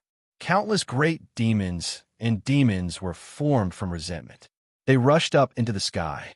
Although they no longer had the mana they had when they were alive, they were still incomparably terrifying. They rushed over while crying. Hong long long. Thunder and lightning rumbled outside Yifan's body. His gold saint domain spread out, and he was like a god traversing hell. He walked above, and in the process, he really saw a few powerful characters. Bang! A sect master-level demon was turned into black light by his finger and turned into nothingness, frightening away a group of evil spirits. Then, when a huge white skeleton appeared, the entire Chaos Demon Abyss was thrown into chaos. A demon with a skeleton. Yifan's eyes lit up. This was too rare. He was extremely powerful, and the skeleton didn't shatter after taking a blow from him. He fought a great battle with him. He was as fast as lightning, leaping like a dragon, jumping like a tiger, leaping like a monkey, and striking like a snake. He struck out a total of 18 times, and with a boom, that snow-white skeleton was shattered. At the side, a few Indian monks were all alarmed. After a long time, one of them said, "If I'm not wrong, this skeleton belongs to a guardian Vajra of our Buddhist sect. He fell into the demonic path, and his bones are immortal. How could he be shattered like this?" They couldn't understand. The guardian Vajra of Buddhism had an indestructible body, and even death couldn't injure it. Just how powerful was this young man in front of them? His corporeal body surpassed Buddha's. The Chaos Demon Abyss was really a dangerous place. Demons, devils, and ghosts would rush out from time to time. They were bound here and wanted to drag the living down with them. It was difficult for ordinary people to pass through. The few masters all knew that no matter how many people came, they would die. It was impossible to pass through. The evil spirits inside were all formed after the death of ancient divine beings. However, Yifan's battle strength was astonishing. Although he encountered a few fierce battles, he won all of them and killed his way through. The strength he displayed was close to that of a god in the eyes of these people. He kept suppressing all kinds of demons and was invincible. Not a single person could stop him. In the end, Yifan killed his way through the Chaos Demon Abyss and smoothly stepped onto the broken road. Boom! Waves surged into the sky, hitting high into the sky. It was a vast expanse. This was a vast and boundless ocean blocking their way. The sound of waves was deafening, making people feel like they were in a dream. They didn't know how many miles they had walked, but they actually came to such a place. The ancient road was blocked, and in front of them was a boundless ocean. How is this possible? Have we walked out of the Tibetan area? The ancient Sanskrit monk was stunned. This is the sea of bitterness. If we want to get close to the spiritual mountain, we have to cross it. This might be the real earth. What we see on a daily basis might only be a part of it. An old monk said, "The sea of bitterness is boundless. Turn back to the shore before it's too late." Do we still want to cross it? Another old monk said, "We won't turn back until we see the spiritual mountain," Yifan said softly. The few of them had seen his great divine ability. Hearing him speak like this, it naturally represented their unanimous decision to continue forward. Yifan stretched out his hand and pointed. A purple copper warship appeared in the void, allowing them to board it. It slowly rowed across the boundless sea of bitterness, advancing towards the shore. Boom! Raging waves beat against the shore, and raging waves washed the sky. That black ocean was terrifying. Every time it surged, it seemed like the world was going to be turned upside down. There were actually living creatures in the sea, whistling over. They were shocked. After traveling for hundreds of miles, densely packed white bone claws stretched out from the sea. There were even terrifying demons rushing up to attack the warship in the sky. It was much more terrifying than the chaotic demonic abyss. There were unfathomable evil spirits inside, emitting a monstrous aura. Yifan took out a copper lamp. He had a human body and a ghost face as he hung on the bow of the ship. In an instant, the wind and waves calmed down. All the demons and ghosts disappeared, no longer stirring up trouble. This was the copper lamp he picked from the ancient Mars. It was left behind by the Gautama Buddha in order to suppress the vengeful spirits with great divine physiques. It was a strange, secret treasure that burned the oil of ancient saints. Everyone was shocked. This sea of bitterness was definitely incomparably terrifying. If they traveled normally, perhaps even the golden Arhut would fall. They never thought that because of the existence of a copper lamp, everything would be smooth sailing. The black sea of bitterness surged, and there was no longer a trace of danger. However, they could feel that there were extremely terrifying demons swimming under the sea. They would peep above from time to time, but they didn't dare to approach. This copper lamp emitted a long green light, and its shape was vivid and lifelike. It had a human body close to the Tao, a sinister ghost face, and a tongue as the wick. The flame danced, and it actually burned out ancient talismans that surrounded the entire copper ship. Moreover, a skinny little old man appeared. He squatted at the bow of the ship and smiled strangely at them. It was indescribably evil, causing the Indian gurus to feel a burst of fear. This wasn't the first time Yifan saw him, so his expression didn't change. It had to be said that this copper lamp possessed divine might that could suppress all evil spirits. An entire 9 days passed, and not a single demon jumped out along the way. Even the entire sea of bitterness had calmed down, intimidated by it. 9 days later, they reached the other shore. When they looked forward again, a great mountain that was tens of thousands of zhang tall towered into the clouds. It was incomparably majestic. Spiritual mountain, we're about to reach the ancient spiritual mountain Tao, right? The old monks were all incomparably excited. Yifan didn't say anything. He felt a boundless, undulating fluctuation of Buddhist nature. He knew that they were truly approaching the legendary spiritual mountain. That's a day later, they passed through one great mountain after another. Specks of light appeared in front of them, and the radiance of divinity pervaded the air. Yifan was also shocked. He cultivated the heavenly eye, so he could naturally see even further. He had long seen the miraculous scene on the horizon. Divine light danced in the air, turning into a sparkling and brilliant rain of light. And there was an ancient Bodhi tree. Its branches were like horned dragons, extending in all directions. Its leaves were verdant and glistening, and there were fluctuations of the great Tao. Under the ancient tree, there was a middle-aged man in his 30s sitting cross-legged. He was untainted by even a speck of dust, and his body was imprinted in the void, merging with the great Tao. It was as if he was sitting in 3 different spaces. Sakyamuni Buddha. After Samodi and the others saw clearly, their heads immediately swelled, and they almost exploded.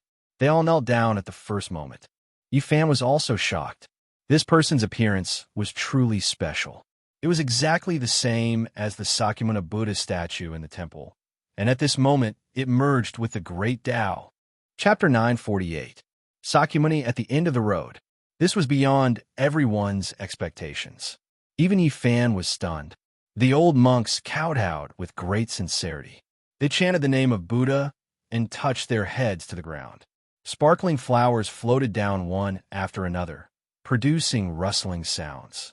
However, this only served to make the world even more tranquil. An ancient Bodhi tree was rooted there. An otherworldly man sat cross-legged under it, merging with all living things and coexisting with the great Tao. His eyes were closed as the sparkling flowers fell on his body. It was as if he hadn't moved for thousands of years. He was peaceful and transcendent. If a person was exactly the same as the Buddha in the temple, it would undoubtedly be an abnormal sign that would make people respect and fear him. Siddhartha and the others kowtowed with each step. They were extremely excited to see Sakyamuni. Even if he died immediately, they would have no other regrets. This was their life's greatest wish. They only wanted to see the true Buddha and kowtow to the Tathagata. On the ancient road to Spirited Mountain, their wish came true.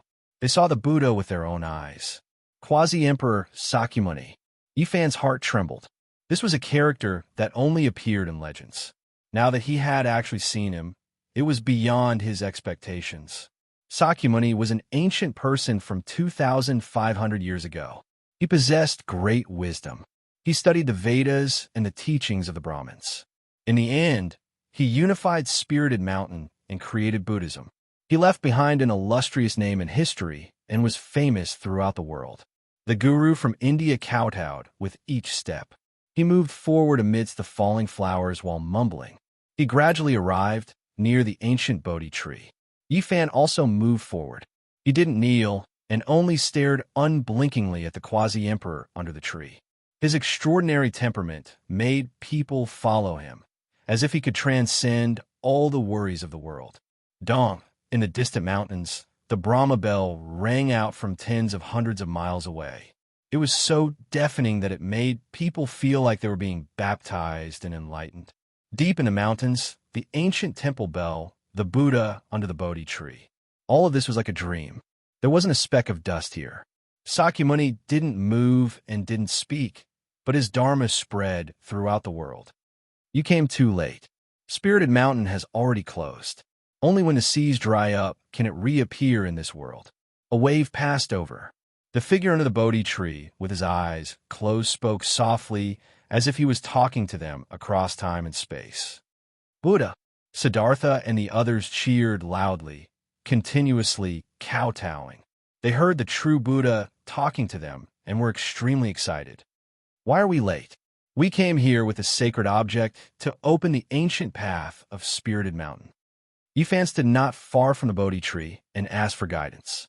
Spirited Mountain has already withered. It is difficult for it to appear in the mortal world.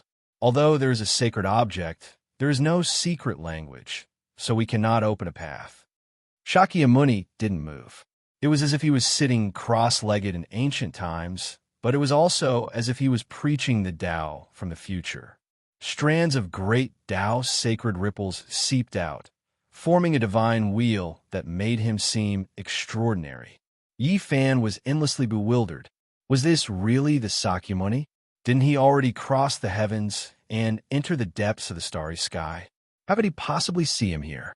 Back then, he had seen the back of great Emperor Wu Shi in the Purple Mountain. At first, he thought it was real, but then he realized that it was just a shadow that had been imprinted tens of thousands of years ago. Could it be that what he saw was the same?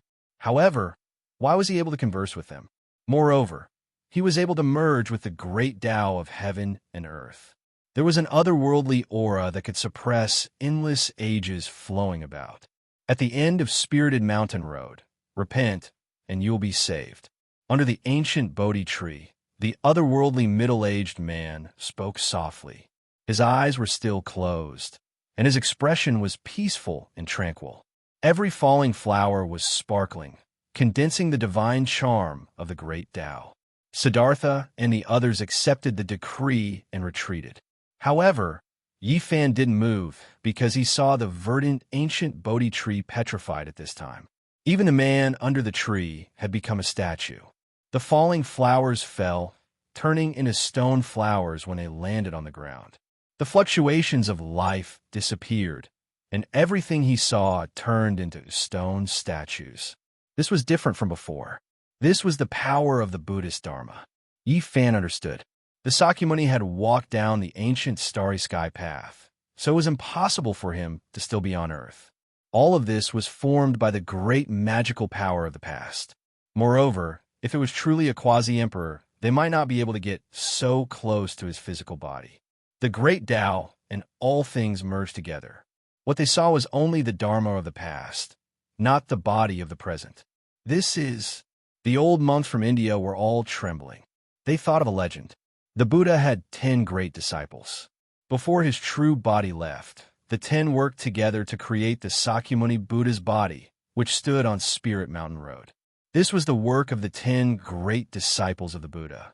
This incarnation of the Sakyamuni Buddha could display part of his divine abilities. What they saw just now couldn't be considered false. From this, they could also infer that the Spirit Mountain was close and not far ahead. However, Siddhartha and the others all stopped and were unwilling to take another step forward. They solemnly followed the Sakyamuni's decree and didn't dare to disobey it. The Spirit Mountain is in sight. Don't you want to go in? Even if you can't succeed, why don't you go closer and take a look? Yifan spoke. We have sinned. The masters all put their palms together and at the same time advised Yifan not to go any further and turn back. Yifan didn't pay any attention to them. He walked past the petrified Sakyamuni and the Sakyamuni Buddha and continued forward. The old monks were all stunned. They all stood on the spot and stared blankly. The ancient road meandered forward for another few li. Finally, it was completely cut off. In front of him, a vast mountain was faintly discernible. It was located at the end of the world. There wasn't any life there. There was only a wave of Buddha nature, fluctuation like the sea. The entire mountain was devoid of life. Not even an auspicious beast or auspicious bird could be seen. Yifan opened his heavenly eye, but discovered that it was still blurry. The vast Spirit Mountain couldn't be seen clearly. He only knew that the mountain was serene and the ancient temple was silent. It was clearly already in front of him, only a few dozen li away. How could the Spirit Mountain be closed? He thought for a bit and walked forward with large steps. Even if there was no road, he still wanted to go forward and open up his own path. However, the moment he took the first step, he immediately saw the primal chaos surge. The Spirit Mountain became more and more indistinct. It was as if he heard the chanting of the ancient Buddhas. Yifan didn't stop and continued forward. However, there was a Buddhist lion's roar. It was as if an Arhat was chanting an incantation. The evil subduing pestle in its hand pressed towards him. It was formed from Buddha light. He let out a light shout and opened up the golden sacred domain. Nothing could get close to him. With a loud rumble, the heavens seemed to collapse. The evil subduing pestle flew backwards as he took large steps forward. In the distance, Samodi and the others were dumbstruck. Was he going to fight against the Bodhisattvas and force his way into the Spirit Mountain? At this moment, there was chaos in front of him. The primal chaos raged, and the Spirit Mountain was majestic. It was as if it was going to fall over and suffocate everyone. Yifan shouted and chanted the Buddhist mantra. At this moment, he suffered a great pressure. Even though he was a saint, he still felt as if his body was going to be crushed. This was the pressure of the Spirit Mountain. This was the fluctuation of the vast Buddhist power. It was the psyche power of who knew how many creatures had gathered here in the past. No one could resist it. The primal chaos mist-attacked. The Yiksha, Ajura, Gandharv, Garuda, and the other 8 tribes appeared. They were also formed from Buddhist divine light and pounced towards Yifan. Even the swastika sound didn't have that great of an effect. It only shattered a part of it. Yifan took a step back and endured the great pressure. He believed that if it was anyone else, they would have died a long time ago. Even his saint body wouldn't be able to hold on. The Spirit Mountain was worthy of being the most famous ancient Tao rite. It was inviolable and couldn't be approached. This place was protected by a world-shocking great formation. Moreover, there was a distance of over 100 li between them. If one really charged in, there would definitely be a disaster. Yifan looked at the little stone Buddha in his hand and frowned. Without the secret message, he couldn't enter with just this divine object. There must be something shocking left inside. Otherwise, it wouldn't be protected like this. He knew that it was difficult to enter, but he wanted to get closer to see what exactly was going on with the Spirit Mountain and why it was like this.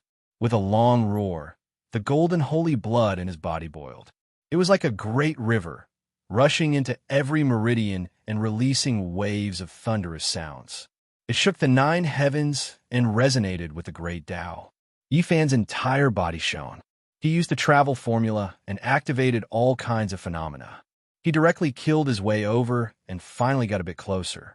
He vaguely glanced at the old monks sitting on the cliff and beside the Buddha platform.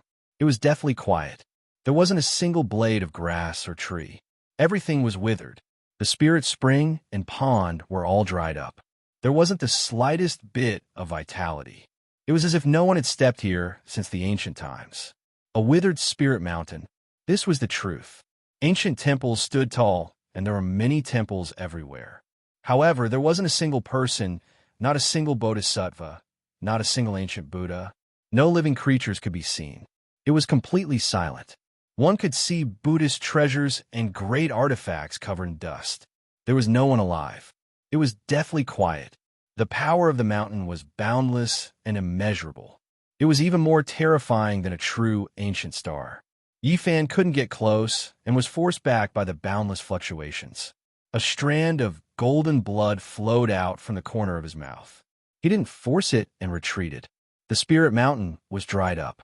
It had experienced great changes. No wonder it was closed. However, what he saw should only be the mountain gate. Everything in the depths of the spirit mountain was extremely dim.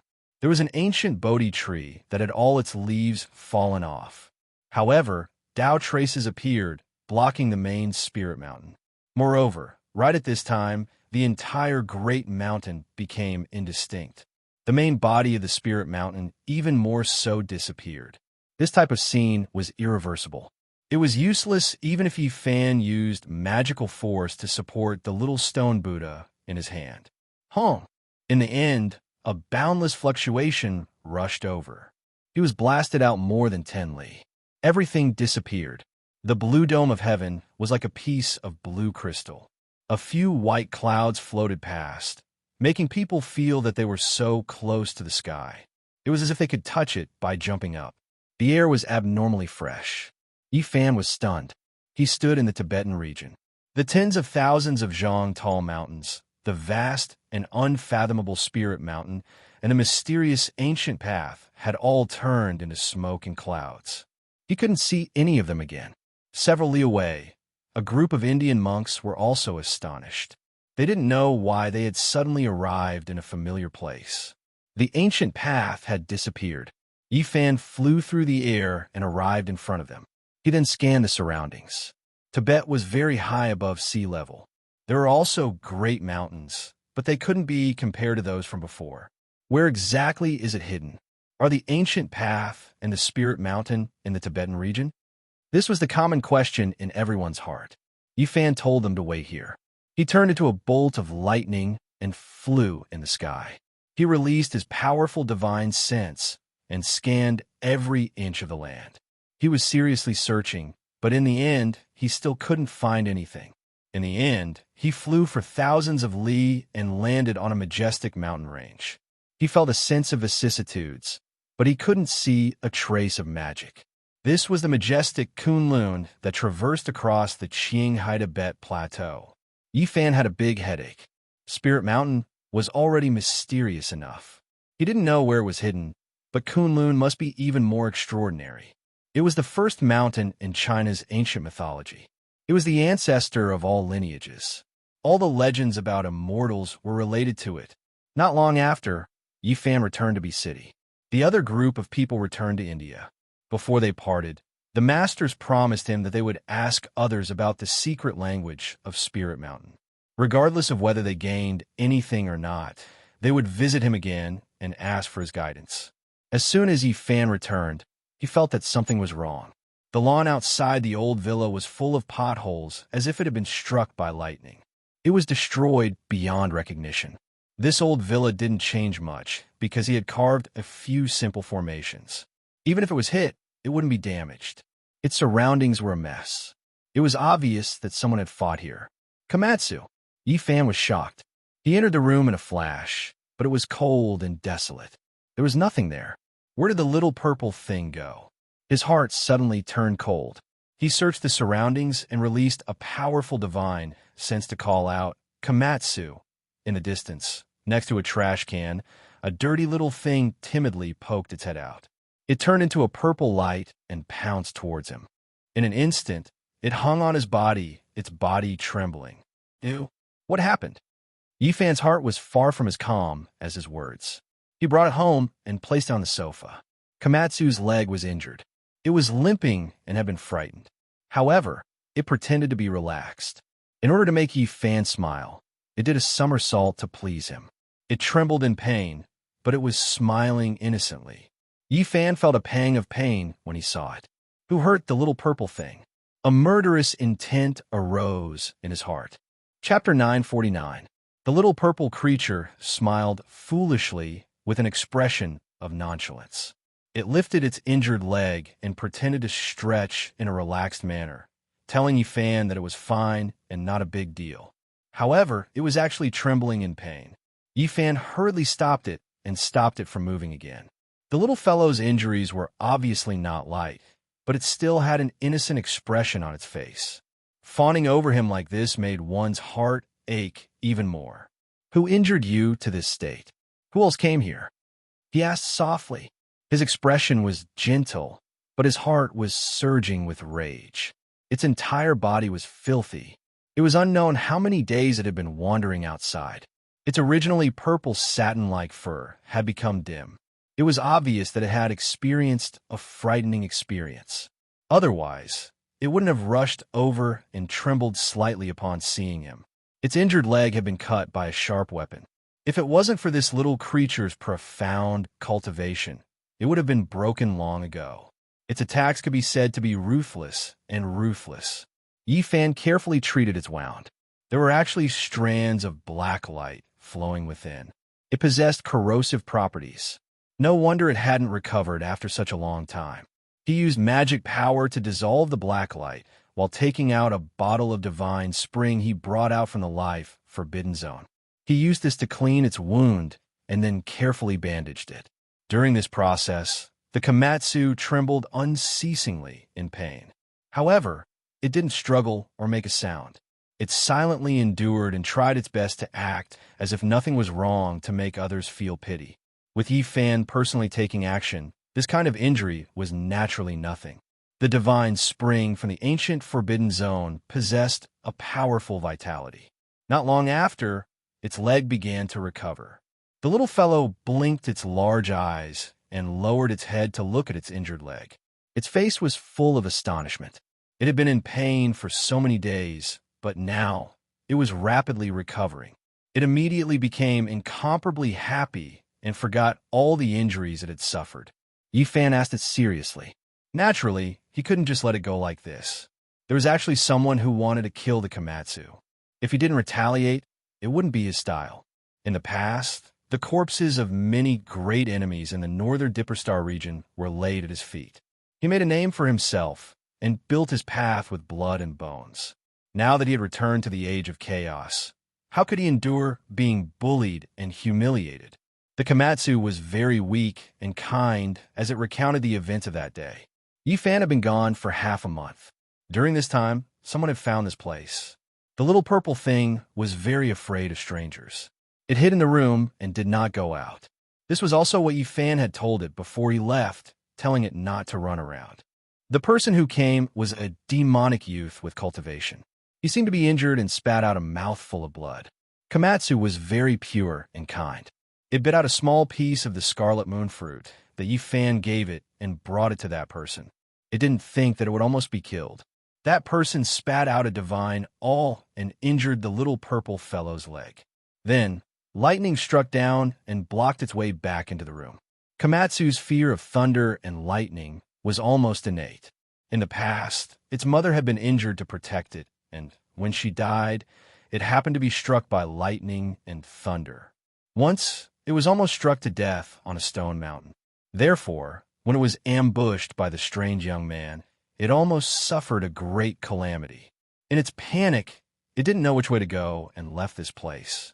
It waited for many days, hiding beside the underground sewers and trash cans in fear, until Yi Fan returned. After learning of all this, Yi Fan did not say much. He gently rubbed its head. This little thing was as pure as a piece of white paper. In the past, it only had a small stone Buddha as its companion. It breathed under the bright moon alone and had never come into contact with humans. After it was led out of Tibet by Yi Fan, it had always thought that everyone was like it. It didn't know the sinister nature of the human heart and looked at everyone with its kind heart. Even at this time, the little thing was still confused. It asked Yi Fan in confusion, "Why did that person treat it like that? What did it do wrong?" "You didn't do anything wrong. The only thing wrong is that the human heart is too complicated. You will slowly understand in the future." "Oh." The little purple thing made an "oh" sound and blinked its large eyes. Its heart was still full of confusion and confusion. Yi Fan decided that in the future, he would bring it along to experience some things. Only then would it understand. Komatsu washed itself and drank some divine spring water. It finally recovered and became lively and quick-witted again. It peeled a plate of pine nuts and carefully handed it to Yi Fan. Yi Fan accepted it with a smile and handed it a jade snake orchid. Its essence energy overflowed and its fragrance filled the air.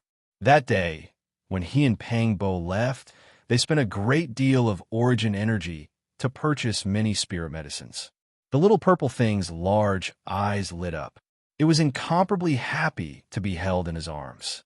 All of a sudden, it forgot all the pain it had suffered and laughed without a care in the world.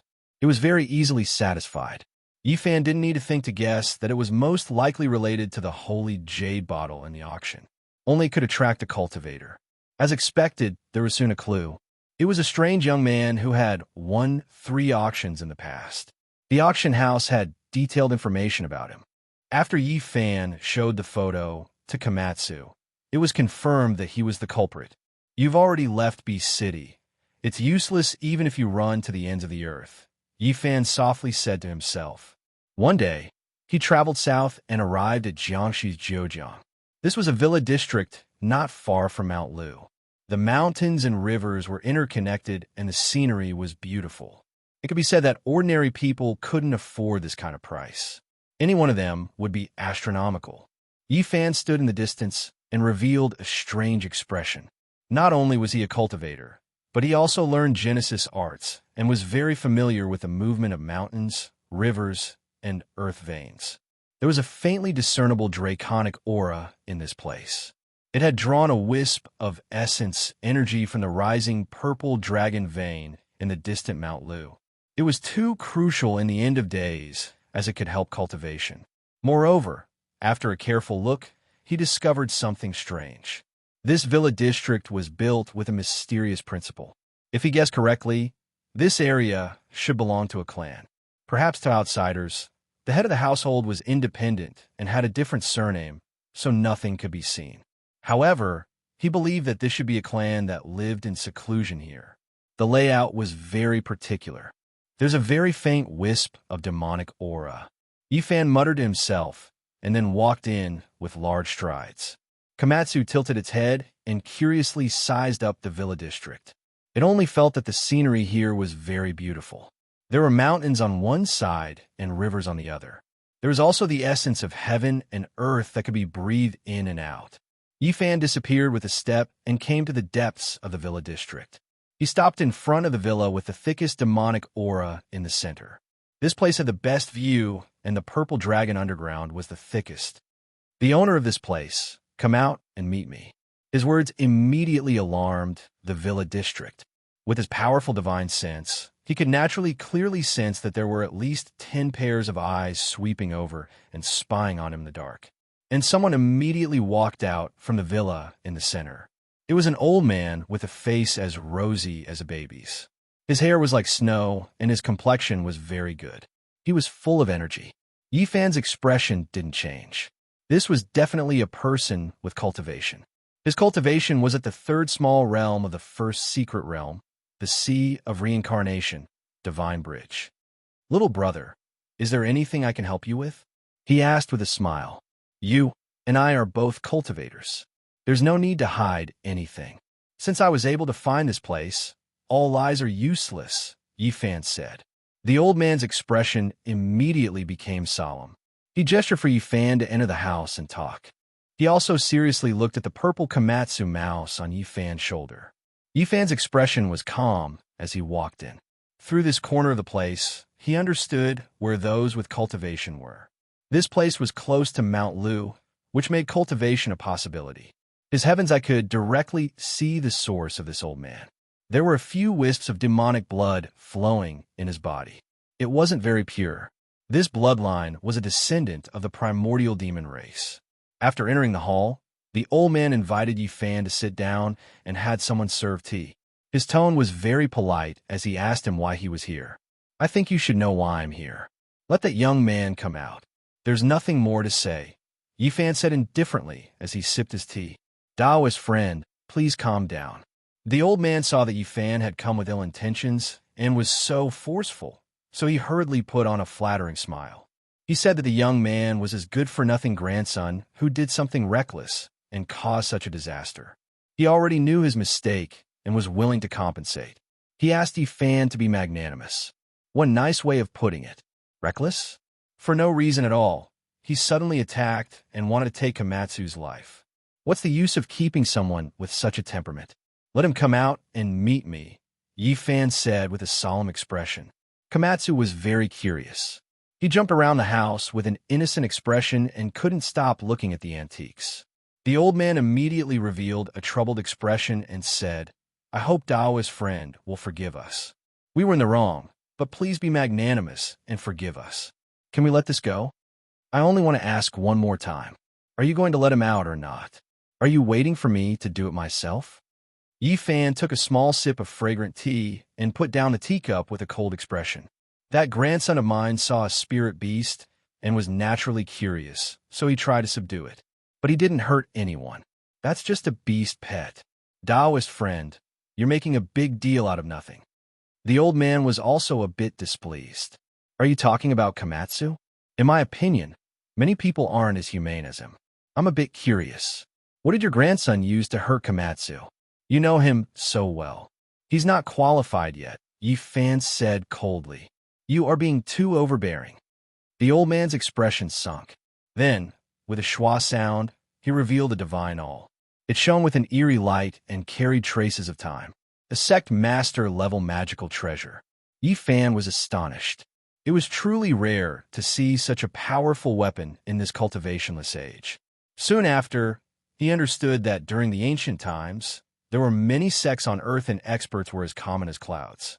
Naturally, there were many powerful beings, so it wasn't a big deal to have weapons left behind by them. This is the weapon, said the old man.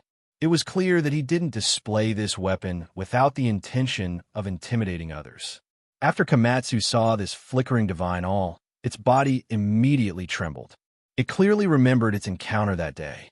Yifan gently rubbed its head and said, I'll refine it into a small knife for you to trim your nails in the future. The old man's expression immediately changed. He said, Young man, you don't know the immensity of heaven and earth. You're too presumptuous. At the same time, the door was pushed open and another old man walked out. It was a cultivator from the Holy Palace's secret realm.